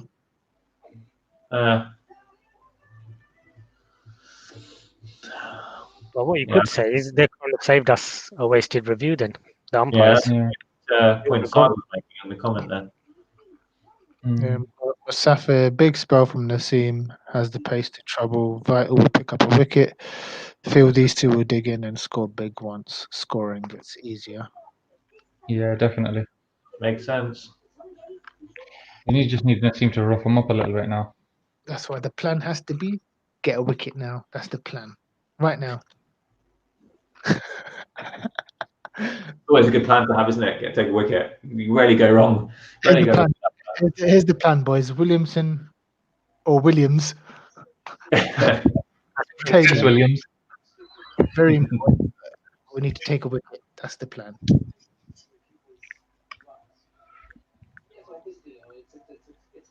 I'm telling you, bouncer barrage. Try it. Just a couple of overs. But then you see balls like the one that you saw the previous over, and you think, why not just kind of keep putting it there? But I agree. You know what? Even sometimes just putting a man out there, don't even bowl a bouncer. Just put a man out there and just put it in the batsman's head. Yeah, just give him something to think about. Yeah. No, fair enough. Yeah.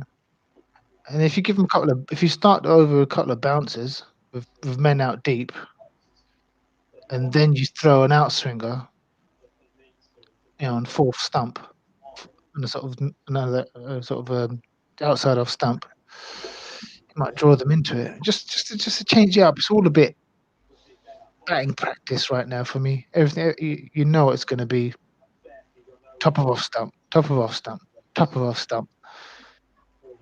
No, there's no Yorker. No one's bowled a Yorker. No one's bowled a bouncer.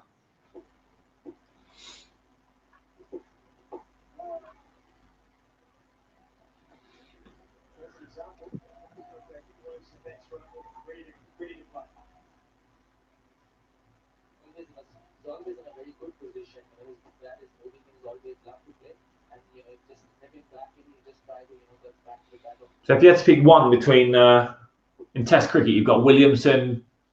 They always talk about the big four, don't they? Even though it should be the big five with Barber. But anyway, Kohli, Williamson, Root, and Smith. Who are you having?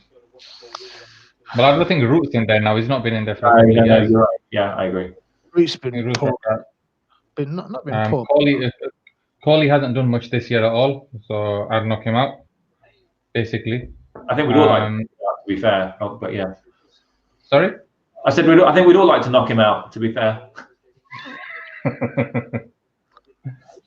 I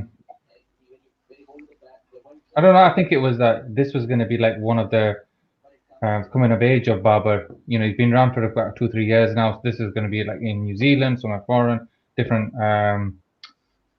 picture, different wickets and stuff. But it's just, I don't know.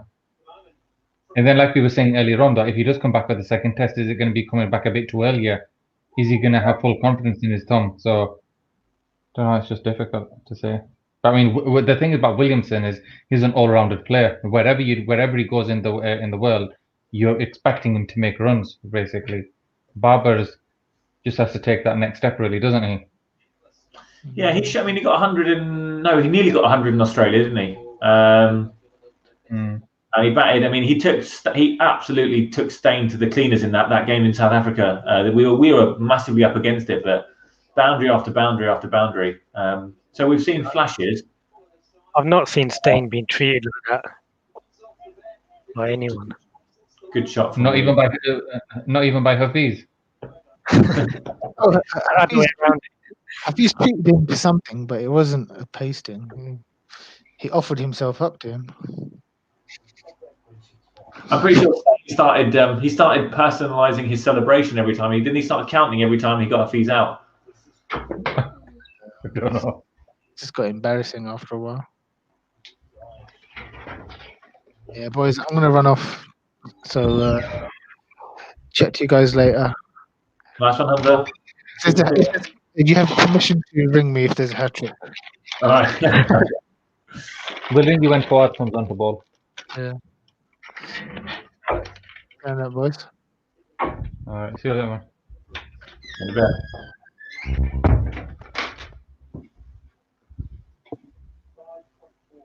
And then there were 3.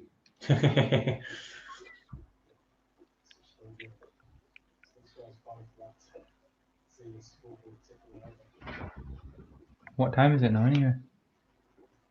Just after 1:30. We've got a drink break coming up in about 3 or 4 minutes. Come on, Missy. You know what normally happens to us after a drink break, don't you? If we're batting, we always lose a wicket. Oh, yeah.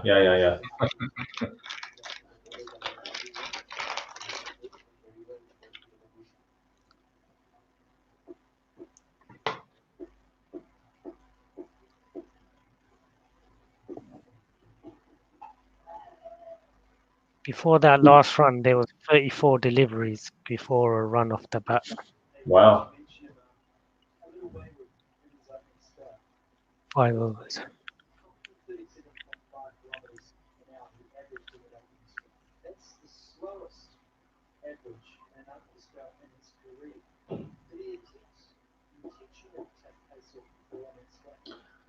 I think they're talking about Naseem there.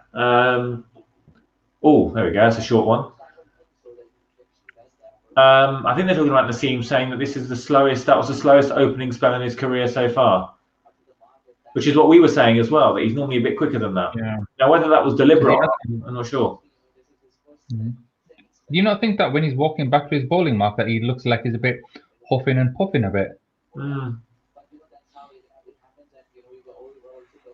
He just looks like he's breathing a little bit heavier when he goes back to his bowling mark.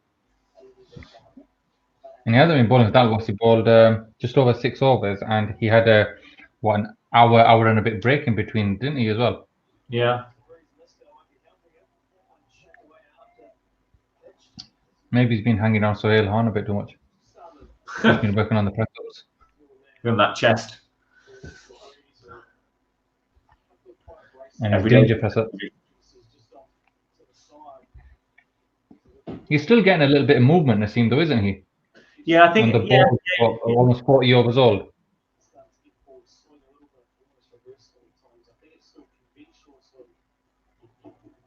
Oh, what a delivery. Just beat the outside edge again. This is really good from Naseem. He deserves a wicket now.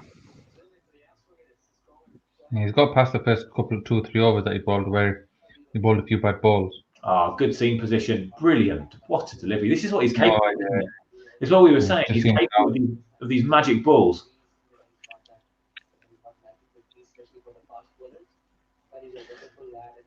Oh, I'm looking forward to watching Pakistan bat on this pitch.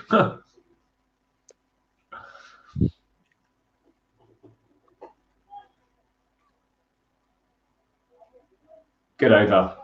Another good over. Really good. Note of approval there from Ross Taylor. That's a drinks break. They've won that. They've won that session, haven't they? Really, unfortunately, only 20 runs or so, but they've definitely won the session. Yeah. Or the half session.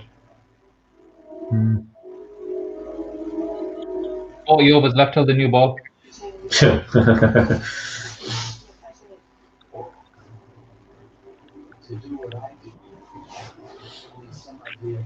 The ball hasn't died though. Like I said, it's still doing something. Yeah, so agreed. there's still something in it for us.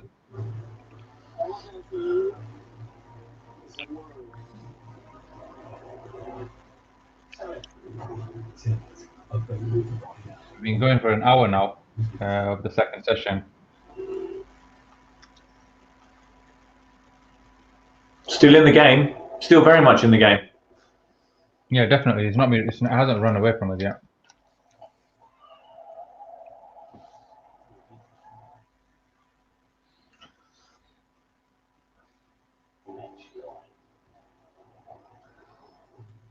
I think India and Australia are at lunch. 65-3 Australia. Smith made 0. Wow.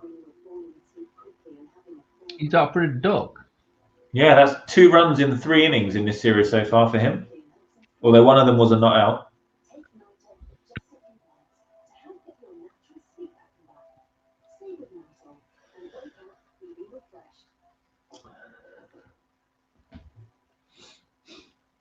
Musafir goes, I agree. Looks to have put a bit of timber on, no? I think that was in reference to Naseem Shah. Yeah. To be honest, I'm not sure whether having been locked up, it must have been hard to do cardio. I don't think they Yeah. had running machines and cycling machines in there. So No, because I saw the tweets by the PCB channel where they were doing cardio stuff in their rooms. So they were all on a Zoom call with a fitness coach, and they were doing like high knees, press ups, etc., like high intensity interval training in their room. So yeah, it can't be hard, but I'm not sure whether it looks like he's putting a bit of weight on it, but he's definitely huffing and puffing a little bit when he's walking back to his run up, and he hasn't even bowled that many overs. he's always been quite big, though, not in a fat sense, but that's where his You pace think? comes from. Yeah, that's where his pace comes from. He's like, they say big boned. Obviously, there's no such thing. Dr. Akbar will be able to tell you, but he's not being a skinny guy, He's a big unit, isn't he? I believe is the technical term. That's what some of the big members of the Stani army say as well, isn't it, the Briz? Big community.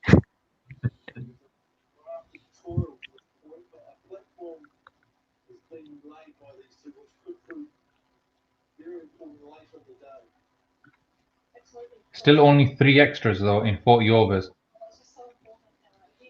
Yeah, it's good work.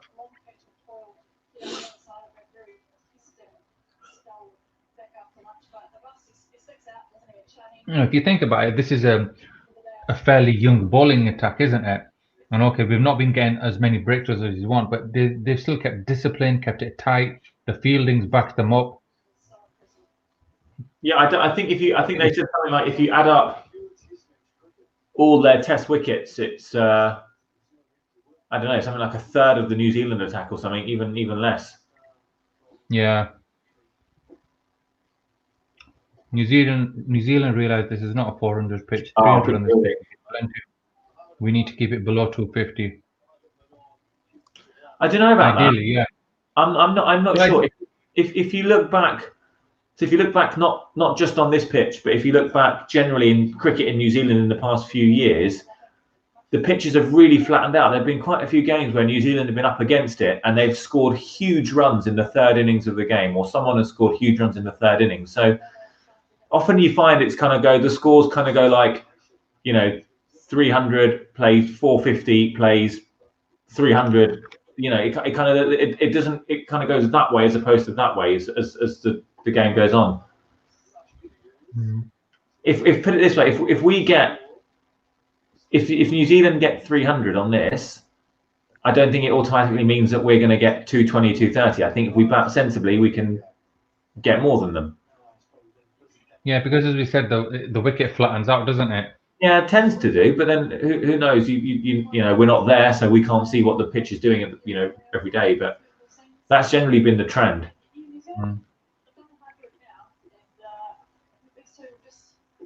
It's a bit like some of the pitches in Australia. I remember the last Ashes series. England would make something like 340, 350 in their first innings and think, oh, we got a good score here.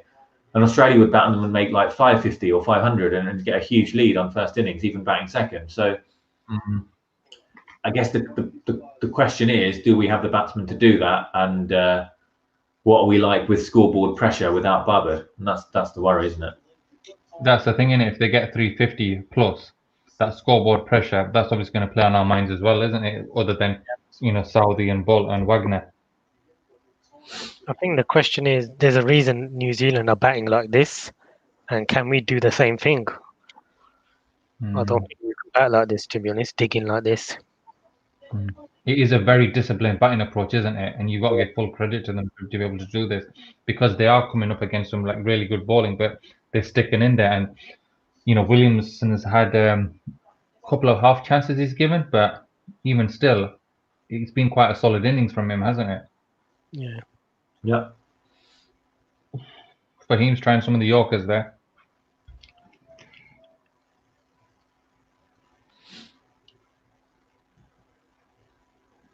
Taylor looks rattled.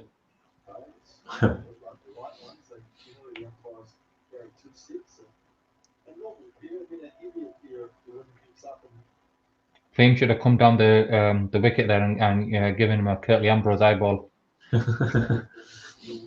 What could be more intimidating, huh? Exactly. That's a Put good his shot. hand through his hair. Good shot from Taylor. Might get to the boundary. Azad Ali sprinting after it. Oh my God, Azad. You'll see.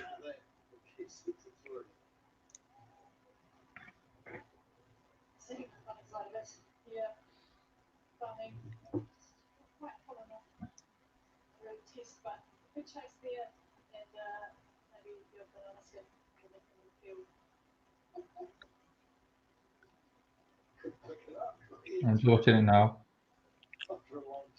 All right. I see what you meant. See, it's like a Mexican wave, innit? You laughed, I laughed. Now we just wait 2 hours for the Brazil. Oh, he stops it on mine. What are you on about?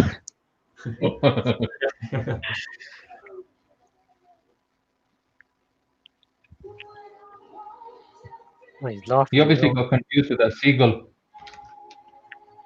Yeah.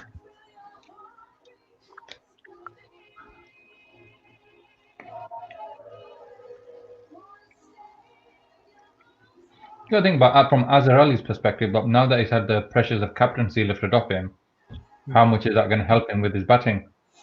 Could go one of two ways, couldn't it? It depends. You either, if you're Azad, you either think, right, no pressure. I can bat with a bit more, not freedom, but I don't have to worry about being captain. Or you could think, if you were being pessimistic, that he might think, oh crap, that was my kind of way into the team. Now I better perform with the bat, and that can put a bit of extra pressure on. The thing that does it, he's got a major flaw, and every team sets him up for it. You know, the head falling over and had he And changed. New Zealand are one of the better teams at planning and for things like that. They don't miss a trick. Yeah.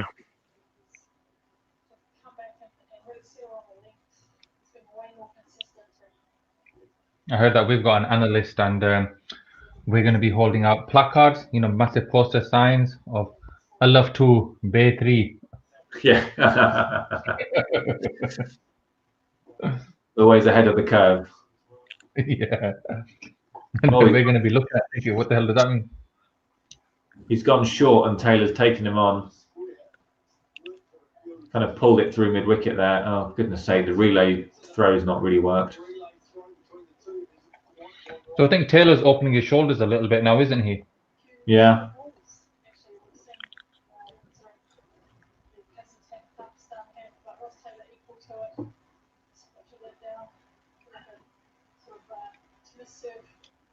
I agree with Saad here. He says Yasser needs to come on. At some point in this session, Yasser does need to come on now. I mean, how many? I couldn't tell you how many overs Fahim has had now, but hasn't really. Whilst he's kept it tight, he hasn't really threatened too much. So Fahim's been on for 9 overs in total.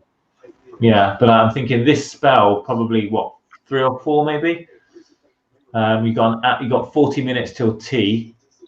I'd bowl Yasser and Naseem in tandem.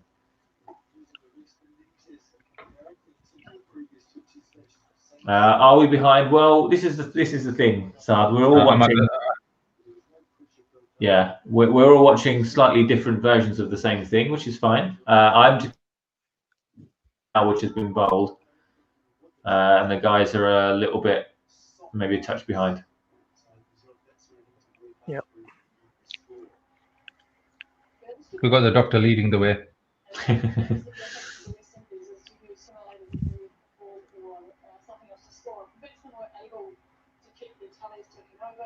Saad's at like 47 overs. They're 92 for 6. He's wondering what the hell we're talking about. Why we're not talking about Fawad Alam's amazing hat trick? all bold.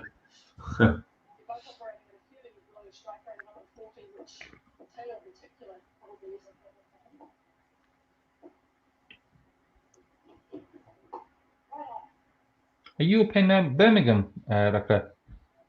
Me, no. I'm in Hertfordshire. I'm down south.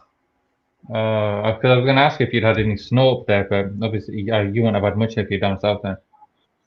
No, nothing down here. Although I heard I used to live in Cambridgeshire. There was a light covering in Cambridgeshire apparently today, so kind of east, Oh. but nothing, Yeah, a bit nothing. further north. London, Hertfordshire way. Where are you guys again? Remind me. I'm out in Essex. East yeah. London. East London. Where in Essex? Wickford, Okay. very near Southend. Okay, yeah. Way out there, away from all the East Londoners. Don't want to be near them guys.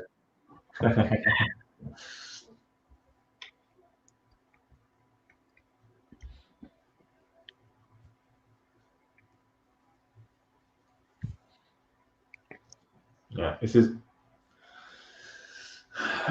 becoming a slightly troubling partnership. Yeah, you just don't. The shoulders are going to drop, aren't they? Because they're bowling really well.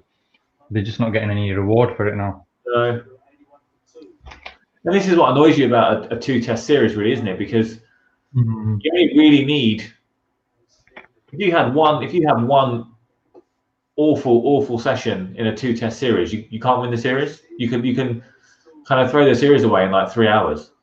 But obviously, you've got a 4 and 5 test series. I mean, I think back to the 2-test series we had in England a couple of years ago. We bowled them out on day 1 for 100 and something, and that basically meant we couldn't lose the series from that.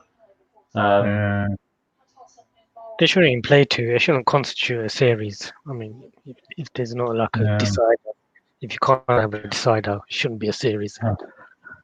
The other thing is that from the context of the Test Championship, because I think you get 120 points for every series, and because this is only 2 tests, obviously it's 60 points per game. So if you win just one, you've got a massive chunk of points, as opposed to if you're playing a 5-test series. Then if you lose 4-1, for example, you get hardly any points for that one. Yeah. So there's that thing about it as well. But Well, yeah, I completely agree with you that the 2-test is just rubbish. Yeah.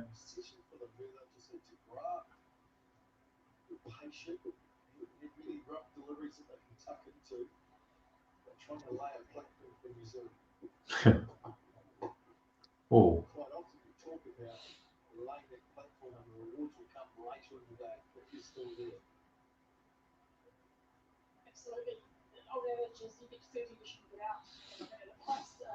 I think just seeing that 90 all out there, as long as we get past 36, I think we're happy.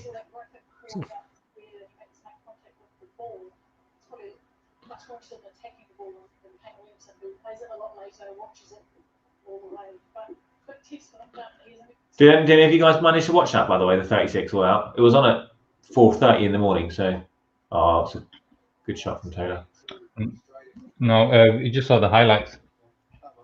So I was working that morning. I had to be up at 6:30, and for some reason, you just randomly wake up, and I woke up at 5:30, just eyes open. I thought, okay, 5:30. I've still got an hour in bed. Let me just check the Australia-India score, just because I'm a loser who checks the score in the middle of the night. So I picked up my phone, and literally the 10th wicket or the 9th wicket, because obviously he was retired at the end. Shami retired her.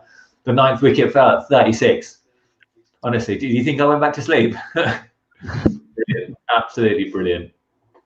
The funniest thing, I think, when Shoaib Akhtar tweeted about it, he goes, I woke up, I checked the score, it said India 369. I rubbed my eyes, the score changed to 36 for 9. Oh dear. That's going to, I think I put it on Twitter as well, that is just going to be any Pakistan-India fan debate for the next 10 years. Not the answer to everything is going to be but 36, isn't it? You just know. How many times can you drop 36 into a conversation? Yeah, exactly. I'll tell you, it's funny because Taylor's on 36 right now. Right, come on, let's get Taylor for 36.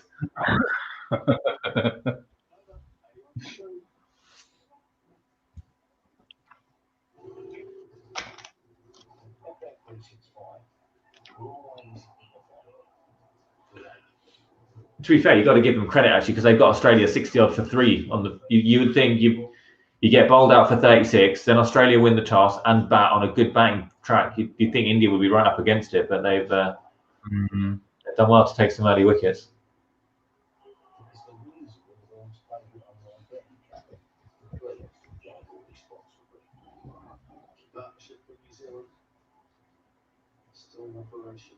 43 overs done. Fahim, 10 overs and none for 15. I'm a little concerned about our thinking, to be honest. I mean, if we've had Taylor that many times in the past, doesn't matter where it was. Don't you think we'd stick Yasser on and Yeah.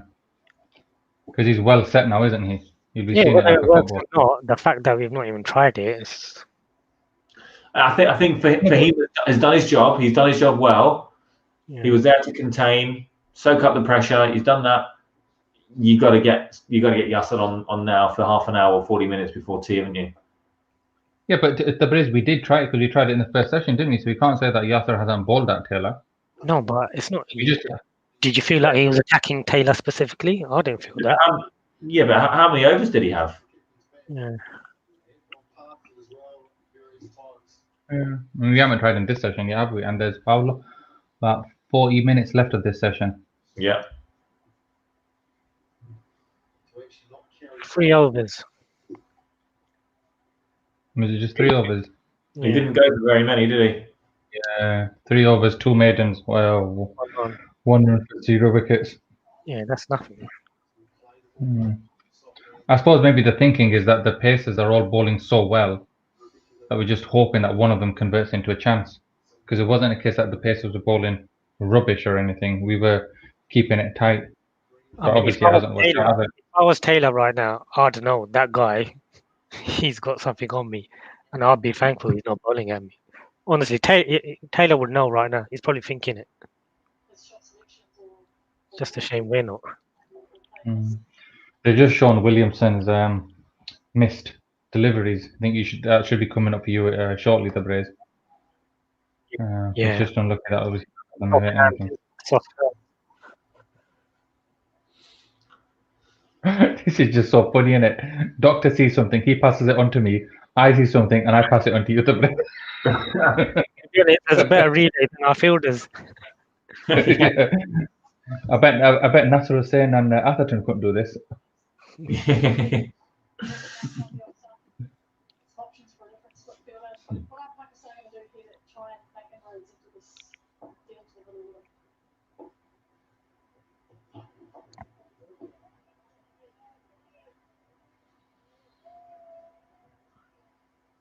DeBruz, you seem to have taken over the stats from me, even though I didn't really do anything. Well, I wonder what. Sorry, I'm rubbish at them, but go on. Well, I was wondering. I mean, Taylor's slow. I mean, Williamson's 33 off 122. I wonder what his slowest 50 is. I'm not saying he's going to get 50. Obviously, of course he's not. But just wondering, this has got to be one of his slowest innings. Yeah, strike rate 27. To be honest, his strike rate has never been all that. But, Yeah. Yeah. Let's see when he gets there, I suppose. No, he's not going to. Oh, confusion with running, but they get one.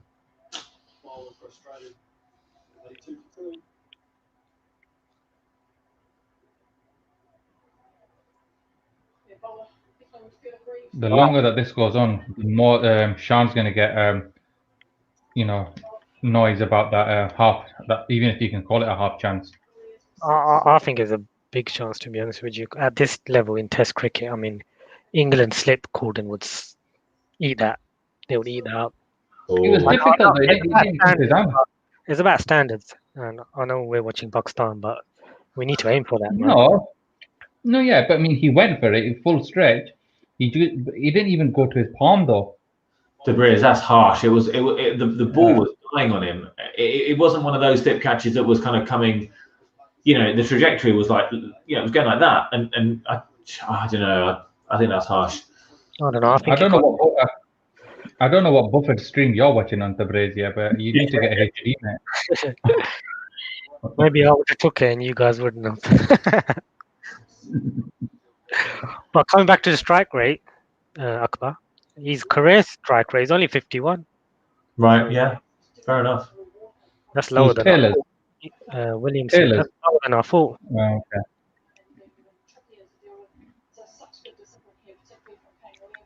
That just shows in it that he's good at grinding things out and holding the innings together, while the other end they're gonna He's a proper test player. Yeah. Well, if you think, a strike rate of 51 is catch it, pulled away for 4.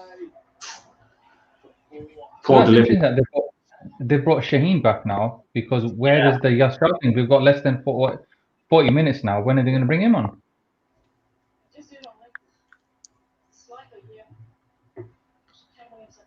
I'm not sure I would have brought Shaheen on, to be honest. I would have given Yasser at least 3 or 4 overs and just see what's happening. Yeah. Maybe then bowl Shaheen at Naseem's end for 2 or 3 overs before tea. This is it, man. What do we do in our team meetings? How do we identify batsmen's weaknesses, or what do we talk about in our huddles? Do we even have like analysts in the team that do all this stats and all this stuff, or is it just He's in there with a laptop, so I don't know what he's doing. Yeah, but the thing is that you should have someone who's it's their job to look at stats and stuff, shouldn't you? Like how other teams do. The thing is, it's a difficult balance, though, Holt, because the stats are important, but also so is context, isn't it? So, you say, someone will say, oh, he averages 45 against a specific bowler, but then you've got to look at the circumstances that those runs came in. Maybe he averaged. Yeah, but you're right. We probably don't do enough. And and there are plenty of examples that I can think of. If you think of how Broad got Warner in the Ashes coming round the wicket, game after game after game, and we didn't come round the wicket to Warner for ages on that tour last year. You think to Wokes' troubles against the short ball, and we didn't go short at him at Old Trafford. Plenty of examples of us not really doing our homework. And if it fails, it fails. But Yeah, but that's the thing, though. We just watch cricket now and again and stuff, yeah? But you've got people in the PCB who it's their job to do this. So you'd expect them to be watching it 8-9 hours a day. So if we can see it, then why can't they see it? And how difficult is it to try it? I get it's easy, obviously, sitting here and being, couch fans, sofa fans, or whatever they call it and stuff, yeah? But some things are just bloody obvious. But there's just so many facets that we're so behind. From run rates to in all formats. This is just another thing. If you look at the elite teams, that's the 1% that they try and get. These are not even 1%. So they're like 5%. We don't even care about. That's the thing. It's like fitness as well, isn't it? Fitness, no matter how good you are at your batting, bowling, keeping, or whatever, fitness should always be at a top level, and the standards should be really high and stuff. But you think that before Misbah, when he was playing, before he kind of brought that in, where was it then? Where were the press ups at Lords then? I bet they couldn't have even done it before Misbah came in. Yeah. So I was thinking, I don't want to get too pessimistic about the whole thing just because we're not picking up wickets, but I was thinking, if you look at some of our greatest moments, if you think back to '92 World Cup, we started really badly and then just got on this really ridiculous run and just won the tournament at the end, right? You think back to 2009 T20 World Cup, we started poorly and then we ended the tournament. I think we brought Razak back halfway through and then we won the tournament. You look at 2017, we were a shambles and then we won 3 games and 3 or 4 games we won it. It almost feels like every time we do well by kind of just putting 3 or 4 performances together and just throwing so much kind of crap at the wall and seeing what sticks, it almost reinforces the fact that, screw the 1%ers, it'll all be all right in the end kind of thing. Because every one of our wins has always been, it'll be all right in the end. It's fine. Pakistan will just go on a run and they'll win it. We don't win tournaments by kind of playing consistently well. Do you see what I mean? Yeah, but and that's why Pakistan they're known as mercurial, aren't they? And the thing is, that's fine. At some point, throughout the years, you are going to pull off those amazing performances where a couple of guys just kind of drag, where a game you think, oh, we're definitely going to lose this. They kind of just pull it out of the bag and you win. But those performances don't come all the time. The Shahid Afridi performances, they come 1 in 100. So this is the thing. Yeah. So would you rather be a team or follow a team that takes you up here, right, and comes up with the most magical, ridiculous performances, but then will also take you down there a lot of the time? Or would you rather be like a New Zealand or a South Africa, where the difference between their best and their worst is not is not that high, but you're not going to. Oh, Williamson's played that through the slips. You're not going to get the highs, but you're not going to get the crushing lows either. But is that mutually exclusive, though? But I mean, can't you, Yeah. at your average, operate at a decent level and then have those highs? I mean, why can't it be like that? But the issue you speak about, I think, is a cultural thing, and it's not just in our cricket. I mean, even in daily life, you hear Pakistan say "Goni, Goni," don't worry about it, it'll happen. And that's the way we are. And will we ever change? I don't know. Because it goes back to my point earlier of for a country where cricket's the only sport, and you've got however many million people. I know the infrastructure is not great. I know the money isn't there, but for all the resources that we have, should we have done better than one World Cup? That was. It always goes down to the '99 World Cup, doesn't it? Yeah, but you could have won that. we won the World Cup in '92. That's how many years ago now? 28 years ago. Yeah. That's a long time. And we talk about, people still talk about Wasim and Waqar. Fine. That was actually like 25 years ago now. Mm-hmm. But Waqar never even played in that World Cup. No, exactly. So, yeah, I don't know. It just feels like we kind of hold on to these things that happened quite a long time ago. Okay, then we had the Champions Trophy, and that kind of reinforces that, we'll be all right. We don't need analysts. We talking about we don't need analysts. We just won the Champions Trophy without analysts. We just won the Champions Trophy without preparation. And you almost feel like every time we do something like that, it almost sets us back. Yeah. But you know what it is? That we're just waiting for a Liverpool moment. After 30 years, we'll be back. Thanks very much. See the bread. Football, mate. Football analogies. Talking about Liverpool with the Man United fan up there. Okay, so we'll just leave that for now. But I agree with the Brits that why they're completely separate and stuff. You can have those mercurial players, yeah, but you need to live that. It's professionalism at the end of the day, isn't it? You're not going to be able to get the people coming in and just rocking up and just getting, 5 wickets or scoring 100, 150 or something. You need to live that standard of professionalism, because even if you don't, everyone else has, and it shows. And that's what pushes you forward. And if you don't, like, you look at our approach to ODIs, okay, bat a bit slow, and in the last 10 overs, hope for the best. That worked in the early 90s and stuff, yeah. But since '96, when you had Jayasuriya and Kalavitarana for Sri Lanka, that they just start smacking in the initial power play and stuff, yeah, the game's just changed. Always the example that I look at, yeah, is if you look at the 2015 World Cup when England got killed, basically, right? And as soon as they came out that year, they changed, and they went from 2015 to be completely smashed to 2019, yeah, to winning the World Cup, and they completely changed their outlook on everything. And they were, they were a really big ODI team. And how did they do it from 2015 to 2019? And that was only 4 years. But you say 4 years. It was only about 3 months, because their first series after the World Cup, they got Bayliss in. Yeah, and they were hitting 400. 400, yeah. Yeah. So it's a mindset change. But the thing is, no, nothing's happened there. It's a mindset change. And I thing is that you've got to, if you want it's a very profound quote, but if you want the rainbow, right, you've got to put up with the rain. So in that journey that England went on in their 4 years, there were times when they were 260 for 5, and you're thinking, okay, they can get to 350, and actually they go so berserk that they just get bowled out for 290, and they stick with it. They say, no, it doesn't matter. Oh, Taylor's hit a lovely boundary there. Shaheen's not been so good in this spell. Too full, too wide.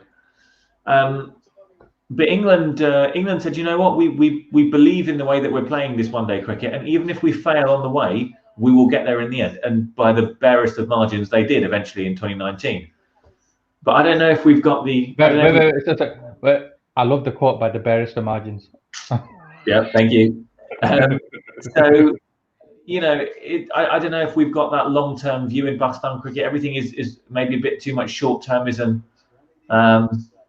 But it's frustrating. It's frustrating because I feel like, what's stopping England being the best team in the world, if they weren't, is that cricket's not the number one sport, and it's small population. What's stopping Sri Lanka? Small population. What's stopping Bangladesh? Only played Test cricket for 15, 20 years. What's stopping New Zealand? Tiny country. I feel like what's stopping Pakistan? There shouldn't be anything stopping Pakistan being one of the best teams in the world. There shouldn't be. Experienced players. Stop it, you.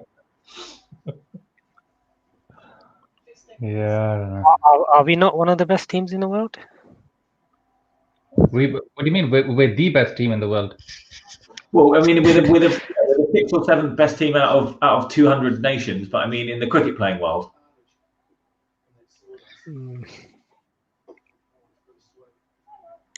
If you look at, you've got your T20, ODI, and Test and stuff, and we're not at the top, are we? We're climbing up that mountain, but we're putting. It's not as if there's other hurdles that other teams are putting there. We're putting some hurdles there ourselves. But just a few years ago, we were the number 1 ranked Test side, and even in T20s. Yeah, for about 18, 24 months we were. Straight. So can you rely on rankings? That's what I'm trying to say.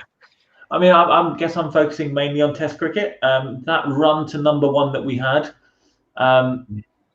we didn't beat Australia during it. We didn't beat South Africa during. Sorry. We didn't win in Australia.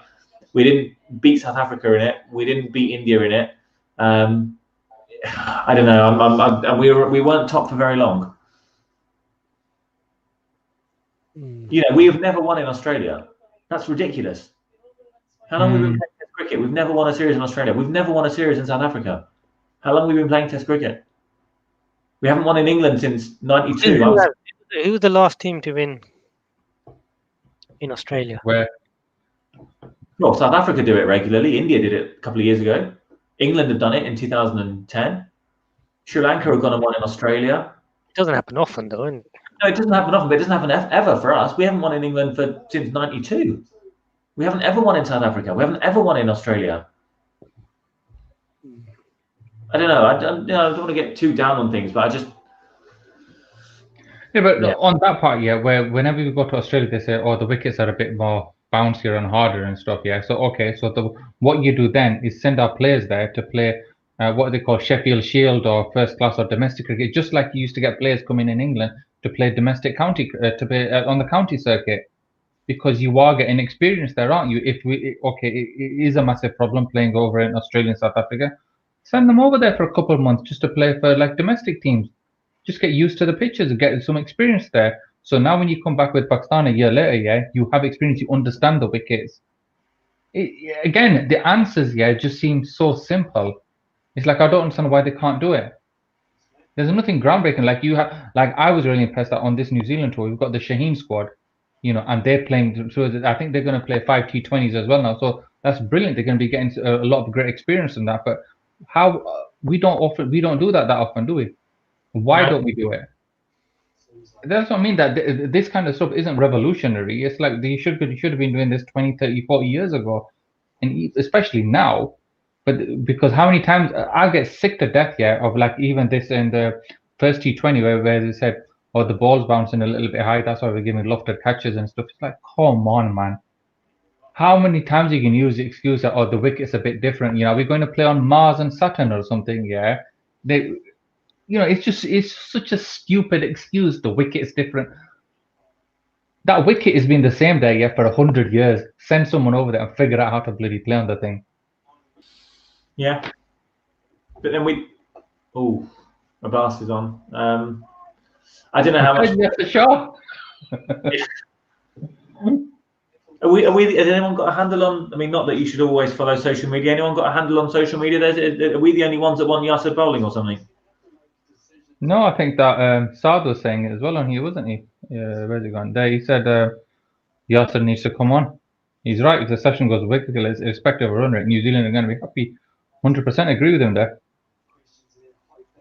And we've got, how long of this session left? We've got about 25 minutes, I think. The Rez looks like he's about to zonk out as well. I just reading some comments on Quick Info. Yeah, nobody's saying anything on there. Nah, they're behind us. Yeah, that sense of professionalism with the team and stuff. Yeah, it's whether it's our own mentality, Pakistan mentality, or whatever. Yeah, it just needs to change.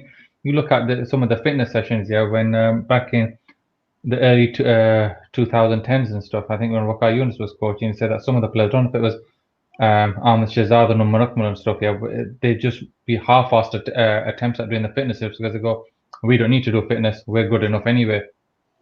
It's like, what bakwas is that? And on the other hand, you see someone like Kohli, yeah, putting all that time and effort into the gym, yeah, and our lot, you get Kamran and Akmal every now and again, and Ahmed Shahzad showing them pumping iron and stuff, building biceps and stuff. It's like, what is...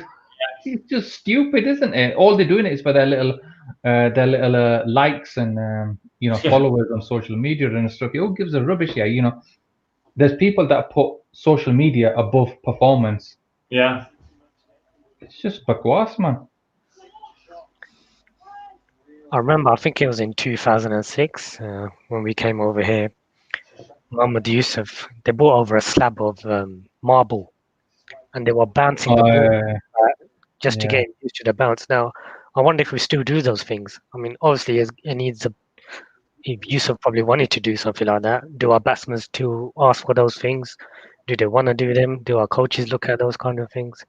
So I remember reading something in Imran Khan's autobiography where I'm pretty sure in the 70s or something, what they did was they had a slab of concrete and you got some tennis balls in a bucket of water, and then you had someone fire them down at him, wet tennis balls at a concrete slab and stuff, and coming up at him. And that's how he learned how to deal with a short ball. I think he did that in preparation for the West Indies, against the quartet of pace bowlers that they had then. Yeah, but the point is, yeah, that there's always ways to deal with things. You don't need to put in £1 million to build up some sort of infrastructure. You just needed a concrete slab in those cases. There's always ways to figure out to deal with this. And if you can't do it, get someone from that country to come, yeah, hire them as a consultant for a couple of months and get them to tell you how to do it. Pay them for it. It's just so obvious, all this stuff, yeah, but they can't do it. And or if Hamza was here, he would say, let's play more A games in those countries. And I think it's a good point. It is. Yeah. Oh, send them over there, play there. Yasser's coming on, I think. Yeah. MashaAllah. I thought you were going to say, here we go, we've got a wicket. No. That's next.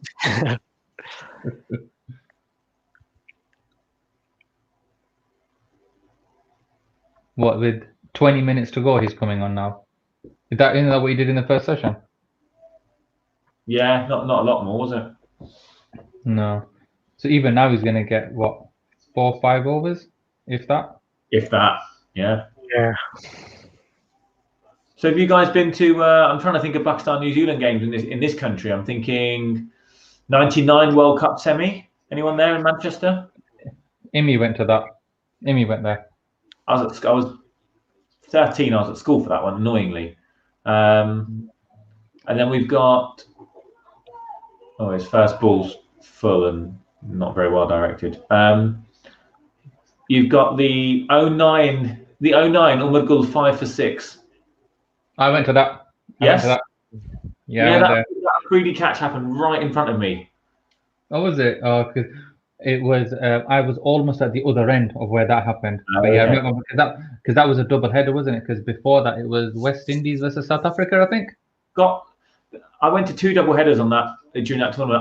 Wasn't the Scotland game where the guy took an amazing catch? That wasn't on the day of the Pakistan-New Zealand game. No, I'm pretty sure because it was. I remember Chris Gale coming out for the toss before our game, and I think it was against South Africa. Fine. But I went to that, and then the one last year again in Birmingham, the World Cup game. That is the loudest Pakistan crowd I've ever been in. Yeah, that was like 98% Pakistan. Because definitely the loudest Pakistan crowd. I would say some of the India games have been a bit louder, maybe. But just in terms of pure partisan Pakistan crowd, and the amount of green in that stadium that day, brilliant. That's one of the best experiences I've had watching Pakistan. I think the one of the loudest ones was in 2016, the T20 in Old Trafford. Oh, you know what? I wish I'd gone to that. I wish I'd gone to that game. It was just stupid. That was seriously.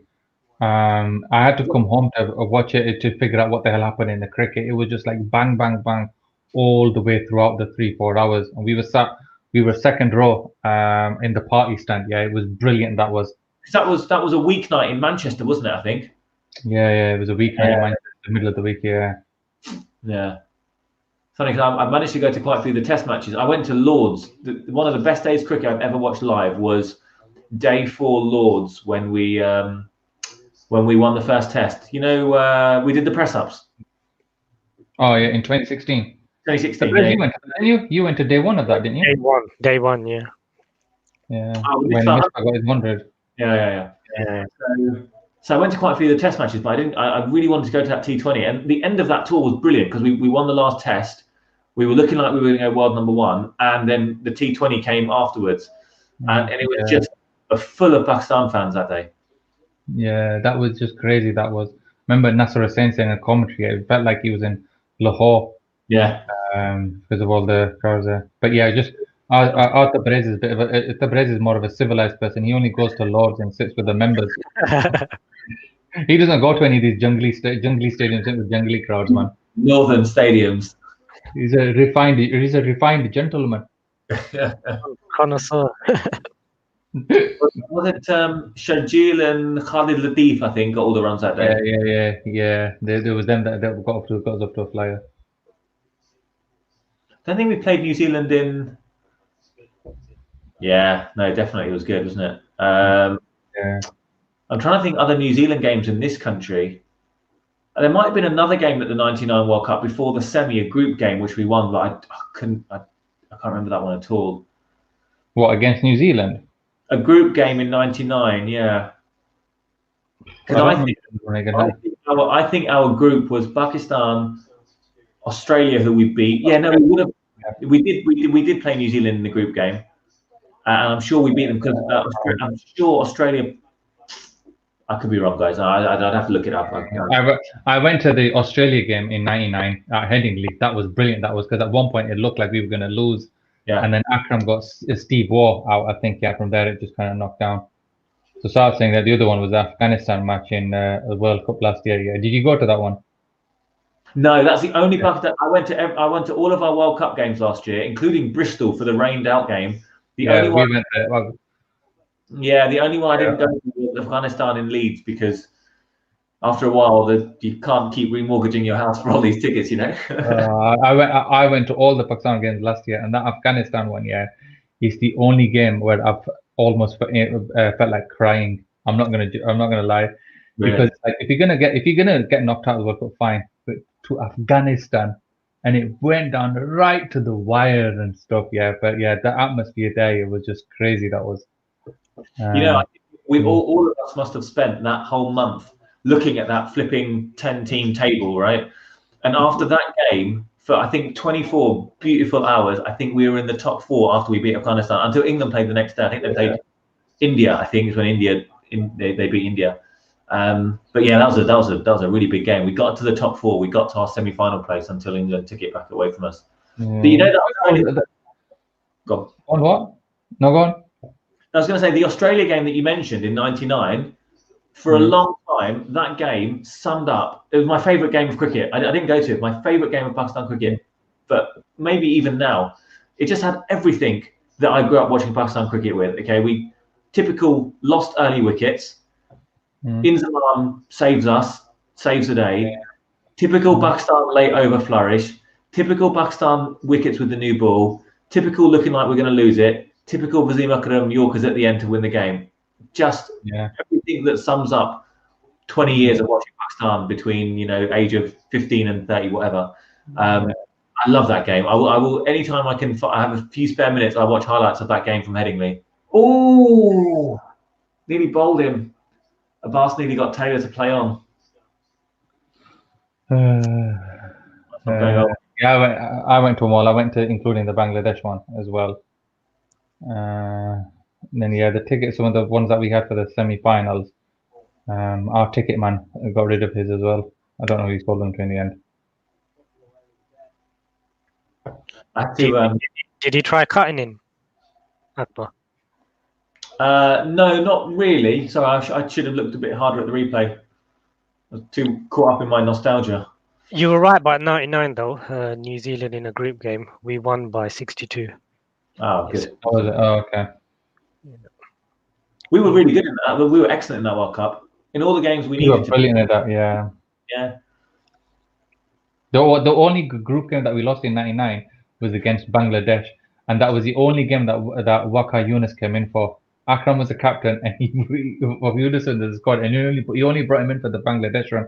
That's the one we lost, and that's what Akram said in the post-match presentation. He goes, "Right, we lost yet, but at least we lost to our brothers." Something silly like that. That's exactly what he said. Now I remember that.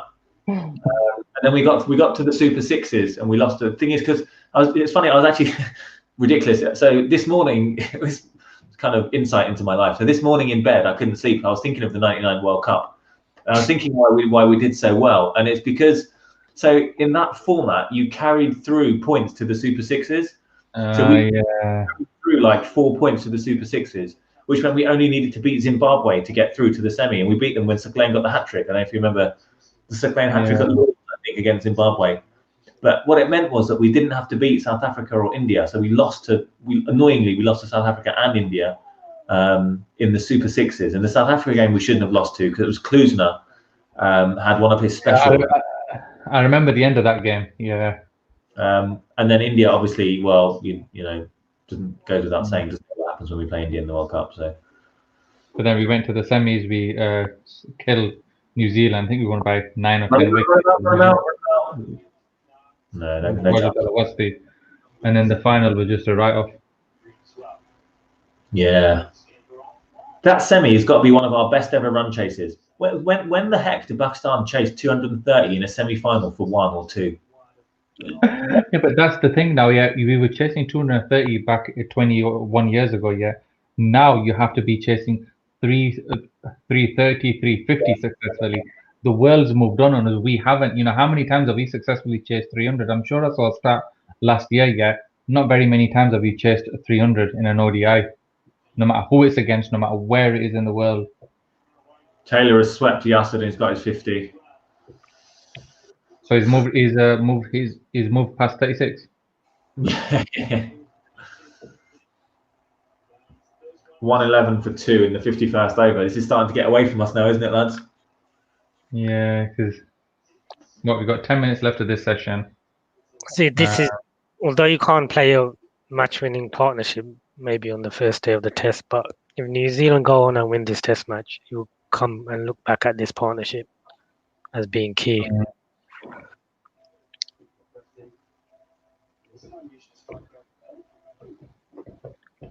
To be honest, I think it's brilliant batting, brilliant test batting. Yeah, you can't knock the batting.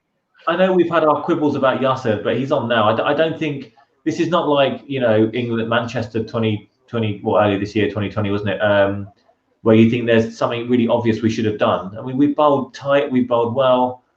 They're going at 2 and over. What more do you want? It's this is what we have to do.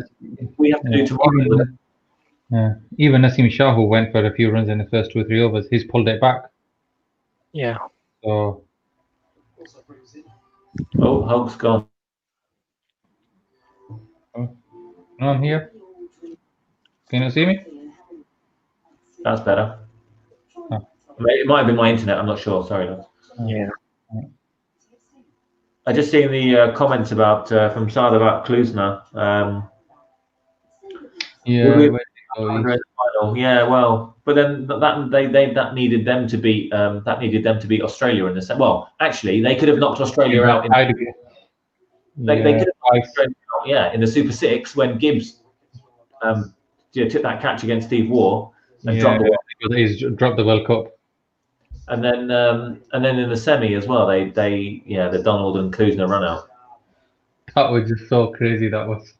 The funny thing is, if you look back at that game, I think because of the way that the Super Six was going, no one expected Pakistan to do so well. So there were lots of Pakistan fans at the Australia-South Africa semi because I think Australia, South Africa was. I think Pakistan played New Zealand because we finished top. Pakistan never finished. Yeah. So we finished top of the group, and we played New Zealand in 4. And I think everyone thought Pakistan would finish 2 or 3. So there are loads of Pakistan fans at this Australia South Africa semi-final, and I think they were all supporting South Africa. Yeah. But yeah, this is a masterclass by this pair, the Ross and Taylor and Williamson, Prince William. Everybody's talking about too much series on Cricket Info. Too much what? Too much series. Oh, right, yeah.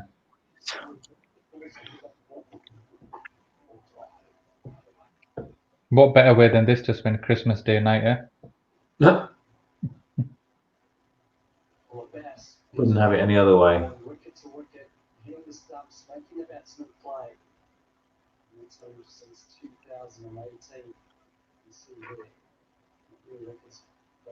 So, well, you'll see the stat, but basically, Abbas, only 8% of Abbas's balls were hitting the stumps today.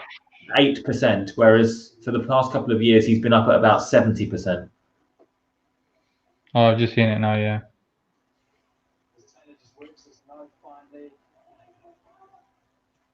Oh, come on, lads. Sloppy fielding. No.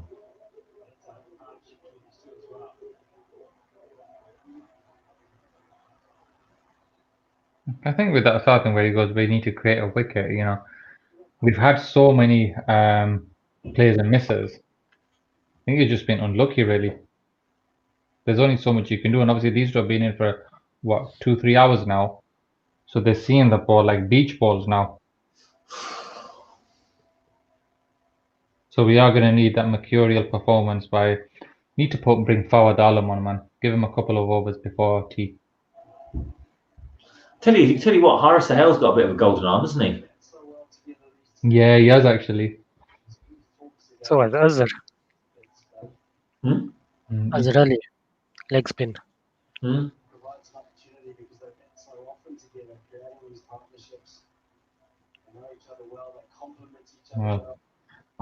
Well, just under 30 overs left for the new ball. How many overs was the ball in this session then? There were 26 in the first. Just 31 now. 26. Yeah. Oh, good shot from Taylor straight to the man at cover. Probably end up with about 28 overs this session.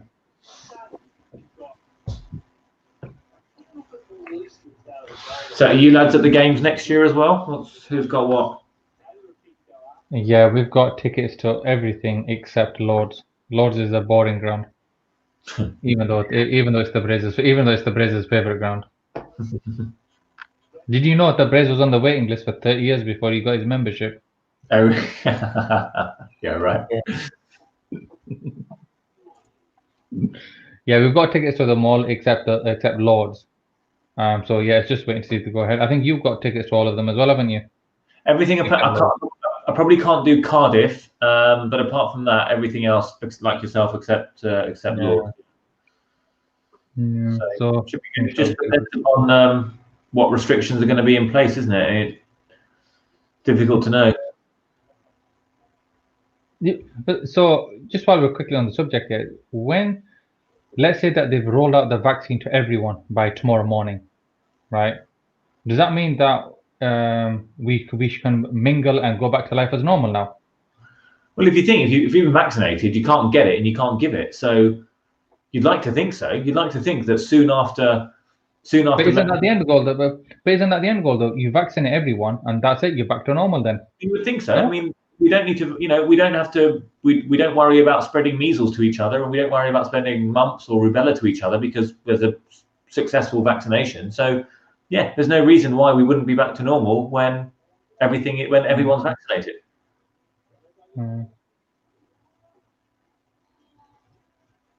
We'll see you there, sir. Obviously, we'll have to send the Brace some text in it because he'll be. Oh, slog sweep for 6. Jesus. Taylor's taken a liking to Yasser though. That's okay. I wouldn't change a thing. Make him do it again. Is Imam still commentating? Not at the moment, but apparently his commentary was one of the highlights of the day. I'm reading. What? That's a good shot from Taylor. Just seen the slug sweep now. Oh, another one. I said he wouldn't do it again. He has. He's got 4 this time.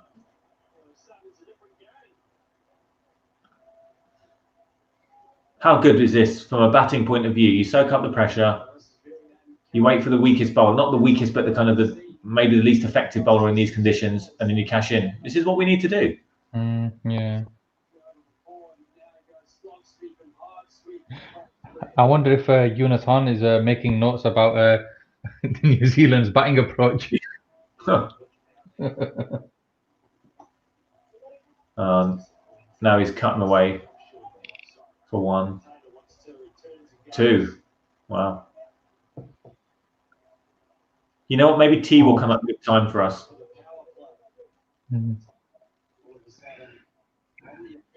I think we need a bit more than Chasha. If the first session was evens, this session has been all New Zealand. Yeah, what were they, 55 at lunch? They put on another 72, I think, in this session for none. Yeah.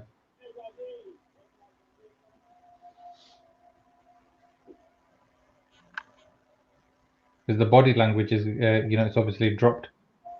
Yeah, understandably. If you look at our body language, it's probably not as good as it was a couple of hours ago. I mean, it's... Yeah. Well, we've been talking about COVID, haven't we? Yeah. But yeah, so just coming back to that, then, hopefully if the vaccine thing has been rolled out, then it's we're back to normal. It just depends upon how long it takes the vaccine to get rolled out. The difficulty is obviously you've got to give 2 doses 3 weeks apart. They've got to do the most vulnerable people first, and it's obviously a question of, if it's going to happen primarily via GP surgeries. To be honest, that's going to take ages because GP surgeries don't really have. A lot of GP surgeries don't have the just what they need to have in place to do mass vaccination. There's when there's still patients coming in for other stuff, it's difficult to dedicate your resources to just the vaccination. So it very much needs to be kind of government led or vaccination hub led, army led, as opposed to just relying on general practice, because that's going to take a while. I think we calculated it's going to take probably till about March to get just our high risk patients done, let alone the 30, 40, 50-year-olds kind of thing.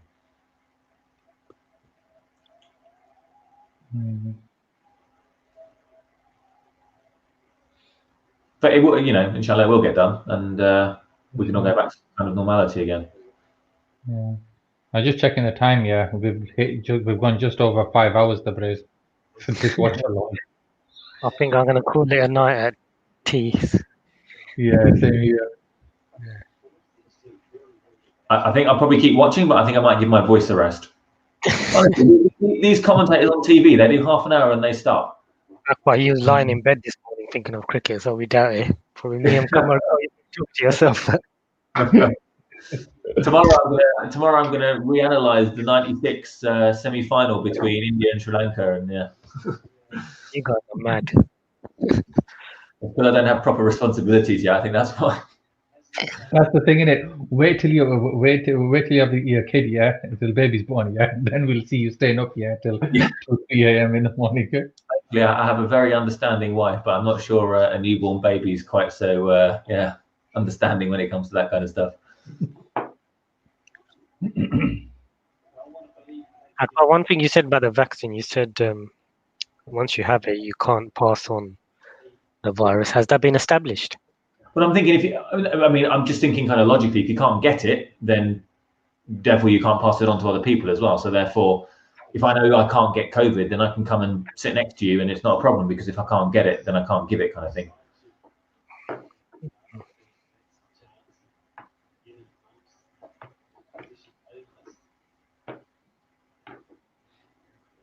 So they're saying 600,000 people already had the first dose in the UK. Yeah. It's good.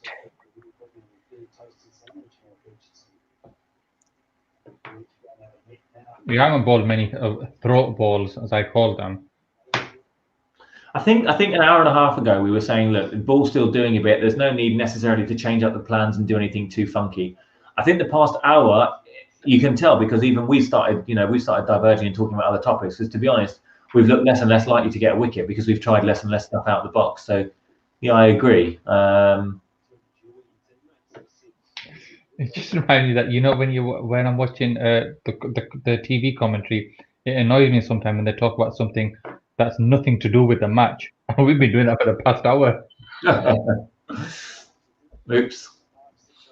But like you say, yeah, they come on for like half an hour stints, don't they? We've been going for 5 hours straight. Yeah, there's a reason why we did it, though, isn't it? Sorry? There's a reason why we're talking about the vaccinations, though, isn't it? Yeah. To get 2 games. So Yeah.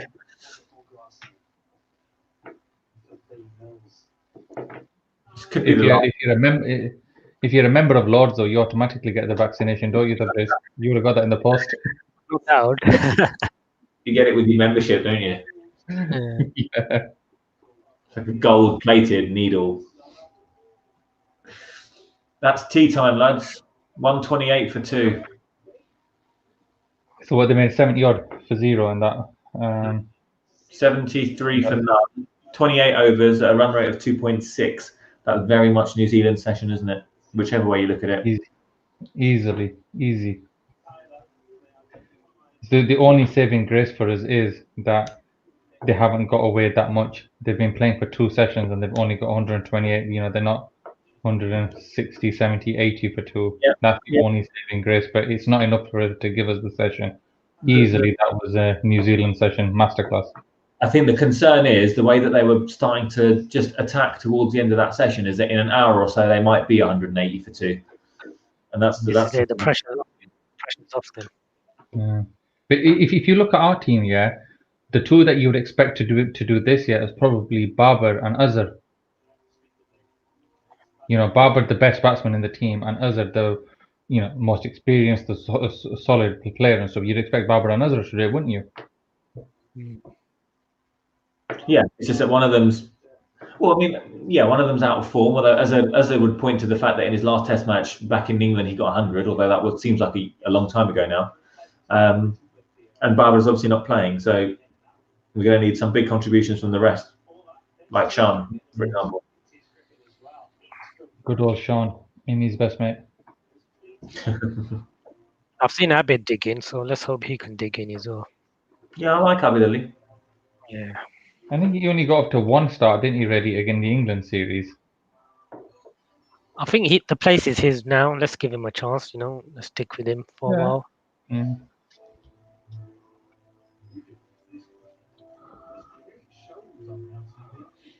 Right, we're going to go for some Chashra then. Yep. Right, lads. Okay, so is that a wrap for tonight? And that's all our viewers. Thank you very much. Wait. Pakistan. Zindabad.